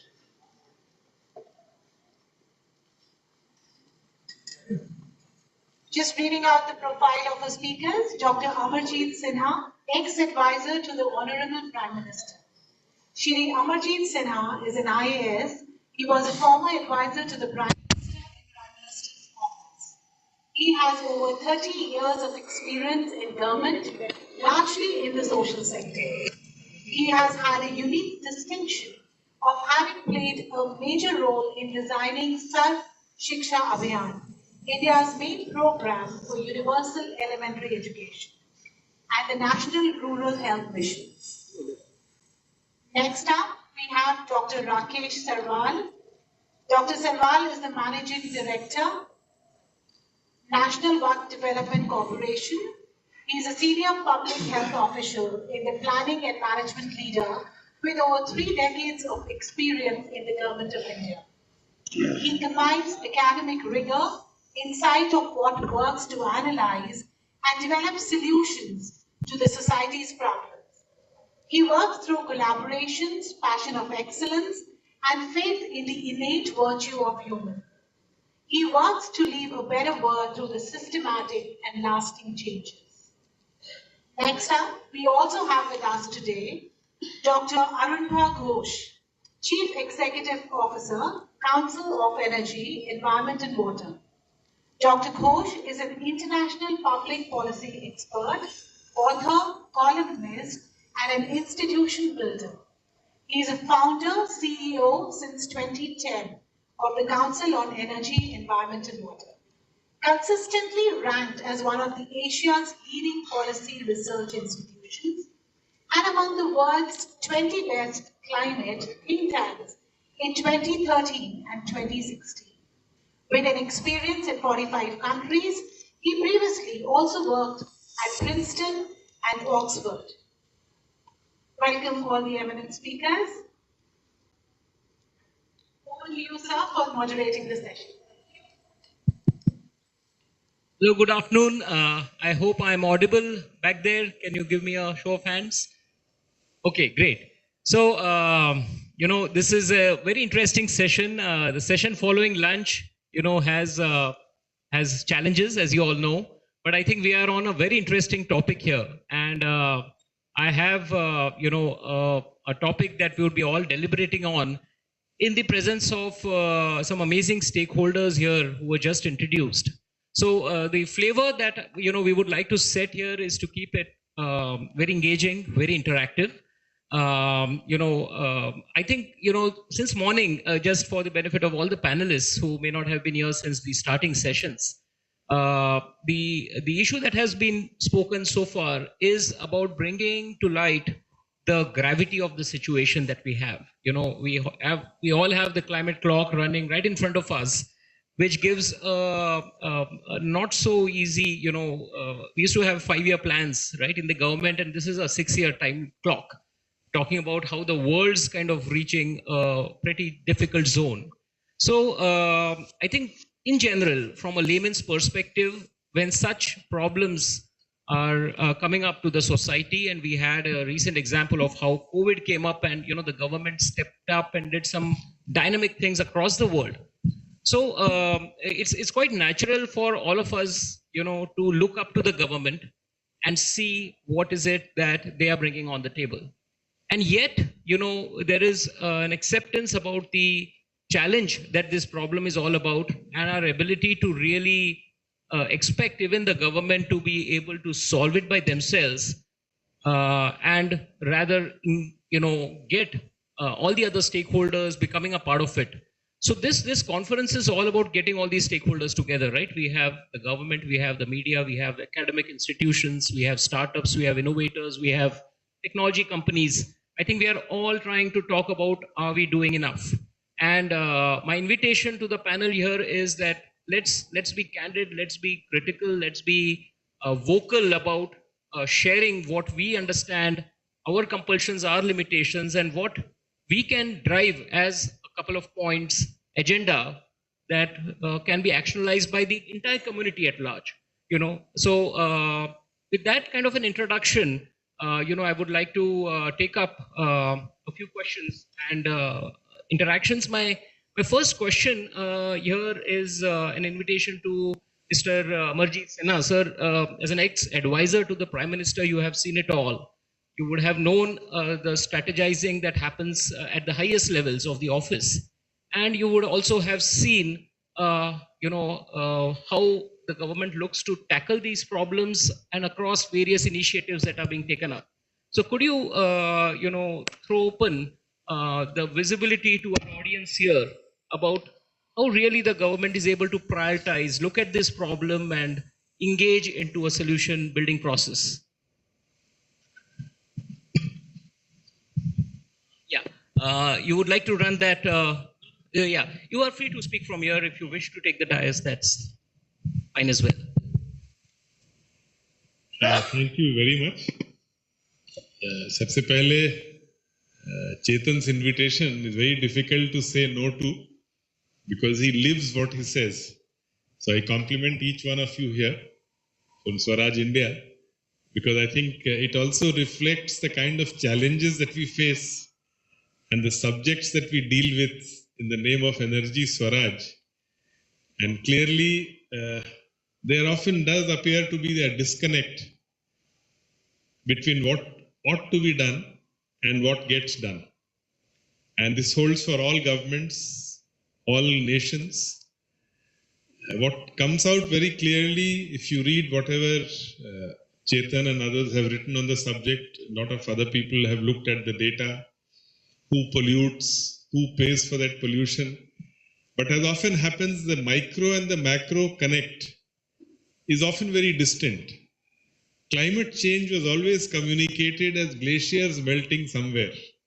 It seemed very distant till it kept coming closer and closer, affecting the precipitation and the precipitation pattern at local levels, affecting farmers. Some of you may have seen a very simple piece of Ajay Veer Jakhad, which he wrote for one of the newspapers, Indian Express, I think, on how climate change has begun to affect a father and a son in a village in Haryana. So I think this macro and micro link took us many, many years because often the jargons of explanation conceal the solutions which may well be much simpler. And I think this is one sector which can do with a lot of that cleaning and demonstrating by doing rather than simply saying. And in fact, it so happens that the book that I have been working on recently summarizes some of the challenges here. It's called The Last Mile, Turning Public Policy Upside Down. And like all policy making, when it critiques policy, what comes out very clearly, I am critiquing my own work as well, because clearly, oftentimes when we are into putting together policies, how a particular program will pan out at the last mile is often an afterthought, which therefore compromises our ability to find an appropriate solution. There have been successes in many areas, but there have been challenges as well. Now, when it comes to one, of course, this entire debate about the developed and the developing, the debate about the polluter pay principles, which was spoken of by earlier prime ministers as well, the life mission, which is being spoken of now. What comes out very clearly that some lifestyle changes would be needed because bulk of the carbon emissions is also happening because of the lifestyles we pursue. If that is the case, something has to change the way we live, not just technology, because as always, even in this sector, technology can only be a means and not an end in itself. And from that perspective, small changes do hold much more promise than big words. One of the experiments which we were trying to do with IIT Bombay, Chetan and the team was about reaching solar lamps in rural areas, till they demonstrated that non-literate women in women's self-help groups in the remote districts of Jharkhand, Bihar, all of them could assemble and provide solar lanterns to children, solar lamps to children on a very large scale. Nobody believed it was possible. Some of the solutions are in the realm of technology solutions which operate in this manner. They became even more ambitious to set up the Dungarpur manufacturing unit for solar. Some challenges are there, but what it demonstrated was that it's not that communities do not face these challenges. And therefore, part of the solution would lie in decentralization, a theme I've been writing on very frequently of late, is something which often gets neglected in what we do. It gets neglected because without many a time looking at the evidence at our command, we choose what is right and what is wrong. For example, there are the votaries of panchayats who feel that all forms of community action is a contravention of elected panchayat leaders. There are others who feel that all solutions can only happen through the panchayats, even though they exercise arbitrary authority. I think one positive thing where we can begin with, and which again, the example that I was just relating to you, was possible because women's collectives as an institution of community social capital has come up on a very large scale. What has happened in these southern Indian states in earlier decades, in Kerala, in Tamil Nadu, in Telangana, in Andhra Pradesh, in Karnataka, is happening all over the country over the last 10-15 years. The Jivika movement in Bihar, the Jivika movement in Jharkhand, the Mission Shakti in Odisha, the Rajivika in Rajasthan, of course in fits and starts, it's still got more area to cover. But women's collectives as a countervailing presence, which keeps a check on an arbitrary exercise of authority by the local elected representatives. And if the both together, wherever they've managed to work together, they have managed to bring change. In the context of climate change also, our solutions will have to lie at that level. Because clearly, what the southern Indian states have demonstrated so ably, poverty, we say, came down sharply in southern Indian states. While there are many studies, somebody celebrates local governments in Kerala, somebody else talks about health in Tamil Nadu, but nobody looks at the full picture. But a broad hypothesis, which I recall 5-6 years ago, had begun with, was 5 or 6 factors made a difference in the southern Indian states and which brought poverty down. Participation of girls in higher secondary school on a large scale. Very directly, there's a correlationship with the decline in fertility. Whether it is girls in Bihar or UP, if they study up to class 12 or go to college, fertility rates are much lower. When collectives of adolescent girls go to schools and higher secondary schools and higher education institutions, a new identity shapes for the first time, which is not that of a daughter or a sister or as somebody's wife, which is as a woman unto herself. And that's what generated a large number of participation in women's collectives as the self-help groups. If the girls had studied up to college or up to +2 or school higher secondary, many of them could participate in skill and vocational opportunities which were there in Tamil Nadu, Karnataka, Andhra on a large scale and to a lesser scale in Kerala at that time. And the last but not the least, when skills are there, fertility rates are down, education of girls is up to class 12, SHGs have been formed. 30 years ago, a simple decision of Dr. Rangarajan that SHGs could borrow without collaterals up to rupees 10 lakhs, which is now 20 lakhs. If you put these 5 things together, it explains poverty reduction. I have had a chance to see this process in about 143 gram panchayats across the country in different states. I can show you panchayats in Bihar which are better than many panchayats in Tamil Nadu and Kerala. Those panchayats exist even in Odisha. So clearly that's where some of the answers lie, even to the challenges of climate.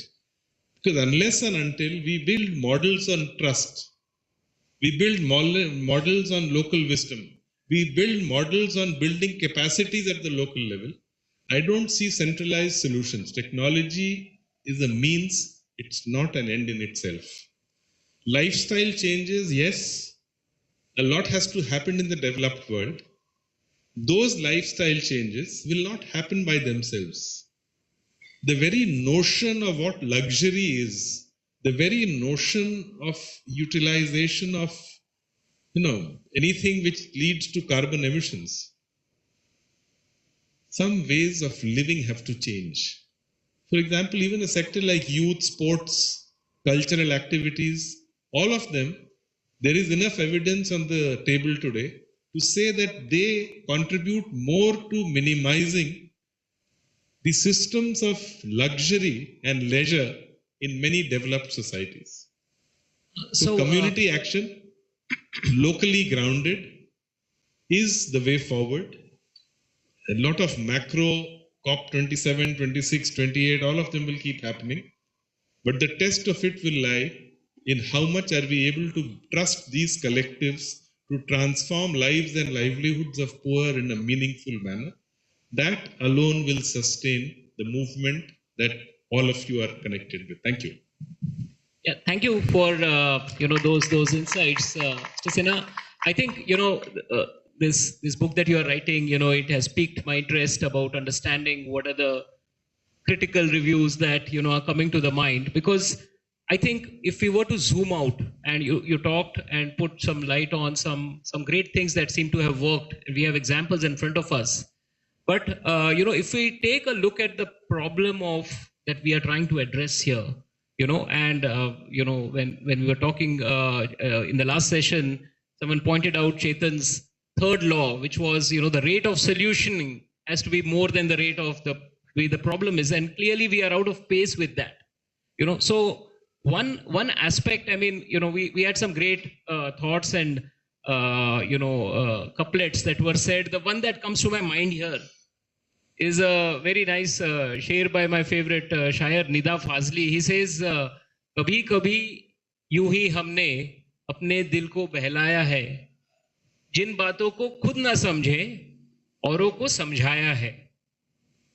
So the question really is, are we willing to, candidly acknowledge that some of these things that we are dealing with, it's a problem that the civilization is dealing with here. So it's beyond, the stratas of, class and society and even nations for that matter. It's, there is only one planet A, there is no planet B.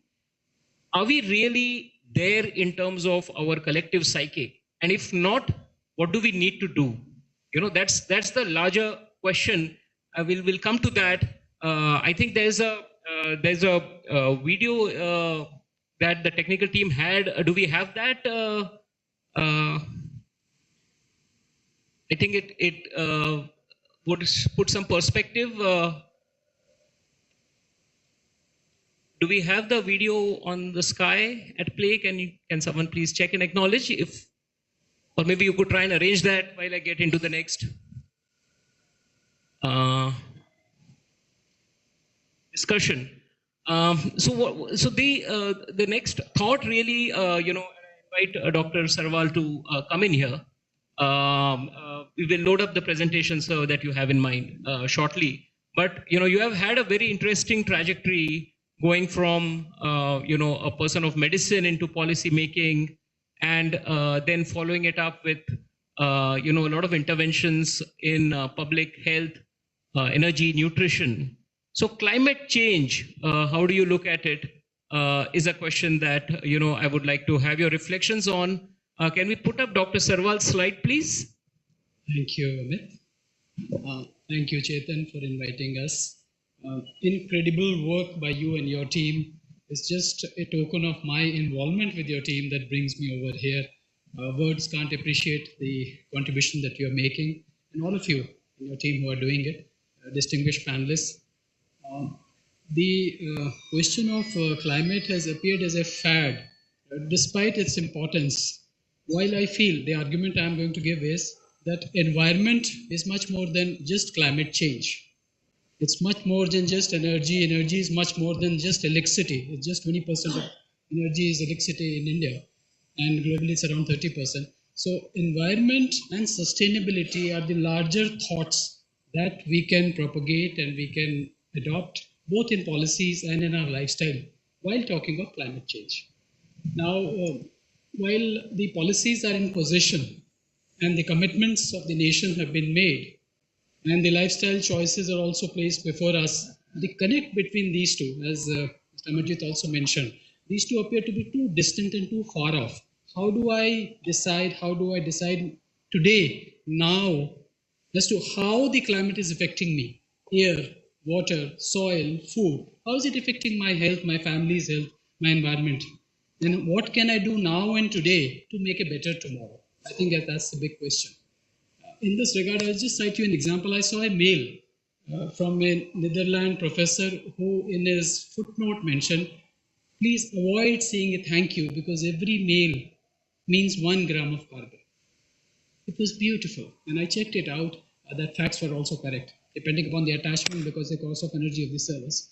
So being aware of what we are doing and how we can make a difference is really the big thing.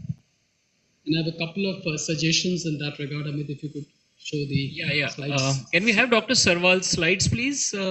So the first is the nitty-gritty of how our commitments, nationally determined commitments, will work out at the national, state, district level, government, private, the NGO sector and citizens' life is something that the nation looks forward to. Niti is working on that plan as well as those models, and I think they are extremely important. So I'll just run you through this slide.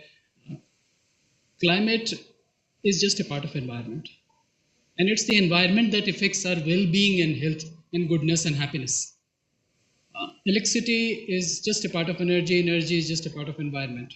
Climate is beyond carbon dioxide. That's deductive reasoning. If we just think of carbon dioxide, carbon emissions, that is not climate or environment. It will be a very narrow view of that. It is about being harmony with nature, understanding both in and out nature and being in connect with that is a larger objective. That brings health and happiness. Consumption is not always equal to adversely affecting the climate, because if there are methods of consumption which are consistent with the environment, understanding of how the nature works, they can lead to a better quality of life. These are just thoughts. Next, please. And these are some suggestions. A multi-sectoral approach and action plan is necessary to bring the nationally determined commitments to reality and actionable points.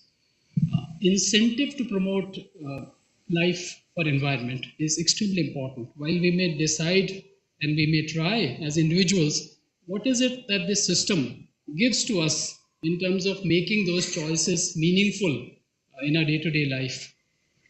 The state of environment at every point in terms of all the dimensions is something that is not available and should be there. In terms of air, water, there's a need for a climate transparency.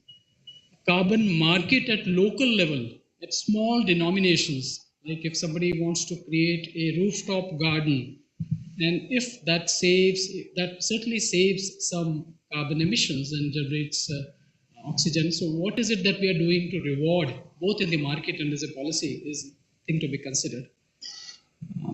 A life cycle approach in evaluating comparative advantages like battery and electricity are shown and are propagated as alternatives to fuels for transportation. But if you look at the life cycle, similarly ethanol, I chaired a committee that did a report on the use of ethanol 20% blending by 2025. We were immediately pointed out by IEA that do you know the life cycle cost of generating and using ethanol? So a life cycle approach gives us greater clarity on what is it that the ecosystem pays for those choices. Environmental footprint of human and activity is again something, as I mentioned, this email example. And one concrete suggestion which I think has intersectoral impact which the government should promote, and a low-cost one, is bicycling. I would love to bicycle from Faridabad, where I stay, to Lakshmi Nagar, my office, and I'm sure it will take me the same time as it does 1 hour in a car. But it's a choice between risk for life and taking something which is passionate and good for the environment. Thank you very much. Thank you, Dr. Sarwal. In a later session, we would have as a moderator a fellow director of Energy Swaraj Foundation, Parag Patankar, who leads by example of bicycling his way to work in the city of Bangalore. So I think, we have examples in the society. And we are all here today because somewhere deep within we are inspired by the work Chetan is doing and really setting an example for us. But the question still remains to me that this is the elephant in the room problem, and while there are many ways in which we can try and hack at it, and the government and so many other institutions have been trying to do their bit, I carry a great deal of feeling of anxiety about are we doing enough? It's the next generations who are going to question. The inaugural session had a young girl really questioning, the action and the thought processes that we as, the adult communities have been working on. And again, the question is, are we taking enough action? Do we need to multiply these actions multiple fold? I think this is the room for reflection that we are trying to bring in this whole discussion here. I would move on to Dr. George from NERI. Dr. George, you have had some very interesting explorations in the policy as well as the execution space. If you could throw some light on, are we taking action? Are we taking enough action? What seemed to have worked for you? I would love to also hear from everyone about some of our misses, because I think those would really educate us to move forward. I'm mindful of time constraints as well. I know you need to move, but we'll manage within that. Thank you. Over to you, Dr. George. Thank you, Solanki. Let me convey the audience that it is Solanki ji who conveyed me, I think, half an hour ago that you have to be here to speak. And I'm in the field of air pollution. So from there to shift to change. So I'll share my experiences. Why I have come here is to learn about climate change issues. As far as my understanding goes, if we talk of greenhouse gas emissions, ozone depleting substance, where the scale is global, yes, we talk of climate. But if we talk of LPG, coal, wood burning in a kitchen, from there it begins the story of air pollution. So from there onwards, let me share my experience and concerns.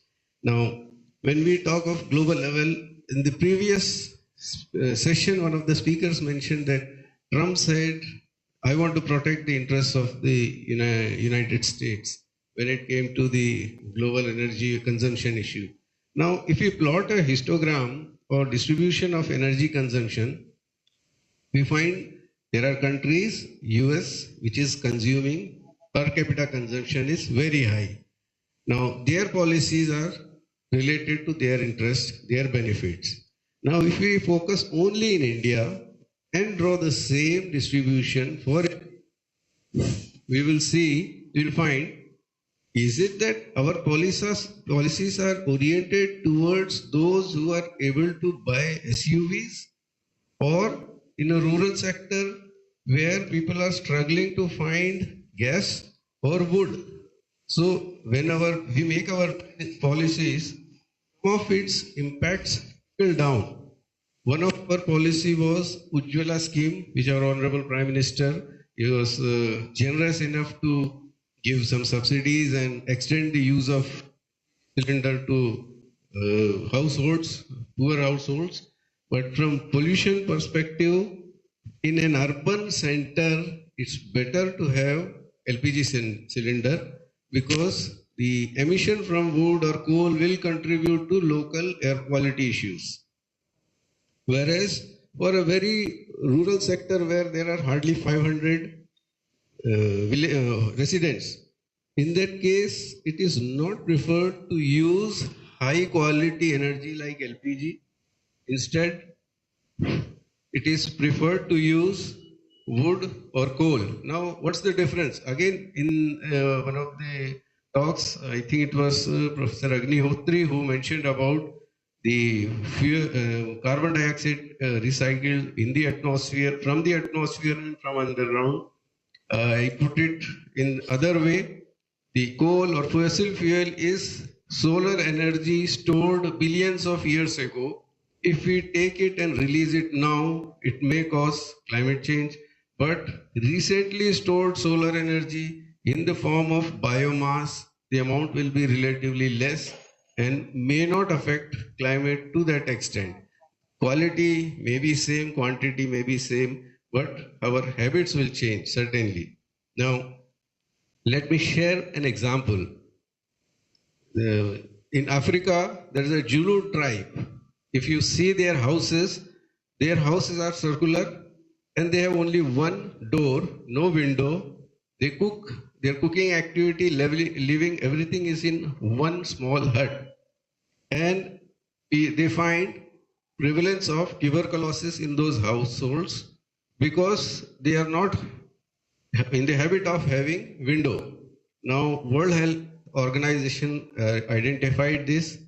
In India, Indian Council of Medical Research also carried out study in our tribal belt and found that in some communities, EV is increasing because they are using only the one room living without any window, only one door. So there is no exit of guests. So when people live together, their hen, dog, all pets live together inside one room.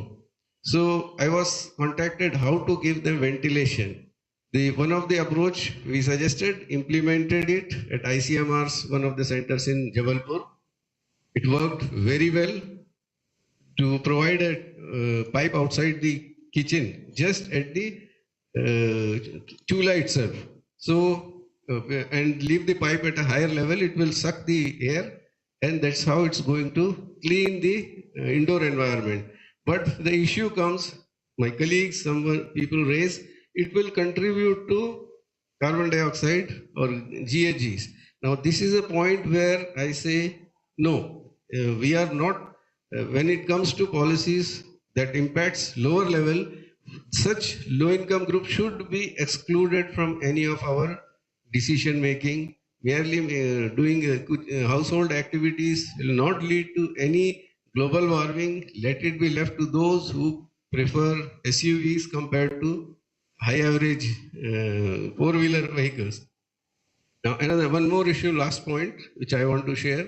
We are importing crude oil, which is basically the billions of years old solar energy. We are using it for deriving different type of fuels. Now there is another type of fuel, that is, in European countries, they are not allowed to use car if their tread thickness goes below certain millimeter, certain level. So immediately becomes their waste tire. Now, as per our government's hazardous waste management rule, this is treated as waste material, we cannot import, or there are restrictions. But if we can import crude oil, let's have a thinking on that. Old tires are also a form of energy. Can we import it and extract oil or gas from there are tire pyrolysis units which are working. Can we increase the export? Because when we can import crude oil for which the composition is unknown, not well defined, for tires, we fully know what is the composition, we can play with it, we can have technologies wherein we can use pyrolytic process to draw certain amount of energy. If we don't follow it, one day China will import all those tires globally and they will use it more. So these are all my experiences which I wanted to share. Thank you, sir. Any question, please? Thank you, Dr. George. It's helpful to understand, while there seem to be a lot of macro approaches interventions that have been tried, tested, and given, different dimensions of results or insights. But I want to circle back to the question that, we are all trying to collectively deliberate on here. And this is a point at which I invite, some help from Dr. Ghosh. You have been looking at, set up CEW, considered one of the top 20 think tanks on, energy issues, climate change issues. You have also engaged in some of the recent deliberations at a global level. And, there's really a question about what is an effective potential solution here that will work for us.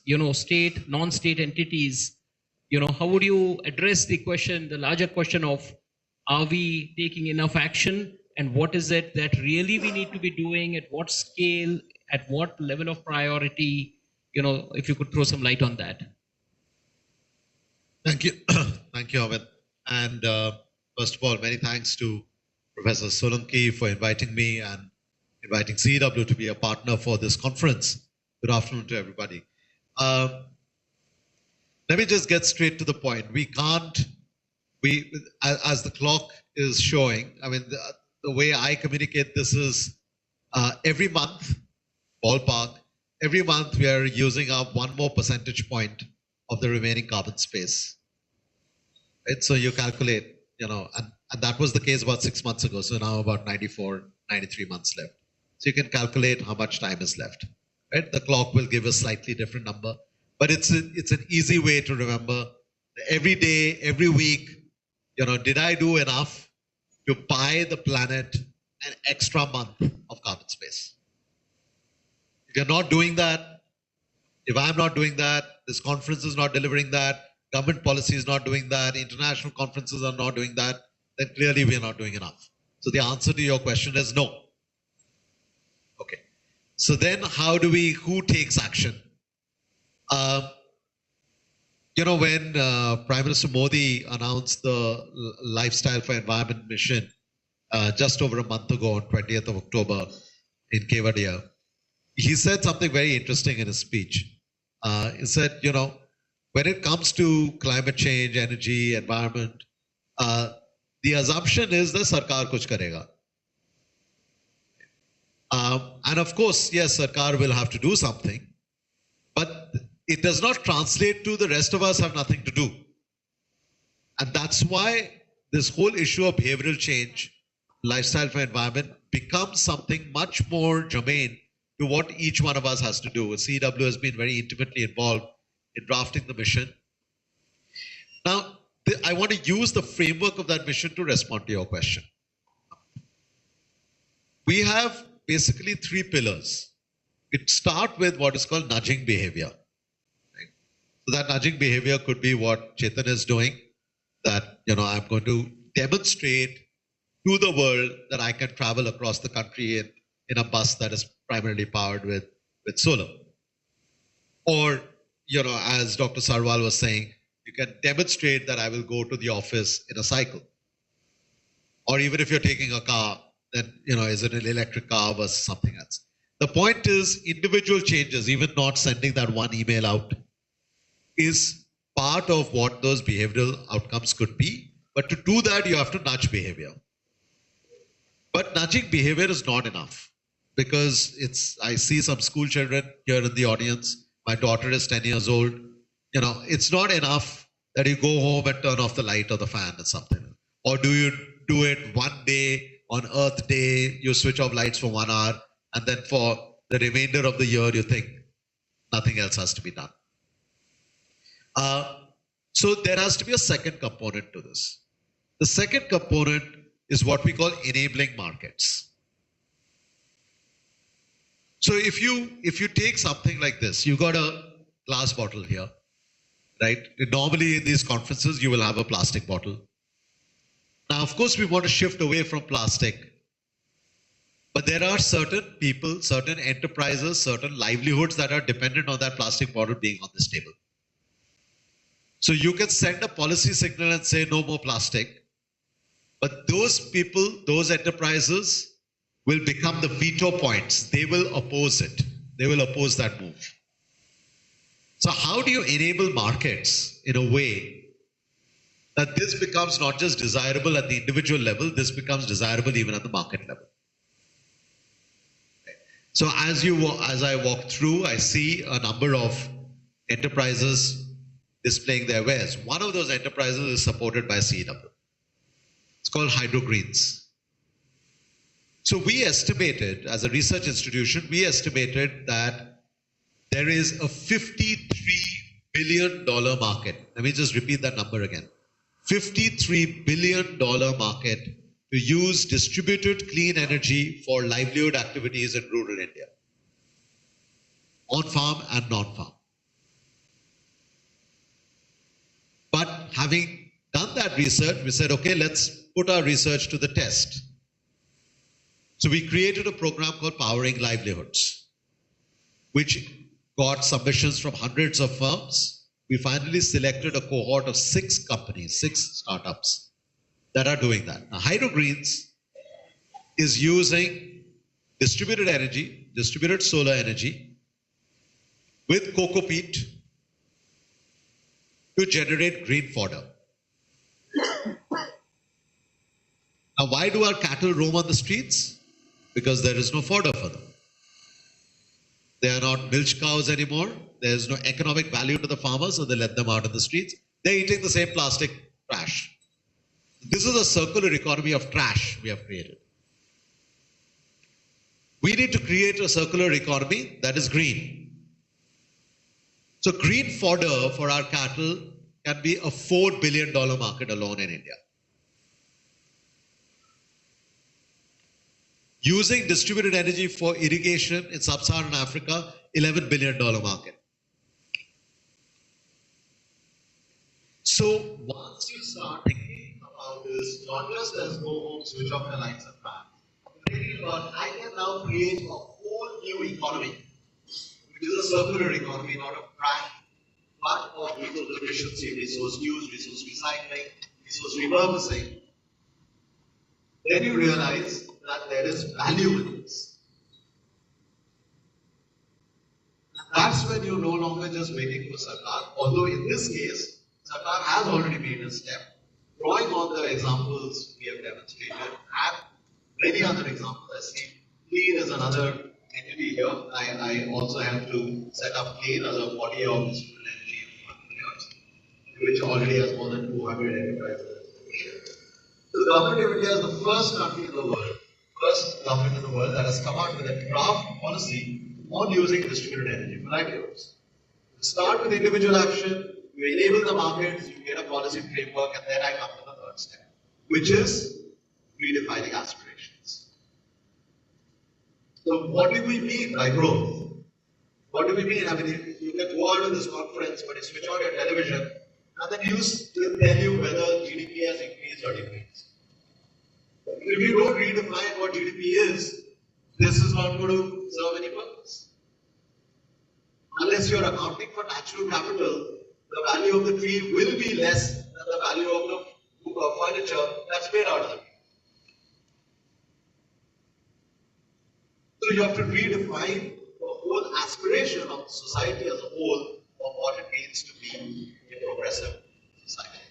So the reason I'm flashing for so many minutes is to explain that it's not an either or, that whether the government has a policy or we have an international agreement or we only rely on ground intervention. We need all of it. We do need all of it. But there is a theory of change to this. And all of us have to ask ourselves the question, where in this theory of change do I show up?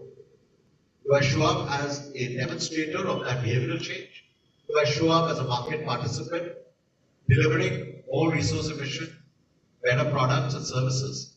Do I show up as someone who is redefining what it means to be a good society? If we did that, then actually we'll find enough examples and more to populate those parts of the equation.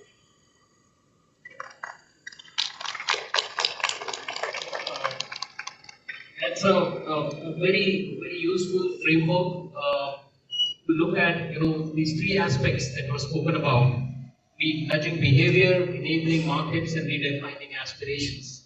So with that, I think let us pause for a moment, and I think our team has a follow-on video to the very powerful videos that we have seen since morning. Could you start it all over again? I'd love to see it from the beginning. Thanks.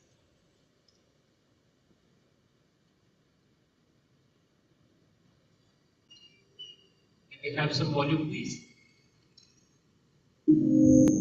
I am the sky.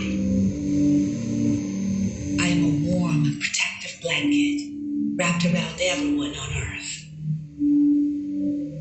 I can bring clouds, rain, and wind. I can be an ice storm.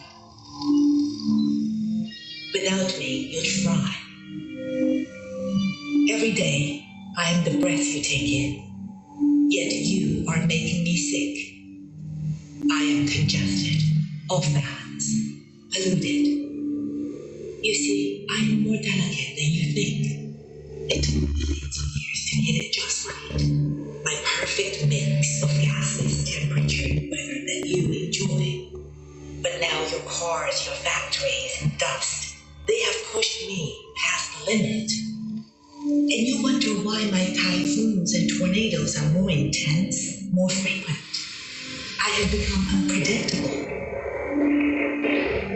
Less rain here, a lot more rain there. Hotter summers, colder winters. I cannot even control myself anymore. Enough about me. I will show my changing self to you in your days ahead. But in the end, I'll be fine. Give me a few thousand years. I have weathered trauma before. I am not worried for myself. Look.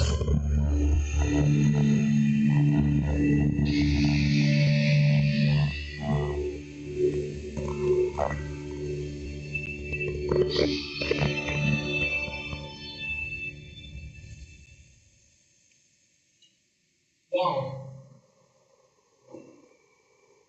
Nature doesn't need people. People need nature. I think this message that's getting hammered onto us, I think, is profound beyond many of these more transactional conversations that we keep having on a day-on-day basis. And I think this is the challenge that we are all trying to deal with and find a solution together. We have heard from the panelists on their views, their experiences, their insights. And I would like to invite people from the audience, if they have any questions that they would like to put up to the panelists, to please come up so that volunteers can help them get their questions voiced. Maybe we can have a few questions as people come up. As they come up, I also wanted to pose this to the panel itself. Within you, do you see, do you have questions for each other? That really matter. Are we willing to call out things that we agree or perhaps disagree with, but which, the majority of agreeing to disagree hopefully will help us solve this problem that we have. The floor is open till such time we get some questions on the table. Oh, Chetan has a question. Oh, great. Amit, thank you, and thanks to all panelists and wonderful idea. As he said, what Arnav has told us in 3 ways. The session is all about, so I understand, and from morning we have been discussing that everybody has to act upon it. So everybody is contributing. As far as the policies are concerned, and Amarjit ji also mentioned, as far as policies is concerned, the question here in this session is the government policies are pragmatic enough to take care of the problem of climate change? And my take is that no, we have Paris Agreement in 2015. 195 countries are part of the member. They signed it. There are thousands of NGOs working. Everything is happening, but the fact of the matter remains is that air is getting more polluted every year. Water is getting more polluted. Climate change is worsening every single year. So the simple question is the government policies are pragmatic enough to tackle this problem? If not, what is the gap? Is the gap 1-fold, 2-fold, 10-fold, 1,000-fold? What is the gap? So if you can give some hint of what is the gap exists right now between what government needs to do and what they are doing right now, so that there is a kind of sense of urgency that we can bring even in policy making. Your thoughts, please. Maybe Rakesh, if you can take up this. I did answer that question in my slide, saying that the pronouncements need to be translated into an action plan at the disaggregated level, so that we know who is to do what and how does it all add up to those national commitments is critically important. And in addition to that, certain specific suggestions like cycling and all I did give. So the answer is, a short answer to this question in the panel is, that no. Answer obviously is no. And I don't think so any government can do enough. Any amount of effort by any government in the globe would be inadequate to contain or to meet the challenge of climate change, because this has been building since industrial revolution. This thousands of millions of years of carbon trapped is now has been taken out. So the question is, what else can be done? And so could there be a sense of what is the gap between what needs to be done or what is being done? Maybe I don't know if you can say, what is this gap that exists right now as the clock is ticking? We have any sense of the gap between the policies and what needs to be done? Yeah, I'll give you an example, Chetan. Today, let's look at the good side for a second. Because again, sometimes, because our local environment is getting heavily polluted, we don't actually realize what is happening also on the plus side. So let me just illustrate this. 12 years ago, when I set up CW, the National Solar Mission also began at that time. India had less than 20 megawatts of solar at that time. Today, India has close to 60,000 megawatts of solar. We have 165,000 megawatts of non-fossil electricity capacity. We will be the first major economy which will build more renewables in this decade than its entire electricity system. So we'll have close to 500,000 megawatts of non-fossil electricity by the end of the decade. However, to get to net zero emissions by 2017, we will need 5.6 billion megawatts of solar capacity, 1.7 billion megawatts of wind capacity. So obviously, this effort and impact gap keeps rising in an exponential rate. Now, one way to unlock this, when you say what's the gap, is from a financing point of view. Today, India receives about $11 billion to $12 billion a year of investment in renewable energy. We need to raise that number and make it about close to $30 billion a year over this decade alone. Now, this is not going to happen just because we have said we are going to build a lot of renewables. It's only going to happen if we unplug some of the policy barriers. One policy barrier is there are limits of how much a bank can loan to a particular sector. So you can tell banks, please give more debt to solar parks or solar projects. But then say, sorry, I have reached my limit.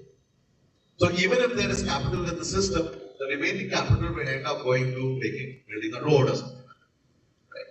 So in order to trigger that literally billions of dollars of funding, you will need to be able to unplug some of those barriers. Then let's come to distributed energy. We say no, distributed energy cannot get capital because these are small projects, poor people, no collateral.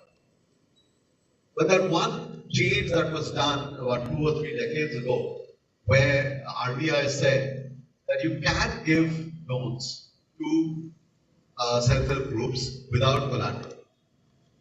That unplugged the ability for microfinance institutions to then come forward. So what I'm trying to give you, let's give a third example. India has, India consumes more groundwater than China and the US combined. And that groundwater is pumped to grow crops in regions that don't eat those crops. Okay? So we are growing rice in Punjab, etc. And then we have the stubble burning problem, all of that. Now to do that, to the unplugging of that, is that you've got to shift towards more nutritious grain. You've got to grow things that are more germane to the local environment. Now the same India also has the world's largest program of natural farming going on. More than 8 lakh farmers in Andhra Pradesh alone are practicing natural farming.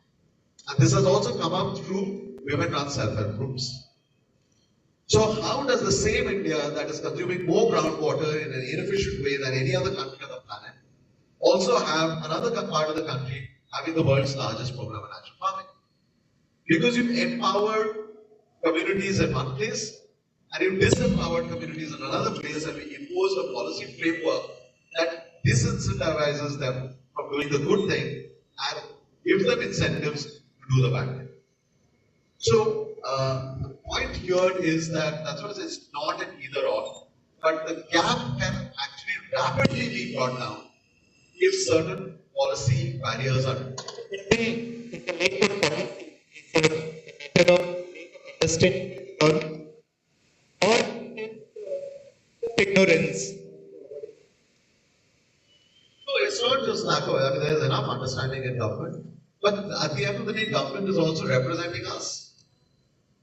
The air is not dirty because of dirty industries, farm burning, or dirty vehicles. The air is dirty because we don't want to be there. We have not expressed a democratic demand for clean air. So it's not enough to be a citizen at night and say I am breathing bad air, when as an economic agent in the day I want to drive a diesel car to work. So please express your demand. Please vote on those matters. The government has enough intelligence within and outside the government to make the policy. Thank you. Good point. Thank you so much. Now, let me add to it. We are perceiving recent floods, drought, highest 10 hot years as an indication of climate change. Now, who is driving this? Again, if we go by the energy consumption pattern, one can say, okay, it is the US or the Western countries who are consuming more, releasing more CO2, but we are making policies. Now the question is, are these policies effective enough? So a counter question comes, are we at a stage, is the sufficient time elapsed that we can sense, measure the impact of our policies on climate change? So I think that may take little more time. Not sufficient time has gone by in the last 10 years or 15 years. Climate change related policies may not show its result immediately. Now another issue was whether we agree or disagree with these policies.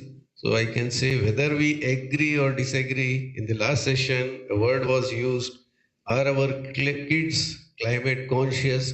That's very important. This kind of seminars, even in schools, from their primary education onwards, these things should be fed in their mind, because everything they will not learn from home, the school will let them know about climate change and change in their behavior. So that's one of my suggestions, which even I would like to practice for my students by informing their school principal.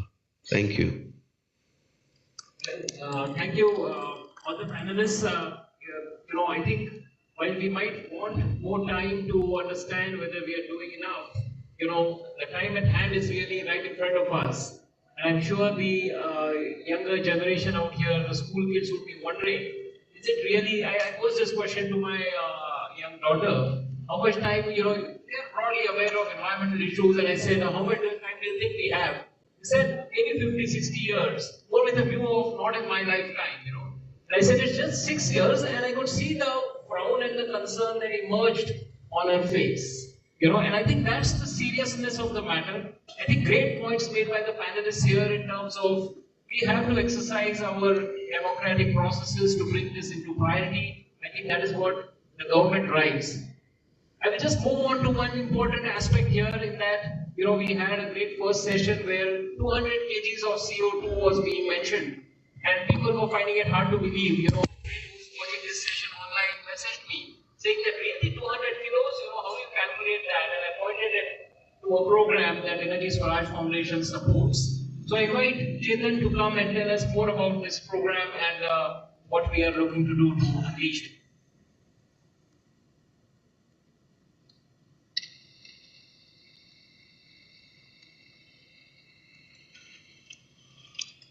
Thank you, Amit. So what we are going to do is, I believe that the whole purpose of my 11 years of Energy Swaraj Yatra is to bring awareness at a massive scale, and everybody has to be part of it. I believe that it is the time when it becomes a public movement, when, as Arnav said, we have to ask for our right as a clean air, clean water, and clean food. So everybody needs to take some action. So what we need to do is we need to launch. We are going to launch a portal which is called Energy Swaraj Portal for Action and Learning. And everybody needs to take some action. So what could be the action? So first of all, the portal is going to host what is called energy literacy training. I think the base of the entire problem is lack of understanding of energy and its use and what is the side effect. I believe that 99% people are energy illiterate and they do not understand how to use energy. And for example, we always need a license to drive a vehicle, and without license, we are going to meet an accident and harm somebody. So without using or having energy license, we should not be allowed to use energy. As simple as that. And this energy literacy training that I have developed, I believe is a license to use energy. There are 12 modules, and each module from module 1 to module 12 will take you to the journey from where is energy coming, where it is going, how many thousands of kilometers of fuel travels before it comes in your wires or in your tank, or before it comes to your kitchen. And when you understand the whole journey, you feel really guilty that actually you are doing it. The coal sometimes travels 10,000 kilometers. The petrol diesel travels 4 to 5,000 kilometers before it comes to your tank, and we just forget switching off the light and fan. So I think the moment you become aware about the energy and its impact in the environment, how much you are contributing to the climate change. All of you probably not aware there are 4 bags that amounts to 200 kilograms of weight, which is exactly what per capita emission in India per month. And I'm challenging everyone, if you can lift that 200 kilograms. The moment you feel that 200 kilograms is what you are doing as an individual, I think your actions are automatically going to correct. Many people who did energy literacy training comes to me and give all kind of remarks. One somebody said, sir, after doing your course, even if I use little extra toothpaste and I feel guilty. Somebody said, after doing your course, I was going to buy AC and I decided not to buy AC immediately, but my wife then had a fight that she said, कल तक तो लेने वाले थे अभी क्या होगा. Then he recommended wife also to do the same energy literacy course, and guess what, wife also came to the same conclusion that no, we should not buy AC. There are many people who told me that after doing your course, if my hand goes towards the remote of an AC, वो कांपने लगता है. So I think Gandhiji said in very beautiful in his book, that the snake cobra, we are all aware about how dangerous and poisonous it is. In this hall, if the cobra aa jayega, everybody will start running. Nobody is going to keep the cobra in a lap and say how beautiful the cobra is, right? Because you are aware about the danger of snake cobra. You are not aware about the danger of 200 kilograms of carbon dioxide emitted every single month, and that's why we are behaving the manner we are behaving. So our portal, Energy Swaraj Portal for Action and Learning, is going to be the portal for anything and everything that you want to do to solve the problem of climate change. One is, it is going to host energy literacy training. It's a free training for everyone. And our target is that we should train 1 billion people by 2030, before my yatra ends. We are going to partner with many organizations, and I would request everybody sitting here, all academic institutions, all industry, all policy makers, to please become partner in this and spread this energy literacy training. It's only 3 hours course. Anybody can do it. And I guarantee you, there will be change in your life. Something will happen to your life. Also, if you want to switch to solar, a lot of people have apprehension how to switch, where I get. We are now developing a training. We are going to launch the program in January, what is called Ek Kamra Solar Ka. Before you convert every entire house on solar, if you have any doubt about solar, why don't we convert one room into solar? And I have recorded a training. In this training, anybody and everybody, irrespective of their technical background, you can buy this components on your own. You can install components on your own. Ek kamra solar ka you can do on your own. Anybody and everybody should be able to do it. Will you all do that? Convert your one room into solar 100%. That is another action. Third, we are going to have what is called CCDs. CCDs are not cafe coffee days, but CCDs are climate correction days. So every Wednesday, first Wednesday of the month, we will have special action happening all over the country. And that special action could be, the first CCD could be, don't wear iron clothes, for example, I mentioned, If the whole country starts doing, imagine the kind of behavioral aspect that we have been discussing. The CCT could be that today I'm not going to take bath with the warm water. A good thing you don't take bath in one day. You are going to save water and energy both, right? The CCD could be that I'm not going to use my fridge during the winter. I mean, so cold. But you go to Delhi and every house, the fridge is running. I don't know why. So there are a lot of behavioral change, small, that we are going to do. So our portal is going to bring people on board, and you can take your celebrate your CCDs. Another thing, we are also going to host what is called Energy Swaraj Clubs. So as I think Anurabha mentioned, you can't just do celebration of environment as one day in a year, because we are polluting every single day, 365 days in a year. So you should be correcting the climate every single day, 365 days in a year. So there are energy Swaraj clubs. And I believe that the whole problem is created because of energy, the carbon-based energy, and the whole solution will be coming because of the solar-based energy, the solar energy, the sun, the center of our existence. And we can't exist on the planet if there is no sun. And I believe that, एक जहाज का पंछी यदि रास्ता भटक जाए तो उसको वापस जहाज पे आना पड़ता है, right? Like modern humans, we have lost the way in last 100 years. We based our life something which is not renewable. We based our life something which is polluting. We based our life something which is import dependent and so much problem.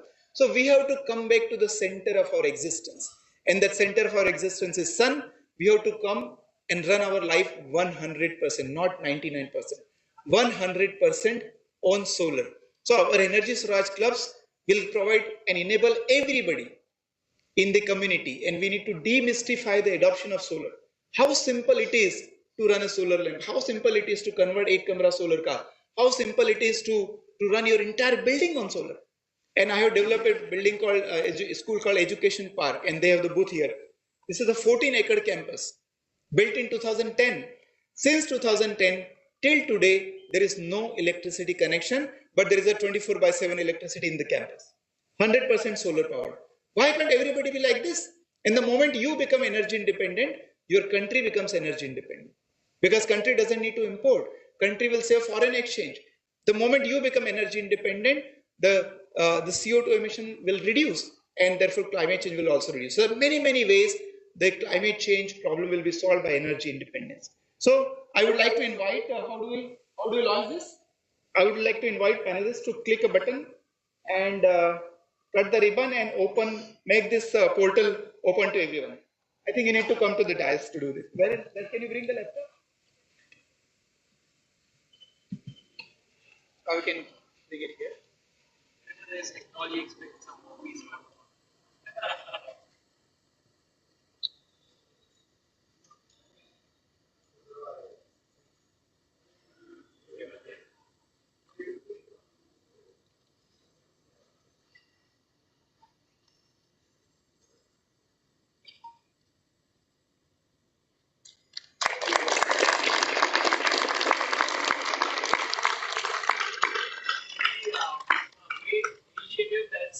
Put together by Energy Swaraj Foundation. I want to give an example here in our small company based at Bhopal. We created a small club and encouraged employees to do this course and then sign up. We set it up as a qualifier. You cannot enter the club until you get a certificate here.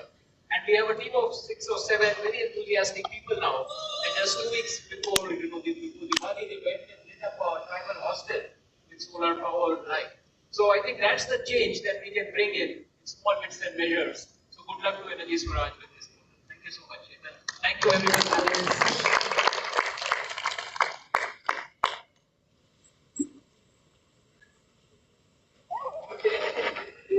May we just request the eminent speakers to please hold the... We'll just request you for a picture on stage, please.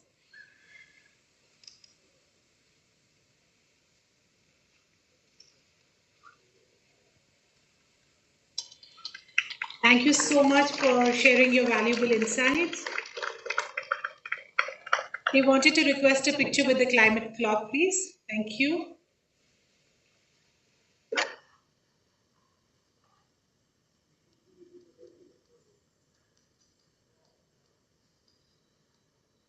May I request everyone to please give them a good round of applause.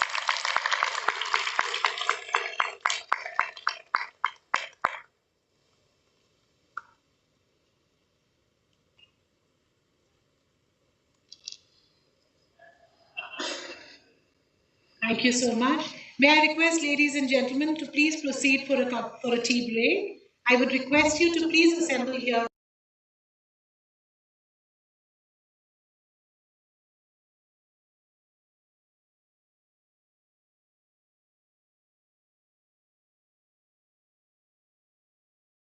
It is the question of survivability.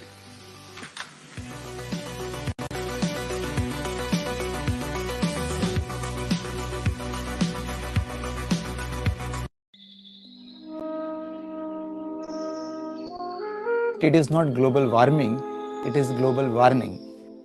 Emitting carbon dioxide, I believe, is kind of a violence to the environment. I can afford, but nature cannot afford.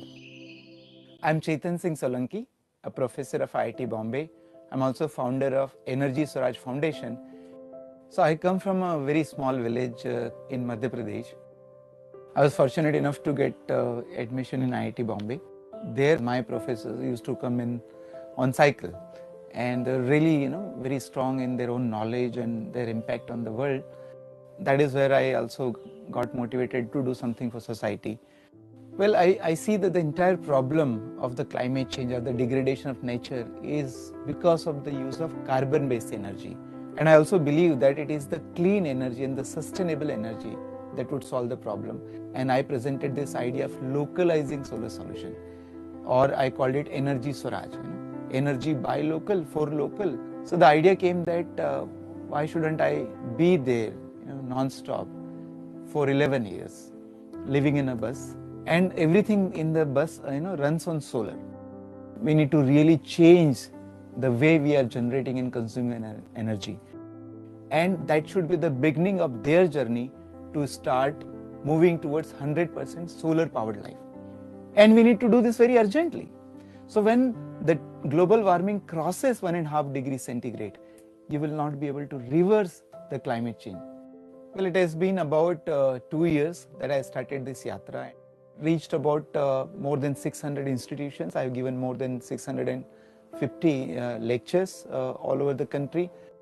If at all you want to do something for limiting climate change, you have to do it right now. We are running out of time.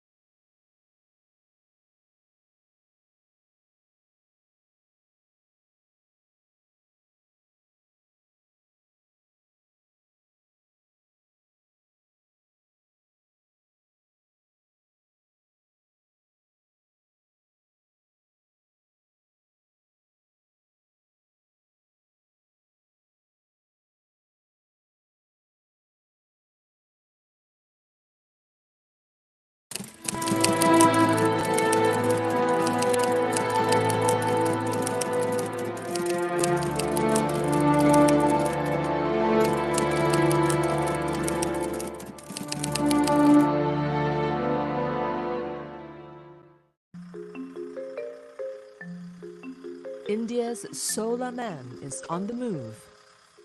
Chetan Solanki got the nickname when he taught over 1 million students to build solar lamps. For the last 2 years, the IIT professor has been on a yatra, or journey across India, traveling in a solar-powered bus. अच्छा, तो फिर लोगों को लगता है कि solution क्या है? इसका सॉल्यूशन पूछेंगे तो सॉल्यूशन क्या है? Solar education programme. Is that a solution? His mission to educate the public on renewable energy and climate change. So far, he has covered 20 states and over 300,000 kilometers, and he plans to keep going till 2030. I started in 2020. 2030 is the Sustainable Development Goals target of the whole world, and I thought it is very nicely aligned.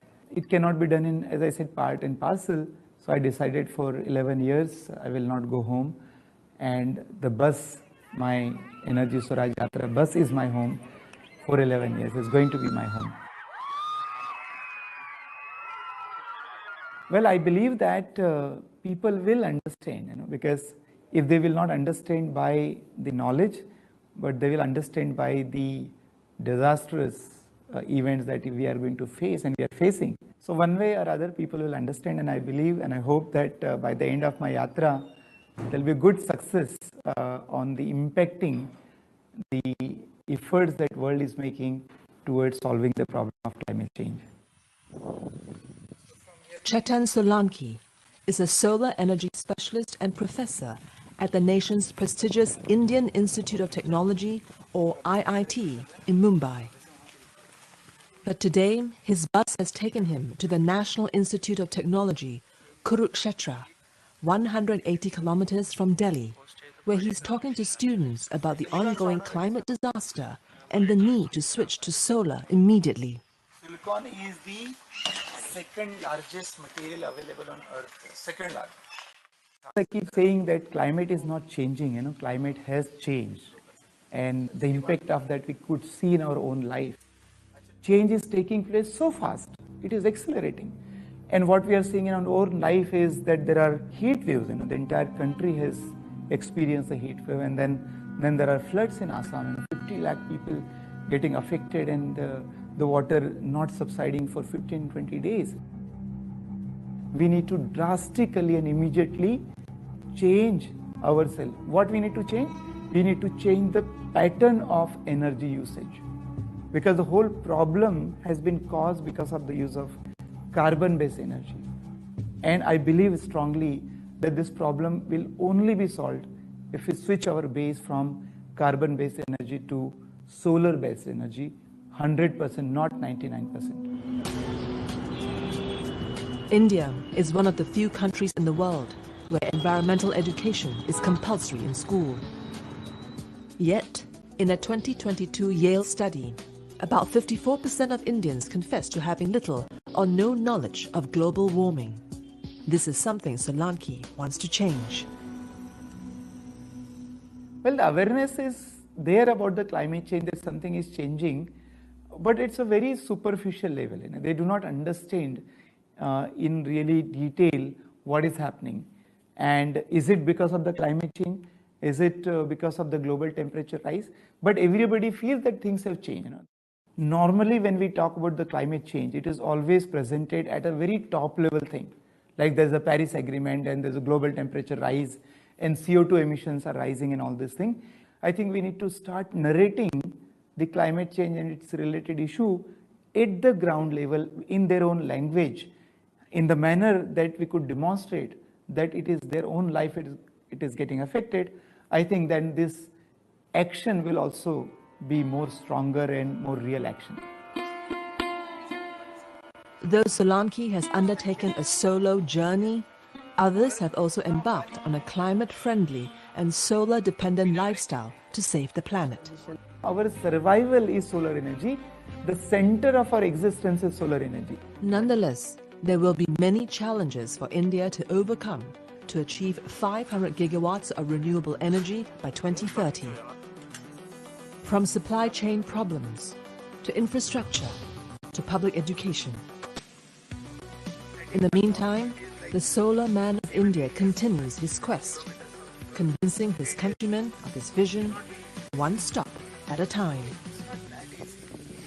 The use of solar energy or renewable energy is not a matter of choice, it is an emergency, and like we behave in emergency, we do everything possible and adopt it right now, immediately, 100%, because global warming is approaching very fast and the climate change is going to become irreversible very fast. So it's not a matter of choice, it is the question of survivability.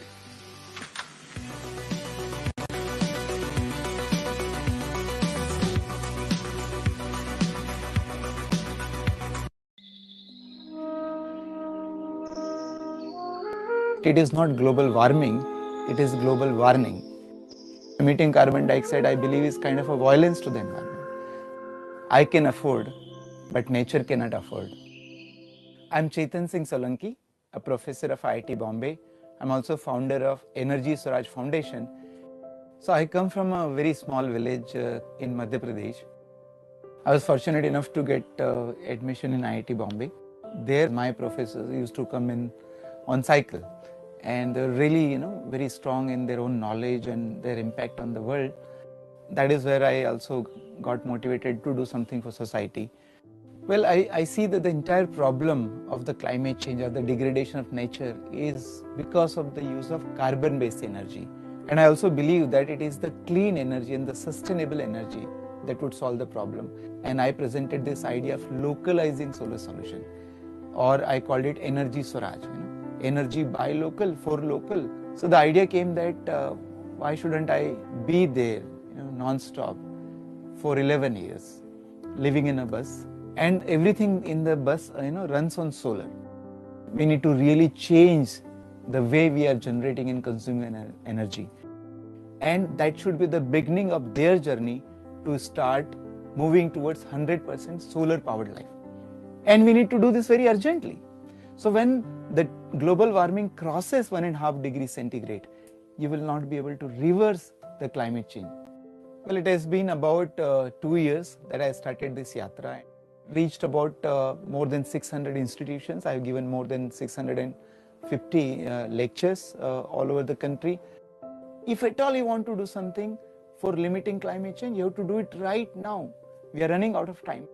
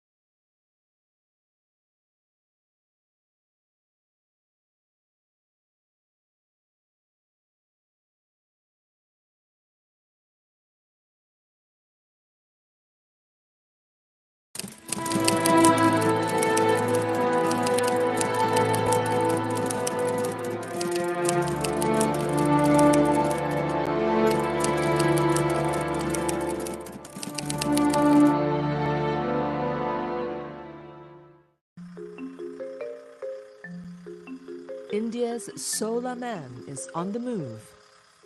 Chetan Solanki got the nickname when he taught over 1 million students to build solar lamps. For the last 2 years, the IIT professor has been on a yatra, or journey across India, traveling in a solar-powered bus. अच्छा, तो फिर लोगों को लगता है कि solution क्या है? इसका सॉल्यूशन पूछेंगे तो सॉल्यूशन क्या है? Solar education programme. Is that a solution? His mission to educate the public on renewable energy and climate change. So far, he has covered 20 states and over 300,000 kilometers, and he plans to keep going till 2030. I started in 2020. 2030 is the Sustainable Development Goals target of the whole world, and I thought it is very nicely aligned. It cannot be done in, as I said, part and parcel, so I decided for 11 years I will not go home, and the bus, my Energy Swaraj Yatra bus, is my home for 11 years. It's going to be my home. Well, I believe that people will understand, because if they will not understand by the knowledge, but they will understand by the disastrous events that we are going to face and we are facing. So one way or other, people will understand, and I believe and I hope that by the end of my yatra, there will be good success on the impacting the efforts that world is making towards solving the problem of climate change.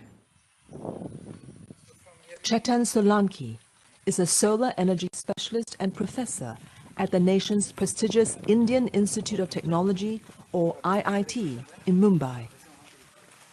But today, his bus has taken him to the National Institute of Technology, Kurukshetra, 180 kilometers from Delhi, where he's talking to students about the ongoing climate disaster and the need to switch to solar immediately. Silicon is the second largest material available on Earth, second largest. I keep saying that climate is not changing, climate has changed. And the impact of that we could see in our own life. Change is taking place so fast, it is accelerating. And what we are seeing in our own life is that there are heat waves, the entire country has experienced a heat wave, and then there are floods in Assam, 50 lakh people getting affected, and the water not subsiding for 15-20 days. We need to drastically and immediately change ourselves. What we need to change? We need to change the pattern of energy usage, because the whole problem has been caused because of the use of carbon-based energy.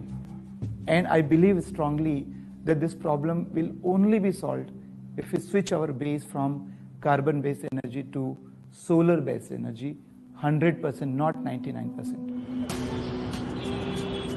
India is one of the few countries in the world where environmental education is compulsory in school. Yet, in a 2022 Yale study, about 54% of Indians confess to having little or no knowledge of global warming. This is something Solanki wants to change. Well, the awareness is there about the climate change, that something is changing, but it's a very superficial level. They do not understand in really detail what is happening. And is it because of the climate change? Is it because of the global temperature rise? But everybody feels that things have changed. Normally, when we talk about the climate change, it is always presented at a very top level thing.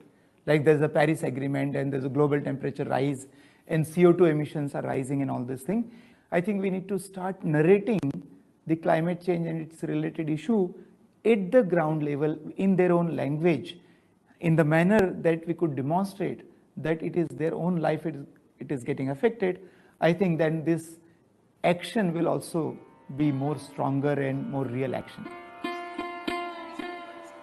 Though Solanki has undertaken a solo journey, others have also embarked on a climate-friendly and solar-dependent lifestyle to save the planet. Our survival is solar energy. The center of our existence is solar energy. Nonetheless, there will be many challenges for India to overcome to achieve 500 gigawatts of renewable energy by 2030. From supply chain problems, to infrastructure, to public education. In the meantime, the solar man of India continues his quest, convincing his countrymen of his vision, one stop at a time.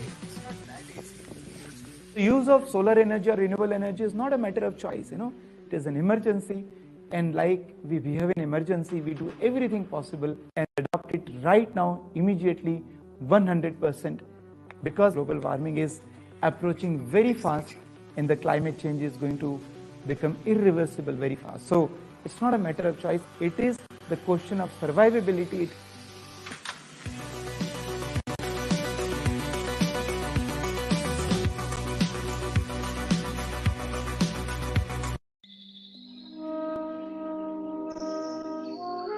It is not global warming, it is global warning. Emitting carbon dioxide, I believe, is kind of a violence to the environment. I can afford, but nature cannot afford. I'm Chetan Singh Solanki, a professor of IIT Bombay. I'm also founder of Energy Swaraj Foundation. So I come from a very small village in Madhya Pradesh. I was fortunate enough to get admission in IIT Bombay. There my professors used to come in on cycle, and they're really very strong in their own knowledge and their impact on the world. That is where I also got motivated to do something for society. Well, I see that the entire problem of the climate change or the degradation of nature is because of the use of carbon-based energy. And I also believe that it is the clean energy and the sustainable energy that would solve the problem. And I presented this idea of localizing solar solution, or I called it Energy Swaraj, energy by local, for local. So the idea came that why shouldn't I be there non-stop for 11 years, living in a bus, and everything in the bus runs on solar. We need to really change the way we are generating and consuming energy, and that should be the beginning of their journey to start moving towards 100% solar powered life. And we need to do this very urgently. So when the global warming crosses 1.5 degrees centigrade, you will not be able to reverse the climate change. Well, it has been about 2 years that I started this yatra. Reached about more than 600 institutions. I've given more than 650 lectures all over the country. If at all you want to do something for limiting climate change, you have to do it right now. We are running out of time.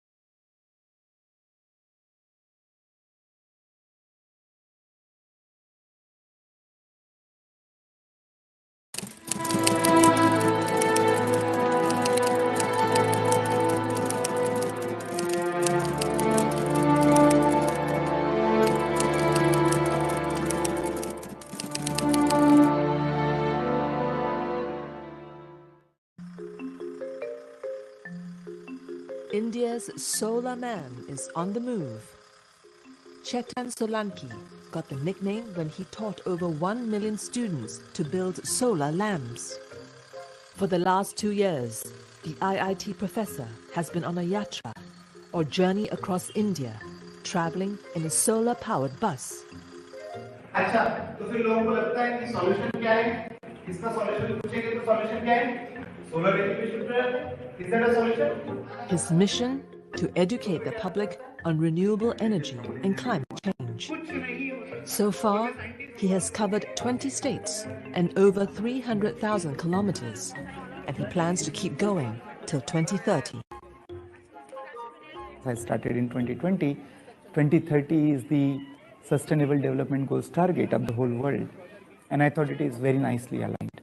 It cannot be done in, as I said, part and parcel, so I decided for 11 years I will not go home, and the bus, my Energy Swaraj Yatra bus, is my home for 11 years. It's going to be my home. Well, I believe that people will understand, because if they will not understand by the knowledge, but they will understand by the disastrous events that we are going to face and we are facing. So one way or other, people will understand, and I believe and I hope that by the end of my yatra, there will be good success on the impacting the efforts that world is making towards solving the problem of climate change. Chetan Solanki is a solar energy specialist and professor at the nation's prestigious Indian Institute of Technology, or IIT, in Mumbai. But today, his bus has taken him to the National Institute of Technology, Kurukshetra, 180 kilometers from Delhi, where he's talking to students about the ongoing climate disaster and the need to switch to solar immediately. Silicon is the second largest material available on Earth, second largest. I keep saying that climate is not changing, climate has changed. And the impact of that we could see in our own life. Change is taking place so fast, it is accelerating. And what we are seeing in our own life is that there are heat waves, the entire country has experienced a heat wave, and then there are floods in Assam, 50 lakh people getting affected, and the water not subsiding for 15-20 days. We need to drastically and immediately change ourselves. What we need to change? We need to change the pattern of energy usage, because the whole problem has been caused because of the use of carbon-based energy. And I believe strongly that this problem will only be solved if we switch our base from carbon-based energy to solar-based energy, 100%, not 99%. India is one of the few countries in the world where environmental education is compulsory in school. Yet, in a 2022 Yale study, about 54% of Indians confess to having little or no knowledge of global warming. This is something Solanki wants to change. Well, the awareness is there about the climate change, that something is changing, but it's a very superficial level. They do not understand in really detail what is happening. And is it because of the climate change? Is it because of the global temperature rise? But everybody feels that things have changed. Normally, when we talk about the climate change, it is always presented at a very top level thing. Like there's a Paris Agreement and there's a global temperature rise and CO2 emissions are rising and all this thing. I think we need to start narrating the climate change and its related issue at the ground level in their own language, in the manner that we could demonstrate that it is their own life, it is getting affected. I think then this action will also be more stronger and more real action. Though Solanki has undertaken a solo journey, others have also embarked on a climate-friendly and solar-dependent lifestyle to save the planet. Our survival is solar energy. The center of our existence is solar energy. Nonetheless, there will be many challenges for India to overcome to achieve 500 gigawatts of renewable energy by 2030. From supply chain problems, to infrastructure, to public education. In the meantime, the solar man of India continues his quest, convincing his countrymen of his vision, one stop at a time. The use of solar energy or renewable energy is not a matter of choice, it is an emergency, and like we behave in emergency, we do everything possible and adopt it right now, immediately, 100%, because global warming is approaching very fast and the climate change is going to become irreversible very fast. So it's not a matter of choice, it is the question of survivability.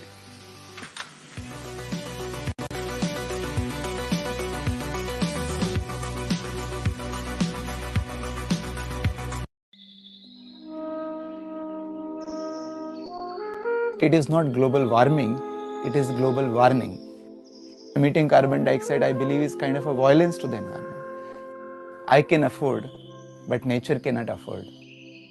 I'm Chetan Singh Solanki, a professor of IIT Bombay. I'm also founder of Energy Swaraj Foundation. So I come from a very small village in Madhya Pradesh. I was fortunate enough to get admission in IIT Bombay. There my professors used to come in on cycle, and they're really very strong in their own knowledge and their impact on the world. That is where I also got motivated to do something for society. Well, I see that the entire problem of the climate change or the degradation of nature is because of the use of carbon-based energy. And I also believe that it is the clean energy and the sustainable energy that would solve the problem. And I presented this idea of localizing solar solution, or I called it Energy Swaraj, energy by local, for local. So the idea came that why shouldn't I be there non-stop for 11 years, living in a bus, and everything in the bus runs on solar. We need to really change the way we are generating and consuming energy, and that should be the beginning of their journey to start moving towards 100% solar powered life. And we need to do this very urgently. So when the global warming crosses 1.5 degrees centigrade, you will not be able to reverse the climate change. Well, it has been about 2 years that I started this yatra. Reached about more than 600 institutions. I have given more than 650 lectures all over the country. If at all you want to do something for limiting climate change, you have to do it right now. We are running out of time.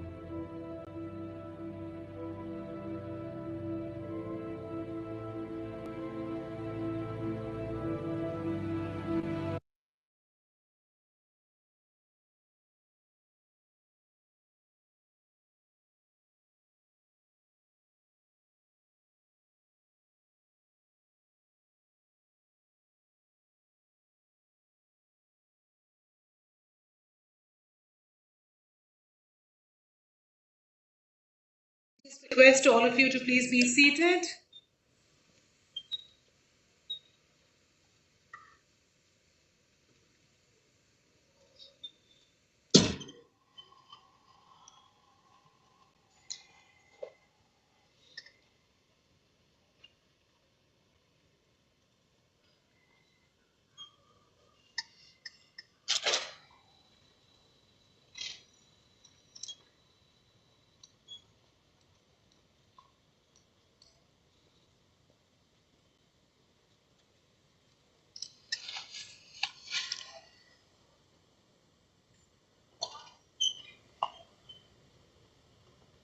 This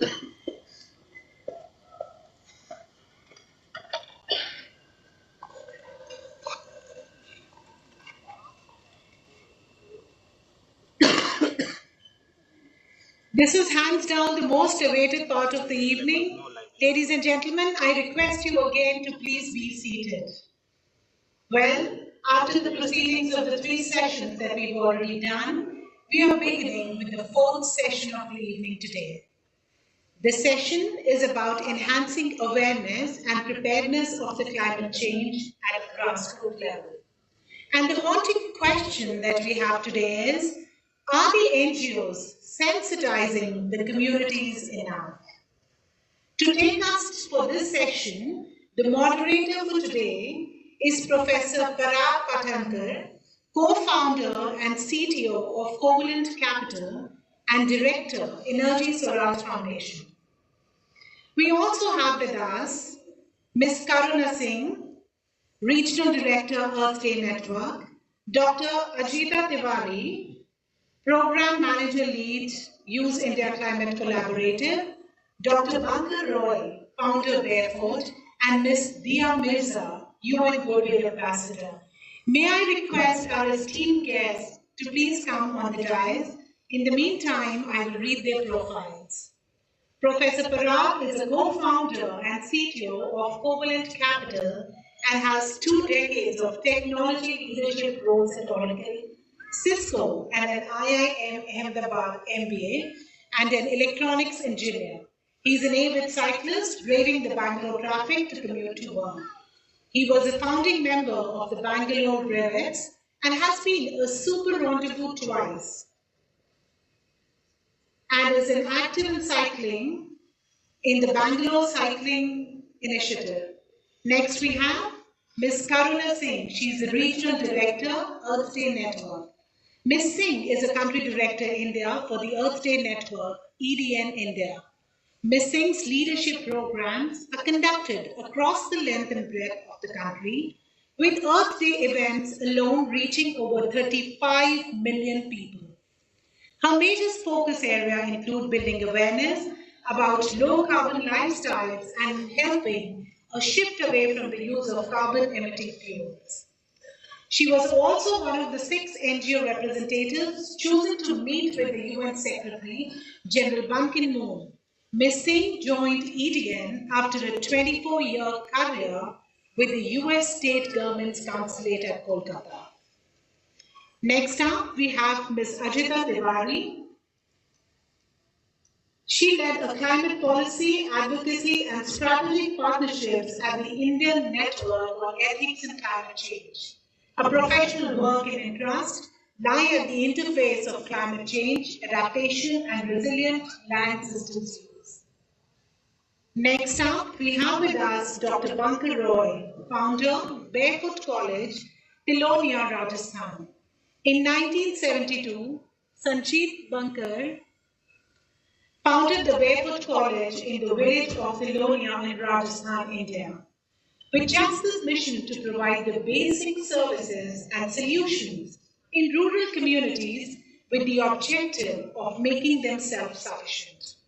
These barefoot solutions can be broadly categorized into solar energy, water, education, healthcare, rural handicraft, people's actions, communication, women's empowerment, and wasteland development.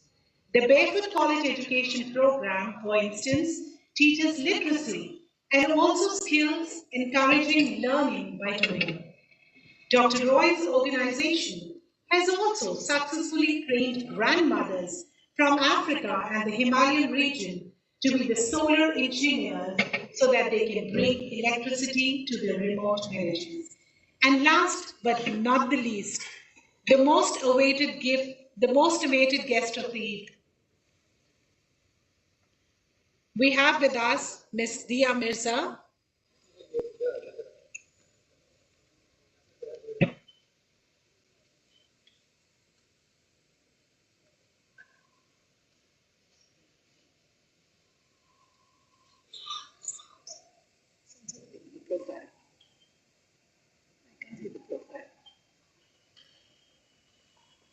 Please bear with me with the technical glitch. Can I have the volunteers here, please?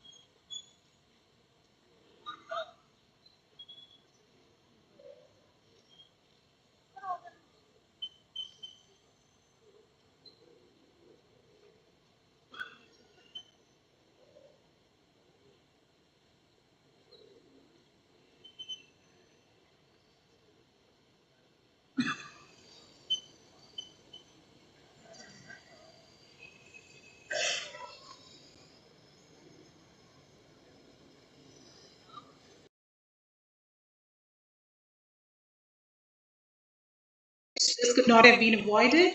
The last guest of the evening, we have with us Ms. Dia Mirza, a renowned model, filmmaker, actress, and activist. Ms. Mirza is a committed voice for change and has contributed her efforts in the field of social change, conservation, and environment. She has been the face of many pivotal environmental campaigns across India and has worked towards the conservation of wildlife. As a Goodwill Ambassador, Ms. Mirza works with United Nations to further spread the message on priority areas including clean air, clean seas, wildlife protection, and climate change. Ladies and gentlemen, may I request you to please welcome them with a huge round of applause. May I request Professor Solanki to be on the dais, please? I would request the moderator of this session to carry forward the proceedings of the session, please. Thank you. Am I audible at back? Sure. Okay, so let's sort of carry on a thought from the previous session. So Dr. Sarwal had this question. I really want to cycle to work in Faridabad, but I'm scared that I'll die. So I live in Bangalore and I cycle everywhere. So Bangalore cyclists, there's a saying, you don't have to be crazy to cycle in Bangalore, but it helps. So Bangalore traffic is a wonderful beast for cyclists. So it's about 7-8 kilometers an hour if you are driving the car, and about 12 to 15 kilometers an hour. And so we take full advantage of that. I used to joke long ago that there are only two fast and deterministic ways to commute in Bangalore. So one is the Vijay Mallya way, rooftop to rooftop using a helicopter. Other is the Parag Patankar way, take your Dudhwana cycle and be just as fast. And a decade later, well, the joke's on him. I don't think he can afford to fly rooftop to rooftop. My cyclist will help. So on that note, what we want to do today is deal with walking the talk. So in the morning, Professor Agnihotri very eloquently pointed us in this direction. He said, we are masters at saying the right things, but how often do we do the right things? And so in today's session, we are sort of going to ask some probing questions to each of the panelists around that and see what they've done to really walk the talk. So Dia, if I may put you on the spot, we'll start with you. So you've recently invested in Green Indigo, which is a sustainable BBFL brand, and prior to that you invested in companies that build toys which are handcrafted and sustainable material for children. That's all wonderful. Is that enough, or do you think that you can push the boundaries and do more in terms of promoting sustainable products? And not just sustainable products, making sustainable products less aspirational and more affordable. Sometimes we get into this loop of very aspirational, sustainable products, which the common man cannot buy. And then we sort of try after that buzz goes off. Thank you so much for having me here. I am so honored to be a part of this esteemed panel. I'm surrounded by amazing human beings who I have the deepest respect and regard for. I'm going to take this opportunity to thank Professor Solanki for being a guiding light and just really being on such a tremendous humanitarian mission. You are not just serving people, you're serving the planet. And if there is anybody who really understands the meaning of walking the talk, it's you, sir. So thank you for what you're doing. Let me start by saying, I think in my attempt to bring consciousness to my pattern of consumerism, because I think it's quite evident that it is our mindless consumption and our and a pattern of consumption that is completely bereft of consciousness that has led us where we are today. And when we talk about sustainable products and sustainable consumption, I think India historically led the way. There are so many things that are so ingrained in our land. You know, let's take, for example, the toy company that I've invested in. The founder of the company traveled back to India after living overseas and discovered that there are no sustainable toys and natural organic toys available unless they are bought in, you know, those crafts exhibitions, they're limited in, you know, access. And she found it baffling that in a country that was known for its wooden and handcrafted toys, there weren't any available in the mainstream toy market, which is why she founded the company. So when this is one example. I think if we truly want to change patterns of consumption and encourage more and more people towards making more sustainable choices, the first thing we need to do is to make sustainable products the norm, not the exception. How do they become the norm? When we invest in them. And that is where I would rather use my savings and the money that I've earned and direct it towards supporting such organizations. Because, you know, 10 years ago when I was investing money, I just gave my money to a company that was handling my funds, and they would invest in mutual funds and bonds and whatever else. And I actually had no role in choosing or identifying what my investment portfolio was going to look like. Somebody else did that for me. But today, I want to choose what names appear on my investment portfolio. I want to know where my money is going and what good the money is doing. If the money is not good for people and the money is not good for the planet, my money is not going there. So that's really the thought behind these investments. For those, answering the third part of your question, for those who are concerned about the gap in cost, I always say consider the price we will pay by exposing our children and our families to things that are toxic and unnatural. Just the other day, a new report surfaced that NGOs had conducted on how regular sanitary napkins were filled with carcinogens, were a major cause for cancer and God knows what else. Now, I was, you know, lucky enough to find out that most regular sanitary napkins are made with plastics 5-6 years ago, which is why I could make the switch.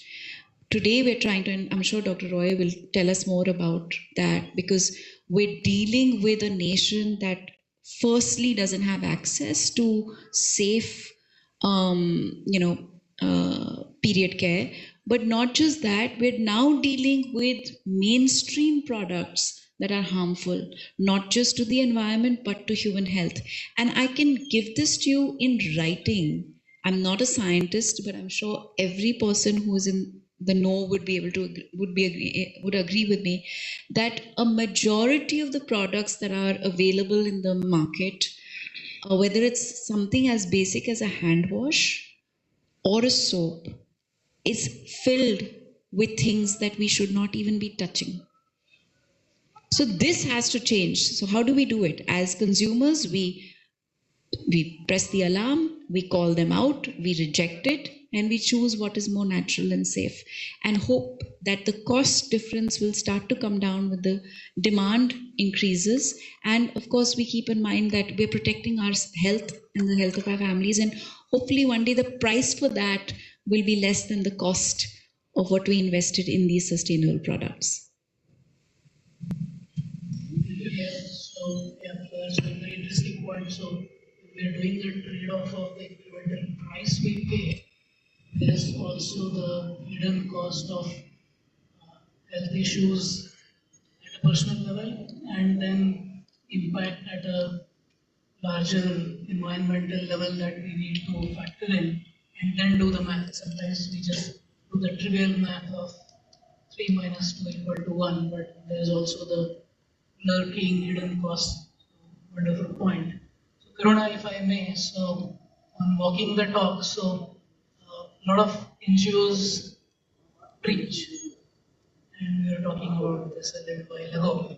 So often enough, especially in rural communities where people are both culturally and educationally challenged in terms of dealing with officialdom or babus or bank officials, often enough NGOs go and sensitize or educate them about things, but when they actually go and try to transact with a bank official in a State Bank of India branch, or sorry Chetan, I know one of our buses is sponsored by SBI, so but I mean that's the harsh reality of going to a PSU bank and trying to get them to do something about what you're looking for.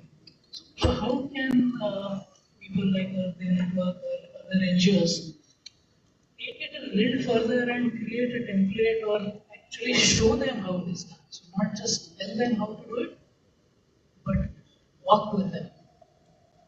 So the first thing is that NGOs, by the definition, are people's people. So we have the ability to go to villages, go to rural areas, sit and have chai with them, talk about their children, talk about chachi, kya hua, nahi hua. So which wins the confidence of the people. The second thing is we provide a connect between what the earlier panel was talking about policies. Frankly, I think India has fantastic policies. The problem is that people are not aware of these policies. They are not aware of the fact that these policies will benefit them. What they see is that this is something that the government wants us to do. Instead, we show them the advantages to them of the policies. Second part is like we were working in Devas with the Panchayat women, and they were not aware of the fact, and nor was the bank able to connect with the women Panchayat leaders there and tell them that there are soft loans they can get to change to solar. So we were the ghataks, we call them, the connectors, which you call them, that brought these two together with a benefit to all. And when the managing director of the bank came to meet with them, they said, Babua, हम bank में जाते हैं, हमको बैठा देते हैं, फिर हाथ में फार्म दे देते हैं, हमको तो फार्म भरना नहीं आता है, तो क्या करें? So he made the decision right there and then that I will train some girls from your village who are little educated, and they will fill the forms for you. So everything is there, but it's in silos. Policies are there, government schemes are there, the wants are there, but there's no connection. So I think that's where NGOs step in and do that. The other thing is that I strongly believe that in India there is a lot of work that is being done which is really praiseworthy. So instead of constantly reinventing the wheel, why not showcase what others have done, not just their successes, but even their failures. so that others don't go into the same pits.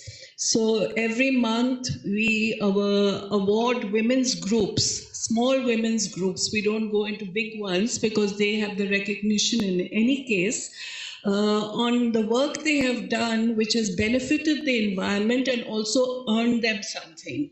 Let's not forget the fact that idealism of environmental consciousness has to be translated into benefits, financial benefits. Otherwise, they say that this is just a luxury of the rich.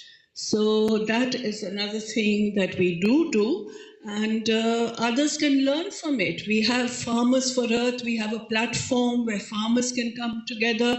They can share their common experiences. They can share their failures. They can tell you how to circumvent problems. So this is another thing that NGOs do and we have been doing. So you sort of pushed the agenda further about getting some returns from whatever activities are done. So particularly video. So ICC works closely with corporate houses to drive environmental action, and often this is seen as either a technical CSR activity or seen as something that's not core to the business. But you're trying to change that worldview and trying to say that doing things that are environmentally sound are also fundamentally business sound and generate a better ROI than conventional programs might. So how are you sort of pushing that agenda forward? Thanks, Parag. Am I audible? Yeah. Yeah. So, yeah, this is essentially what we are trying to do at the ICC, which is a collective of corporate leaders and philanthropies that is trying to push for accelerated climate action. And it's a tough job given where we are. Considering that it's hard to break trends, behaviors, thinking, attitude, capitalist thinking, and but we are kind of also seem to be succeeding in a certain way because there is this sense that change needs to happen and it needs to happen now. Earlier, there was investment in science. In the last 10 years, IPCC has come up with reports which are out there, which talk about code red for humanity, and media is picking it up. Local media is picking it up. It has become kind of a conversation in towns. You know, it has become a conversation among the youth, which was not there. So I'm sure it has also become a conversation among the corporate houses also. So, but where it's kind of, they find it challenging essentially is the lack of fundable ideas. You see, we understand it's being, done. It's being done in pockets. And like Karuna also said that it's being done, extremely impactful work, but in silos. And they don't see, I kind of seem to think that it's done in pockets. It's not coordinated for scale and impact.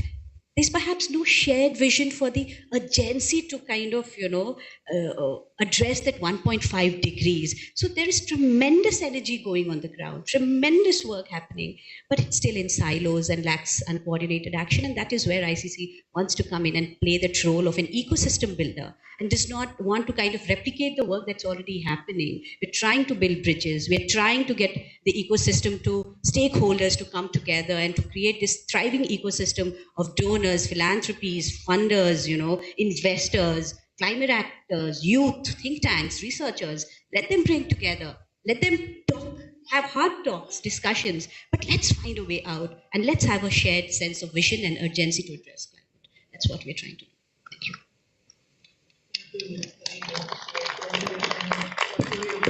Now I will put the questions instead of walking the talk, so we already seen your barefoot walk, so maybe we will have you talk the walk. And so you were talking about potluck, so people who come to look at your project and try and replicate it with remarkably high success rate. So how have you translated your actions into something that's a replicable template that other people can then carry on and make it work? First, I'd like to clarify why we should not use NGO.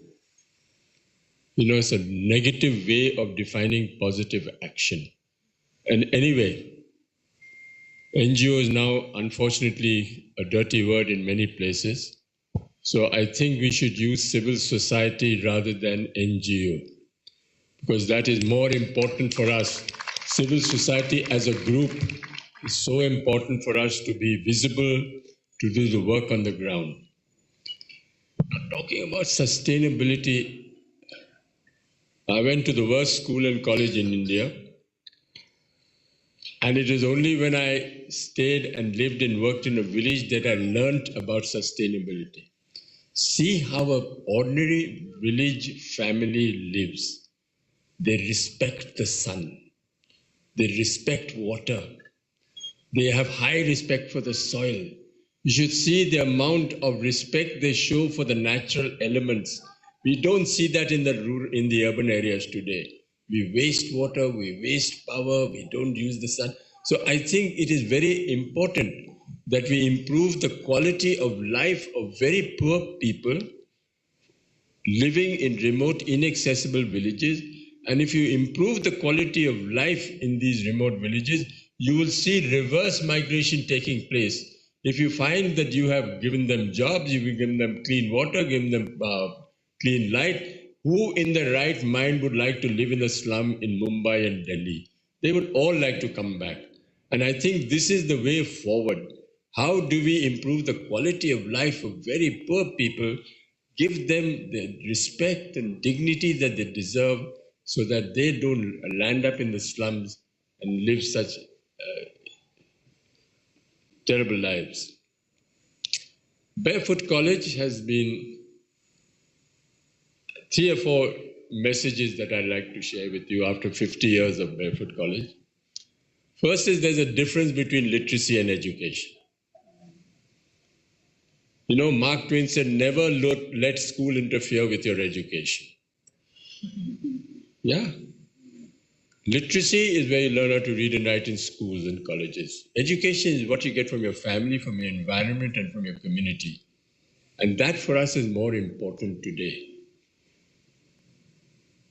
And the focus of the Barefoot College has been on women. Which is the most powerful way of communicating today? Is it television? Is it telephone? Is it telegraph? It's tell a woman. Today, they are the ones who are going to be the change agents in the world. They are the ones who really need simple skills, something which is so ordinary that we can't do. You know, we use such high jargon. I can't sometimes understand the words that some of these people use. Today, it is not policy that matters. It is implementation on the ground. And if the implementation is good, then the policy will change. But if you have a wrong policy, how can you implement a policy which is just not acceptable to communities today? So you have to bring the communities involved in formulating policy. 1984 to 1989, I was in the Planning Commission. And there we made the first policy statement of the voluntary sector. And when I wrote it, the secretary at that time, I don't know if you, good old days, there was a gentleman called Mr. Somaya. Mr. Somaya said, what sort of thing are you writing? Is this how you write a policy statement? You're using the civil society language. This is not acceptable to government. So I said, do you mind if I try? He said, yeah, you try whatever you want, but the 7th plan will continue. We're not going to take your policy statement.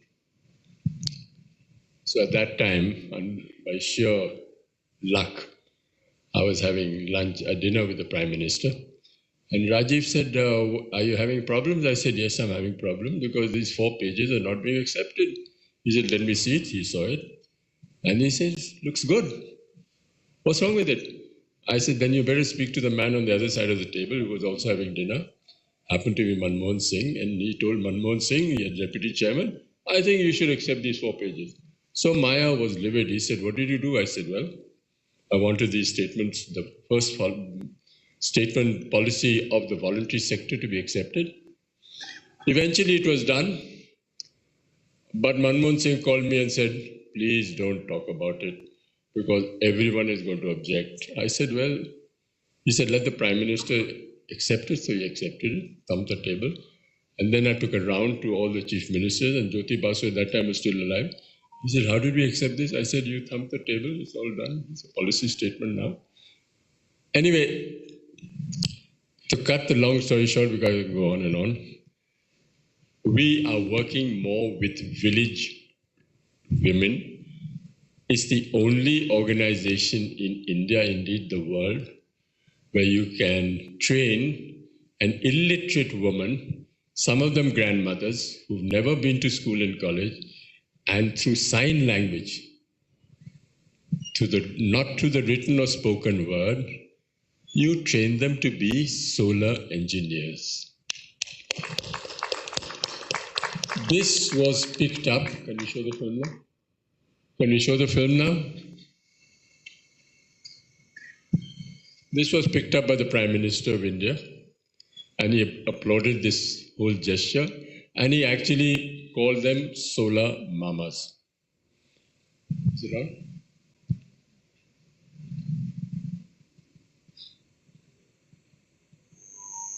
One of our best partnerships in the area of skills is the training of solar mamas. Every year,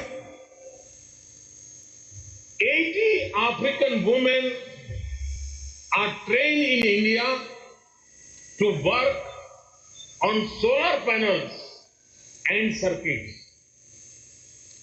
After the training, they go back and literally electrify their communities. Each woman is responsible for electrifying 50 houses in her community on return. And you'll be surprised. A necessary condition for the women to be selected is for solutions to poverty, pollution, access to clean water, and gender inequality. But no solution has been right there before our eyes. Her voice, silenced for generations, often by her own community, is now being used to inspire and transform. Her lack of formal education isn't her limitation. She has the gift of traditional knowledge and conventional wisdom and the courage to help us create a sustainable world from the ground up. Releasing her potential starts with a journey, one that begins in Rajasthan, India at Barefoot College, where she meets a world full of new challenges.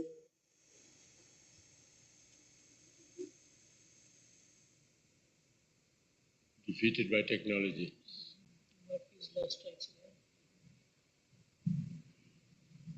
Is it on or off?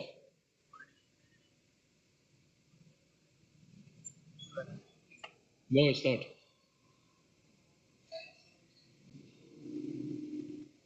All right. So there have been about 1,700 solar mamas trained from 96 countries around the world. And the combined, and they've solar electrified about 60,000 houses. And the combined power, if you put it together and calculate, they are actually generating 1.4 gigawatts of electricity, which is the same as a nuclear power plant. What is the lesson? Don't forget Gandhi. Demystify and decentralize. And go down to the last man and the last woman. Don't have solar power plants which are huge, which depend on engineers looking after the repair and maintenance. Look at, train a woman, get them to do the repair and maintenance, and you will have the first technically and financially solar electrified village in the world. Today, I think this is the answer. How do we bring it down to the last woman and last man and improve the quality of life today? We had His Holiness the Dalai Lama coming to Lonia, and he saw these solar mamas, and he said something very profound. He said, now that you've shown the Barefoot College working in practice, let's see if the experts can make it work in theory.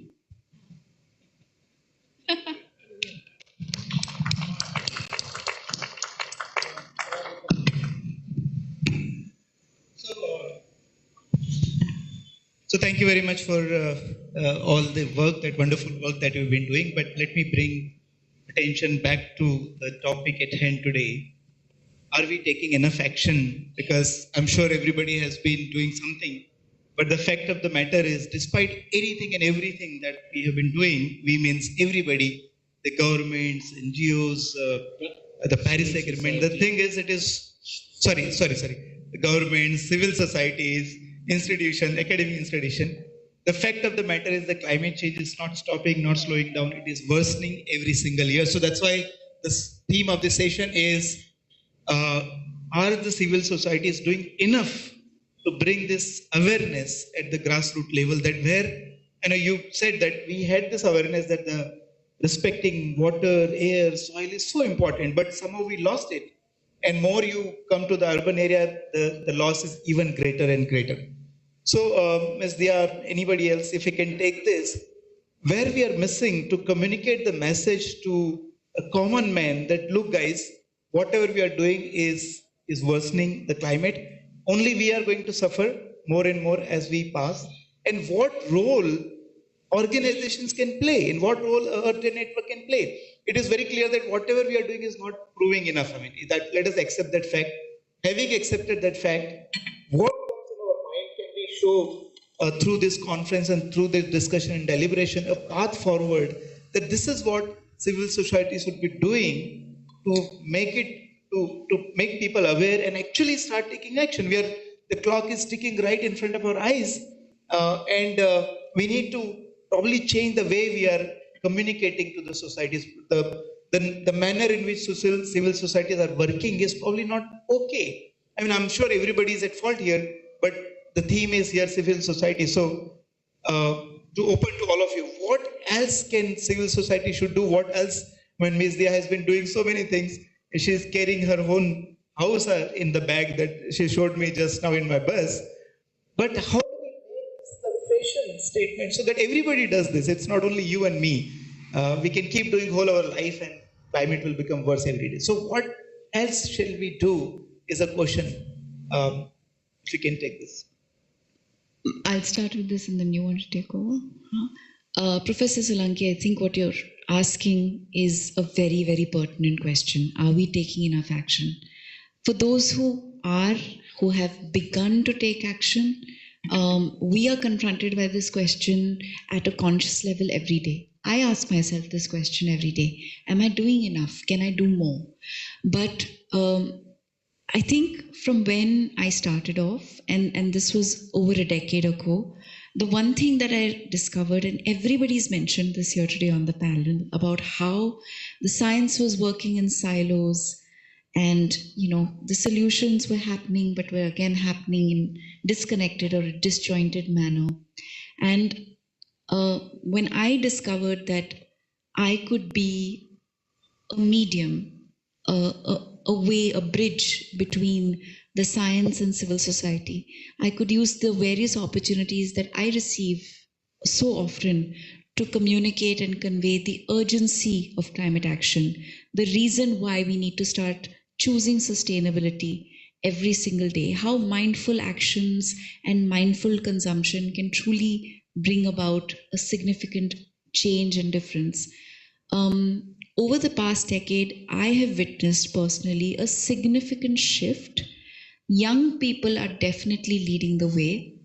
I see a huge number of young people not just going back home and educating their families, but becoming community leaders, whether it is in areas of waste management, or if it is in areas of finding sustainable alternatives to so many of the single-use plastic products that are available, writing to ministries and governments, challenging and questioning change in policy, or the absence of subjects in textbooks, or the demand to ensure certain subjects continue to feature in their education system.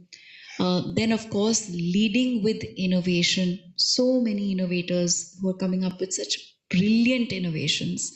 So there is a definite shift. Is it enough? No, it's not.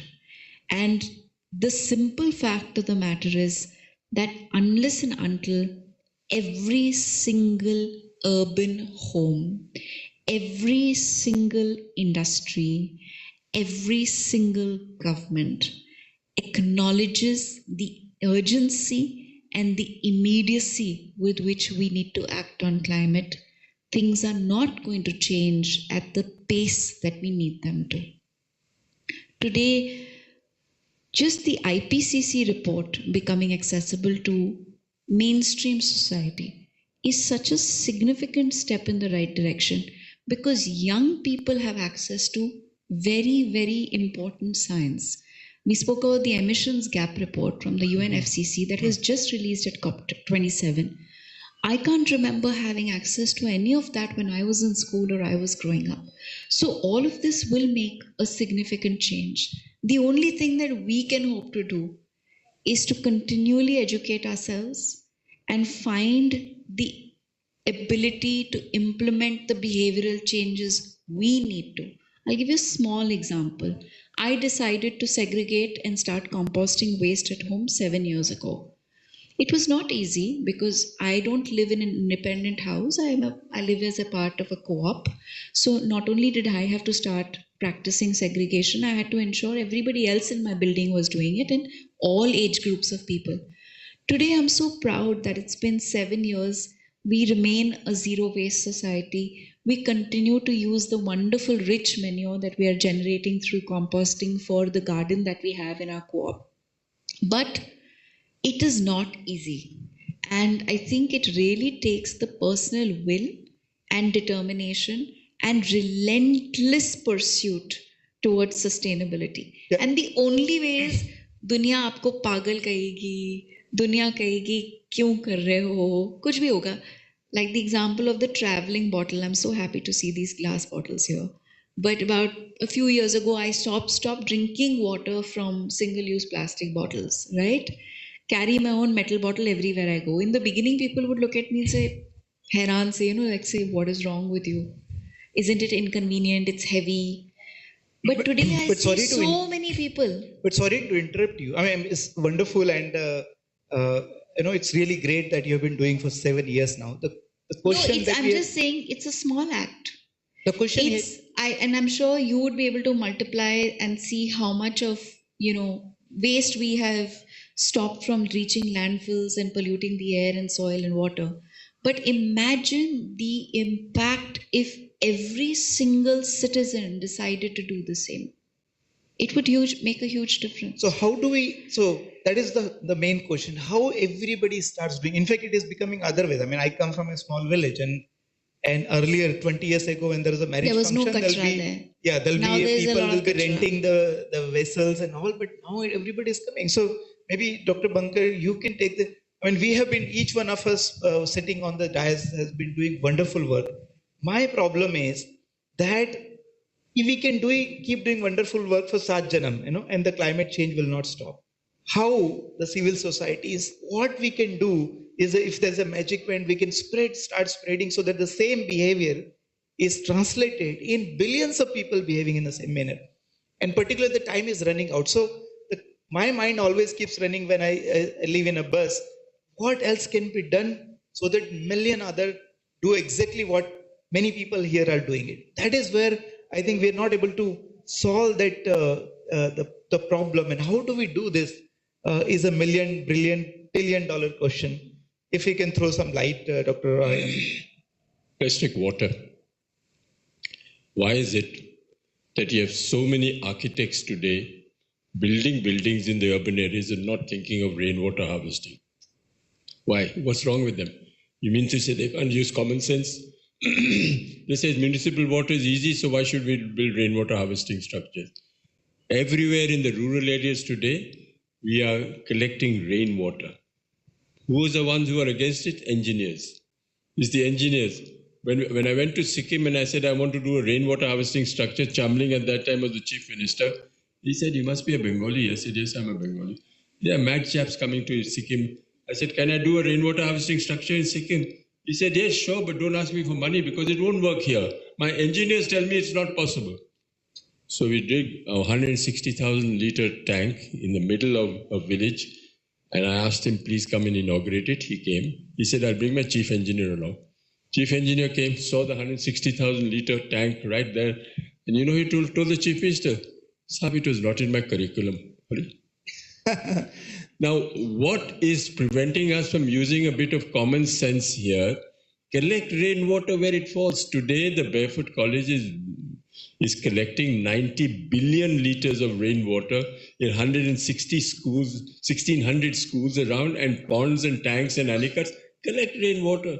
Because the moment you collect rainwater in a strategic place, you have about 50 or 60 hand pumps which are dry, which will be revitalized.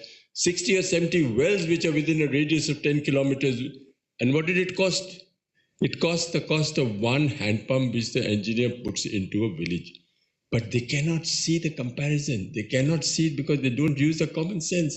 So basically the common sense is out of syllabus and therefore it is not common. Not just that, I think Professor Solanki, what will answer your question directly, you're asking why isn't everybody making the shift? Exactly. The answer to that question is, how do you remove behaviors or change millions or billions of behaviors overnight? It can't be done. Unless and until there is a significant push from government and industry, it's not going to change. So I think a young person answered this question beautifully for me, and I'm going to just share his answer. He said, climate action has to become a part of vote bank politics.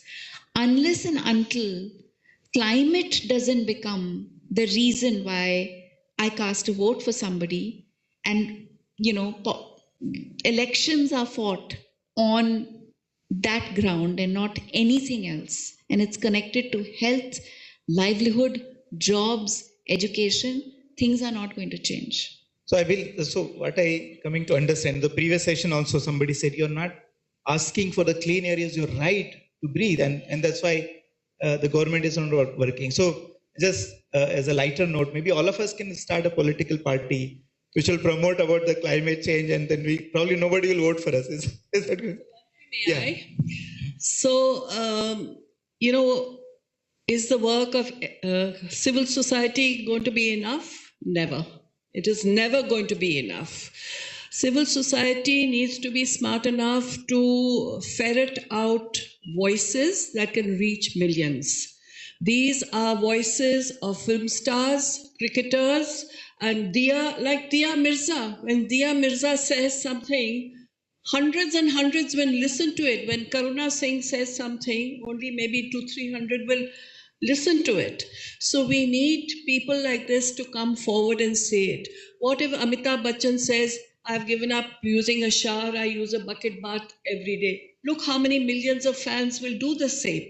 Second is, I think that religious heads have a very strong and very powerful voice that could be heard. If you look at any religion in the world, it was always in reverence of nature. But as mankind, as human beings have progressed, we think that we are gods. And that is our downfall. So Earth Day Network has put together religious sayings on nature from every religion. And we've told people, please go out. Please be an example. The Golden Temple has stopped plastic. Tirupati has stopped plastic. Look at the amount of devotees who will look at that and follow it. So these are the loud voices that we need. Unfortunately, we tried with politicians. The politician told me, Karuna ji, आपकी बात सुन के मैंने बोला तो था और मैं election हार गया. क्योंकि दूसरे ने कहा कि मेरा I'll give you your son a job, I'll build a house for you, I will give you this. I said कि आपका शहर में पानी दूंगा, ये दूंगा. They were not bothered. So we need these loud voices to come forward and speak. And it is for their good. If the air is pure, it's not going to be for me, it's going to be for all of them. Why don't they understand that?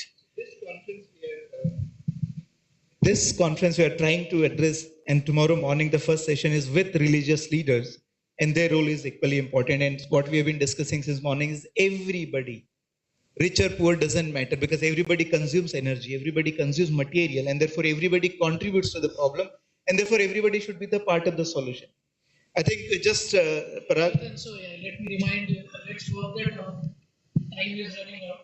And there's a lot of young people in the audience, so maybe we can... 1 minute, I just want to make a point. You know, since 1980s, we've been thinking of cleaning the Ganga. There have been religious leaders on it. Everyone is on board. What is wrong with us? You still have sewage coming into the Ganga.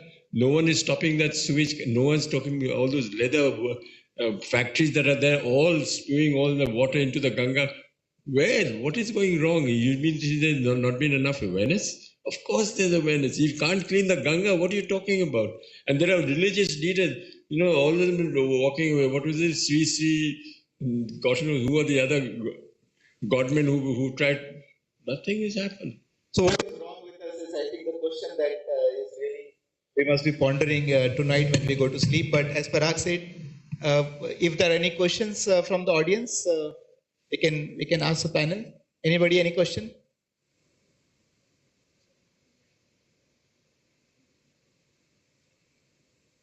Yes.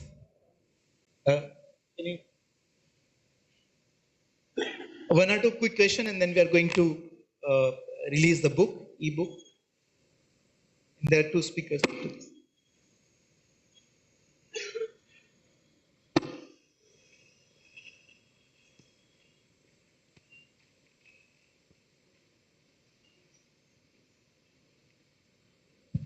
Yeah, thank you. Rather not a question, but a comment. Actually, is this the real terminology? Are the NGOs sensitizing to the communities enough? In fact, most of the NGOs operate very well in the rural space, and most clean tech, climate resilient solutions and happenings are more in the rural space. They don't buy too many clothes. They don't throw anything out. It is the visitor who goes there for a village visit, throws out the plastic or whatnot, and they create the mess. So NGOs who are working are very much are doing their job. It is the government which really needs to see the connect where the bug has to be stopped. So the industry is polluting Ganga. The pollution control board, are they really doing their job? One single cut of money, I don't want to name it, the pollution is taken care of by a signature, but still pollution will go into the Ganga. So I think we need to even rephrase the whole thing. So it is not the NGO's job to sensitize the communities. Most of the NGOs working in rural areas are 73% of the population being covered. I am doing water purifiers in the rural area. Completely through the NGOs and self-help group women, we have reached out 4 lakh households. No trader, no dealer, no shopkeeper at all. So I can vouch for the NGOs' great work in India. Without them, climate could not have been resilient in India. Thank you.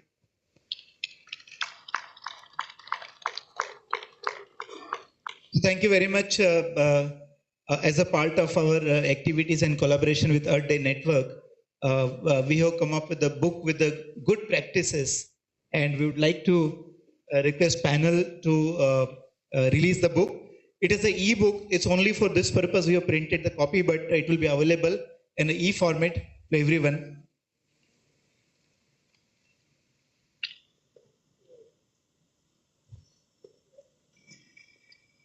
Can we take the book out? Okay.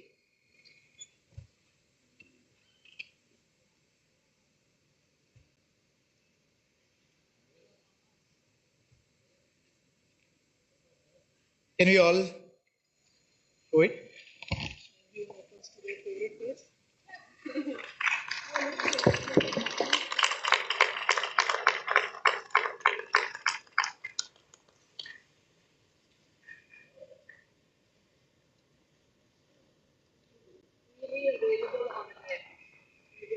It's available on the net. Anybody who wish to can go and have a look.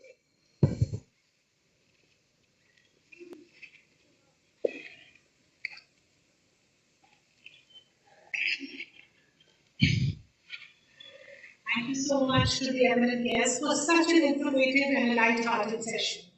The question is hard, but the answers and the efforts that we put into towards the direction will definitely take us in long strides. Thank you so much to all the eminent guests. May I request the eminent guests to be on the stage so that we can have a group picture. Can we all have a group picture with the climate clock?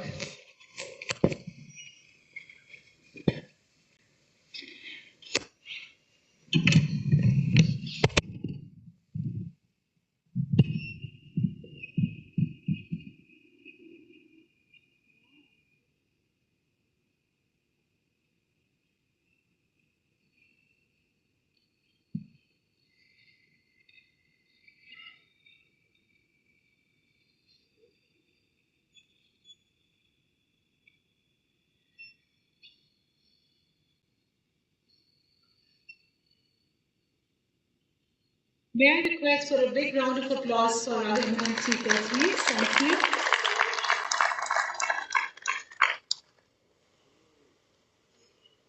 Can I request all volunteers to please come on the stage for one picture, please?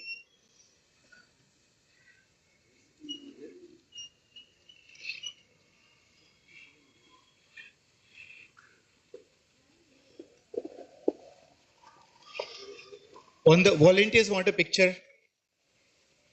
So maybe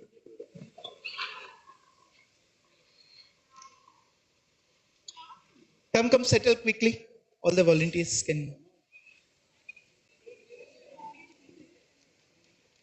You can sit.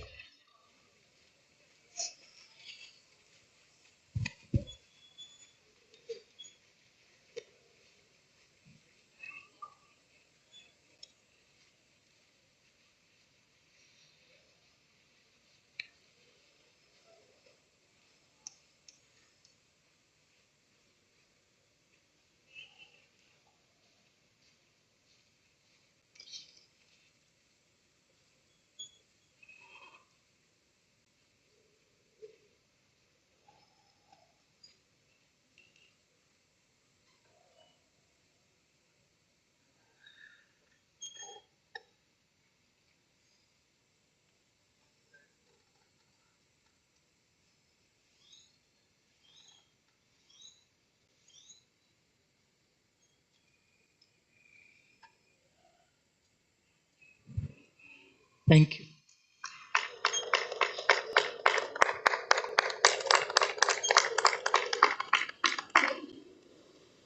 We want to extend a little token of gratitude to the eminent guests, please. Next up,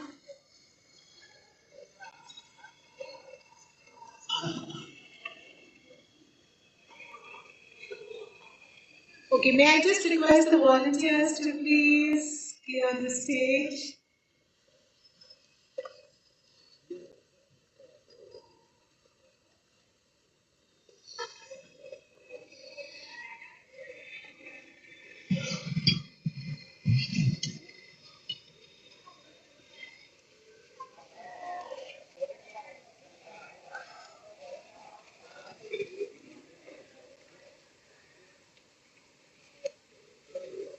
Thank you so much.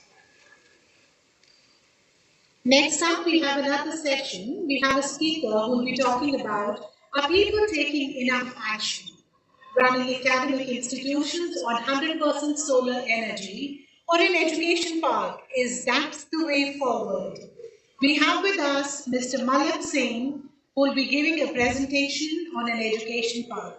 May I request Mr. Malak Singh on stage, please?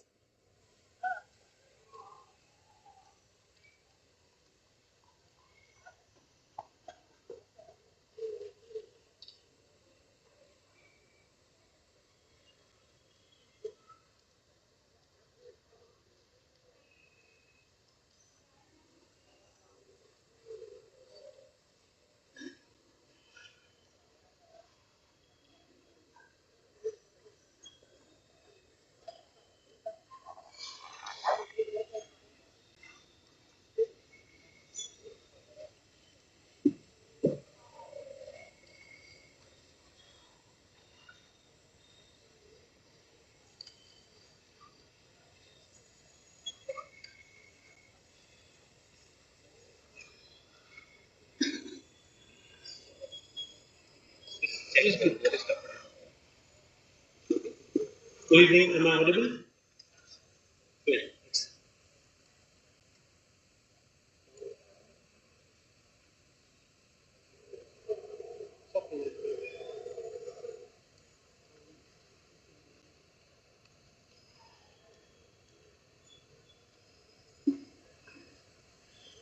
Just to give you a little introduction about Mr. Malak Singh. Mr. Malak Singh is a Mumbai-based practicing architecture inspired by local, alternative building materials, abstraction techniques, and crafts since 1999. Having worked and being inspired by Laurie Baker, a pioneer of environment-friendly architecture, Mr. Malak Singh is now working on propagating Baker's vision all across India. Welcome.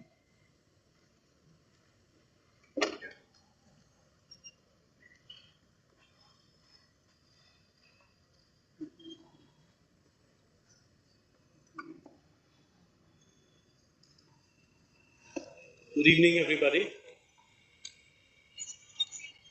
I guess the star guest has left. So I get to speak after a very, very star-studded session. So a lot of the speakers, mentioned while answering the question, "Are we doing enough?" Which is the way to approach, the spread of awareness regarding climate change, and can we do more action? But I believe that there are many, many ways, and all of them equally important, because different agencies have different roles. Take my case, for example. I had the privilege to be a consultant to Dr. Chetan Solanki for a dream called Education Park. While everyone knows him as Solar Gandhi, and the focus is always on solar, but I think the Gandhi part is more important here, because if you look at solar and you look at energy, people don't relate to it so easily. Nobody goes to the market to buy energy. They buy products, they pay for power, they pay for facilities, but energy or urja, nobody is paying for. So it's very difficult to create, the relevance of alternative energy, because people are not really so kind of associated with where it comes from and where does it go, and how is it critical. But when you put it in the context of, say, a basic need, like someone rightly mentioned, roti, kapda, or makan, and I would say education is one of those basic needs. And then a sensible or an alternative or a smart way to facilitate that basic need called education could be solar energy. And that's when it will make sense to the users. When they're getting a good school, affordable school with the right pedagogy run by solar. Solar is not going to enter people's, let's say, palette of choices by itself. I believe it is going to enter through relevant programs for which solar is just the more appropriate medium. Next slide, please. So these are broadly the contents of the presentation. I will establish the need of that education park in that region, what it aimed to achieve, and how it is a green building design. Next, please. As we all know that, India, most of India, even in 2030, will be living in villages. And there's very less focus on, like the last speaker mentioned, that, NGOs are working in villages. But classical education was like that engineer, so it was not in his, in his curriculum. So he did not. So people are not working on education in villages, and energy for that education is a far distant reality. Now, Chetan sir was concerned about this because he was connected to the people, from where he came. He studied in a school which was just composed of 2 rooms. And from there, he made it to IIT Powai. I've been to his village, to his house, and I've seen the school where he studied. That's when we were doing a recce of that area, when we were designing the school. So I was asked to be a consultant on construction technology for this education park. Now, it's very important to understand what this education means to that particular culture and those people, and therefore how solar becomes a relevant source of energy for that school. Next, please. These are the problems which we have. Next. This is the reality. So the cost of education has to be low. If you're paying highly for electricity and power, how will you be able to have low cost education? Next. Now you can see how many higher secondary schools, how many students really are catered by higher secondary schools in that particular district called Khargone. This is in Madhya Pradesh, and this is where Solanki hails from. Next, please. So that's the definition of literacy. It's considered good enough. Next. Once again, you can see how many percent of people are graduate and above. A village from where this great Solar Gandhi comes. Next, please. Go ahead. So how are we going to skill India, where we have such a huge young population and 60-70% of them will be in the villages? Next. So the aim of Education Park was to run this kind of school which equips this rural population, the youngsters, with good quality, world quality education, and to run that campus completely on solar power right from the first day. Now for that, not just the source of energy, but also what is the embodied energy of this project, of this school. When I say embodied energy, I mean the energy used from fossil fuels, which cannot be recycled, for all the infrastructure and the building. Now that energy should be at a minimum cost. The photovoltaics are an active source of energy. I'm talking about the passive source of energy which is used in building materials. Please go ahead. Next. So we aim to cater to these numbers by running the school. Next. This is establishing the context of the education and what kind of education should be imparted at this school. Next. Now this comes more from a design perspective. You have three sides, and broadly, one side covers, the functional requirement. That's the bottom side. That's the need.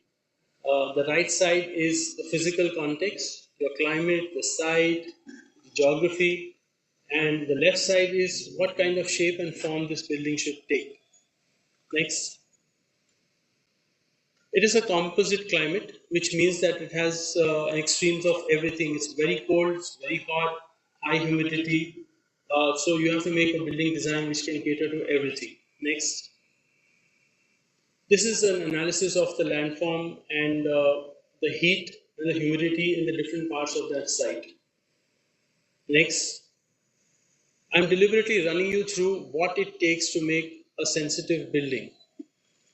This is a bioclimatic chart which helps us to decide, what kind of comfort zone is supposed to be established in the building. Next. Another extension of the same thing. Next. Now look at the land. You will hardly see a blade of grass on that land. So an education park has to be a model in the way the land has been treated also. So this place was developed for natural local vegetation which could sustain, be resilient and grow on its own, reducing the temperature, the ambient temperature of the microclimate, harvesting water, and stopping soil erosion. Next. So today, if you go and see that place, you will not recognize, you will feel that there always existed a kind of forested area. This is a microclimate analysis. And at this stage, while I mentioned my role with Professor Solanki, I must mention that the chief architect for this project was Mr. Jiten Prajapati, who is a researcher, practitioner, and he has a seminal book to his credit on the subject of climate sensitive design in India. So he's the chief architect. So here's the analysis which we had to do for wind, sun power, the solar radiation, etc. The good lighting, which natural daylight, which you can get in this project. Next. These are the shapes and forms, an analysis to get the best kind of exposure to wind and sun. Next. As you can see, the various blocks, the hostels, the auditorium, the the school area, everything had been planned. Next. This is the physical layout. Next. As you can see in the blocks, you have these central open spaces, which are courtyards. Courtyards or chalk, as we know it in our language, which allows light to come in from the center and wind to circulate. Next. Another layout. Next, please. Here you can see the larger context of various layouts of the study area, of the school area. Next, please. Next. Here you can see the cross section of the site and the slight gentle slope which it has, of which we had to take advantage for the natural drainage, for the contour bunding, for the vegetation planning, landscaping. Next. This is the massing of that place. Next, please. Here you can see the various green technologies overlaid on that layout. You can see that rainwater harvesting ponds, percolation wells marked in blue, sewage treatment plants, a center power generating plant, that's where you have your solar photovoltaic panels. In red, they are also there on the building, in the center of the buildings. You will see that in the following slide. And then you have solar street lights. Next. There you can see a cross kind of view sectional perspective of the building. And you see that central area. That was the target for all the solar photovoltaic panels in the central courtyard. So you had classrooms on both sides, and the central bay had, the courtyard had these photovoltaic panels. Next, please. Next. Here, back, please. I think we skipped a slide. Yeah. Here you can see on the left and right of that building, you have the classrooms. You see how the hot air is allowed to go out and escape through the central courtyard with the photovoltaic panels on top. In the bottom right, you can see a filler slab construction, which was used there. It's an RCC slab, again, just like a model of approach which some of the speakers were mentioning, where we use knowledge of the existing craftspersons, the contractors. They could do RCC slabs. So we just tweaked it a bit to make it a filler RCC slab by inserting those terracotta tiles or blocks or bricks within the same slab. So we could achieve that without having to train them. It was very simply done, and that's one approach of systems approach, where you use what is already working and just tweak it to a minimal extent. And this was very successful. Next. So these are the various cost-saving tools in the construction which were used. And just if you focus on the right side, you can see the percentage of savings in each. In the wall, in the ceiling, in the windows, water tanks, etc. Next. So we basically used solar energy for the lighting, the fans, computers, and the total cost was around 40 lakhs for these systems. Next. Next, please. Next. This was the main motto: no grid electricity from day one. And now it's, 12 years that the place is working perfectly.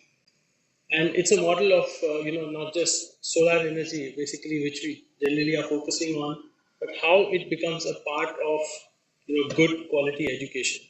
And the subject which we are discussing, that how will it percolate down to the last person, not just to, the educated, so-called literate in the cities, but in the villages. So these children are probably better equipped than many students from from the biggest schools in the cities because their school runs on solar power and they know how to maintain it. Next. Along with water conservation, there is also biogas which has been used. Next. The measures are an integral part of life on campus and not just an additional effort to keep it green. I acknowledge Professor Chetan Solanki and architect Jiten Kajal. Thank you.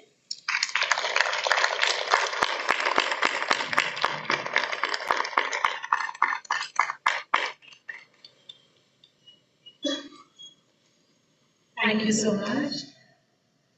It was absolutely brilliant listening to him. The next up we have today with us, Mr. Mahesh Goli. He's from the Goli Industries. Are people taking enough actions, innovation, and pathways breaking technology for climate change mitigation? May I request the technical team to please showcase his profile? I'm sorry, there's a little technical glitch.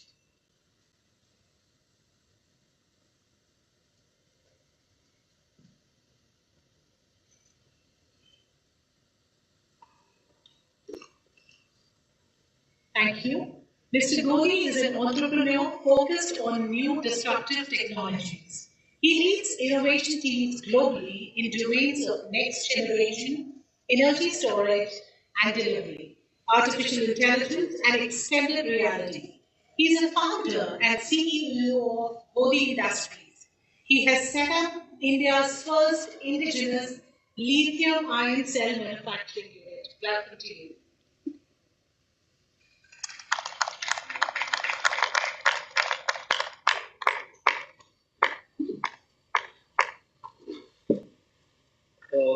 Good evening, everybody, and thank you, Professor Solanki, for giving me an opportunity to speak today. And I'll speak very precisely about the innovations and the path to mitigate the climate change. Go to the next slide, please. Next slide.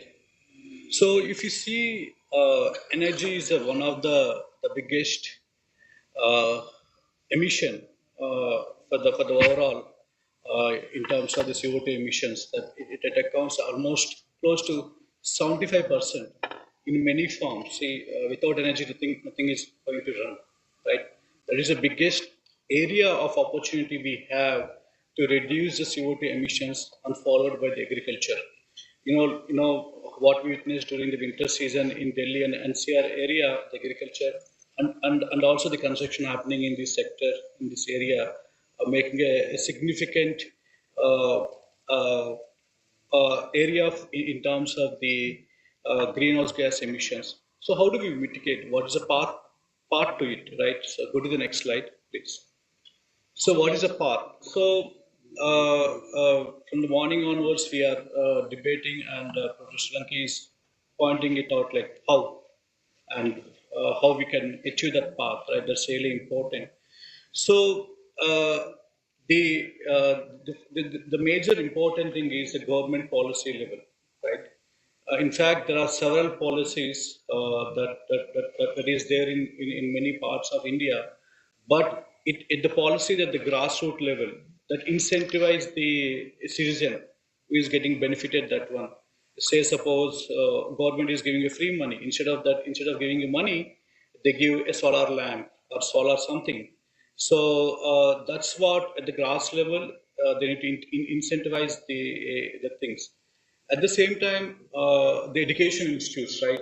So from a kindergarten to all the way to when they are doing the PhD, there will be a curriculum that need to be there from the kindergarten about the climate change, and also the awareness and what are the precautions we need to do it for the climate change. It is a subject that should be a mandatory, and there's a tie up with the marks, so that people definitely read about that particular subject and get the marks and try to grow understanding the climate change happening in that sector. Again, there is always the triangle of industry, government, and academia, right? That's really important. Where these the triangle work together in a very transparent way, so that all the things are happening in the right direction. A good example I will tell you is India as a country. We have a good food security with the fortune of our grandparents and everything. But in terms of energy security, the fossil fuels, we are depending upon the Middle East and Russia to get the fossil fuels. But in the transition happening to the EV and the solar, the unfortunate thing is we are depending upon China and Korea. Nothing got changed in India. Even the billions of dollars are spending in this, the budgets and everything. So the government need to bring what is the next big thing coming in the technology transition. Whether the education institutes and the curriculums are embedded in the next big thing is coming. Very unfortunate situation we have is there is no lithium-ion cell manufacturing happening in India. Very unfortunate situation. Even government spends so much of money to sponsor the education institutes and everything, but nothing is happening in that front. And also a lot of brain drain is leaving to other countries. So how how the government, industry, and academia can work in tandem to solve these kind of problems. So otherwise, tomorrow there will be some other technologies coming. Again, we need to rely on other countries. That's the biggest drawback we as a country. And the other is definitely when you see, let's take an example of solar. In solar, we use silicon wrappers. Does India manufacture silicon? No, right? We are depending upon China again. Why India did not do this in 20 years back? There's a big program from our Indian Ministry of Science. They want to do a silicon, but somewhere they did not get enough funding, and enough funding from the government, enough funding from the venture capitalists. That does not happen. The same situation is going to happen in the next big thing that relevant to the climate change. So that is the supply of the silicon is not there. We are depending upon China. So how we can bring that industry up, and also it should not be pretending to one or two people, because the GDP is not measured with one or two people in the country. It measured by every citizen of the country. Right? That's what it should be distributed equally to the opportunities.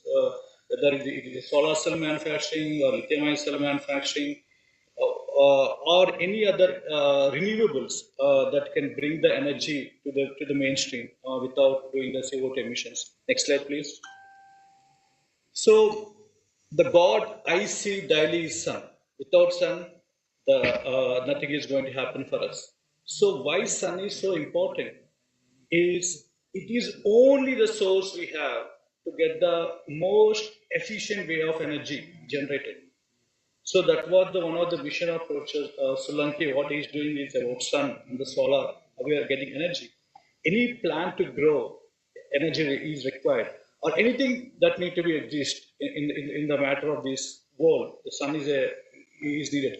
How effectively we can use that one? Because we are a tropical country. We have the most spreaded area to utilize the sun, and that's where. And also, the sun and solar is the source of the multiple technologies, because there is a path, right? Where is the sun? We use solar to generate the, say for example, if you take a gravity-based energy storage generation, this motor will lift the water up and run the pump with when the downfall of water is happening. But the motor to pump up need the solar again, right? That's where the renewables will come. And go to the next slide so that you can understand the different technologies and how efficient they are. Can you please go to the next slide, please? Yeah, if you see this heat map,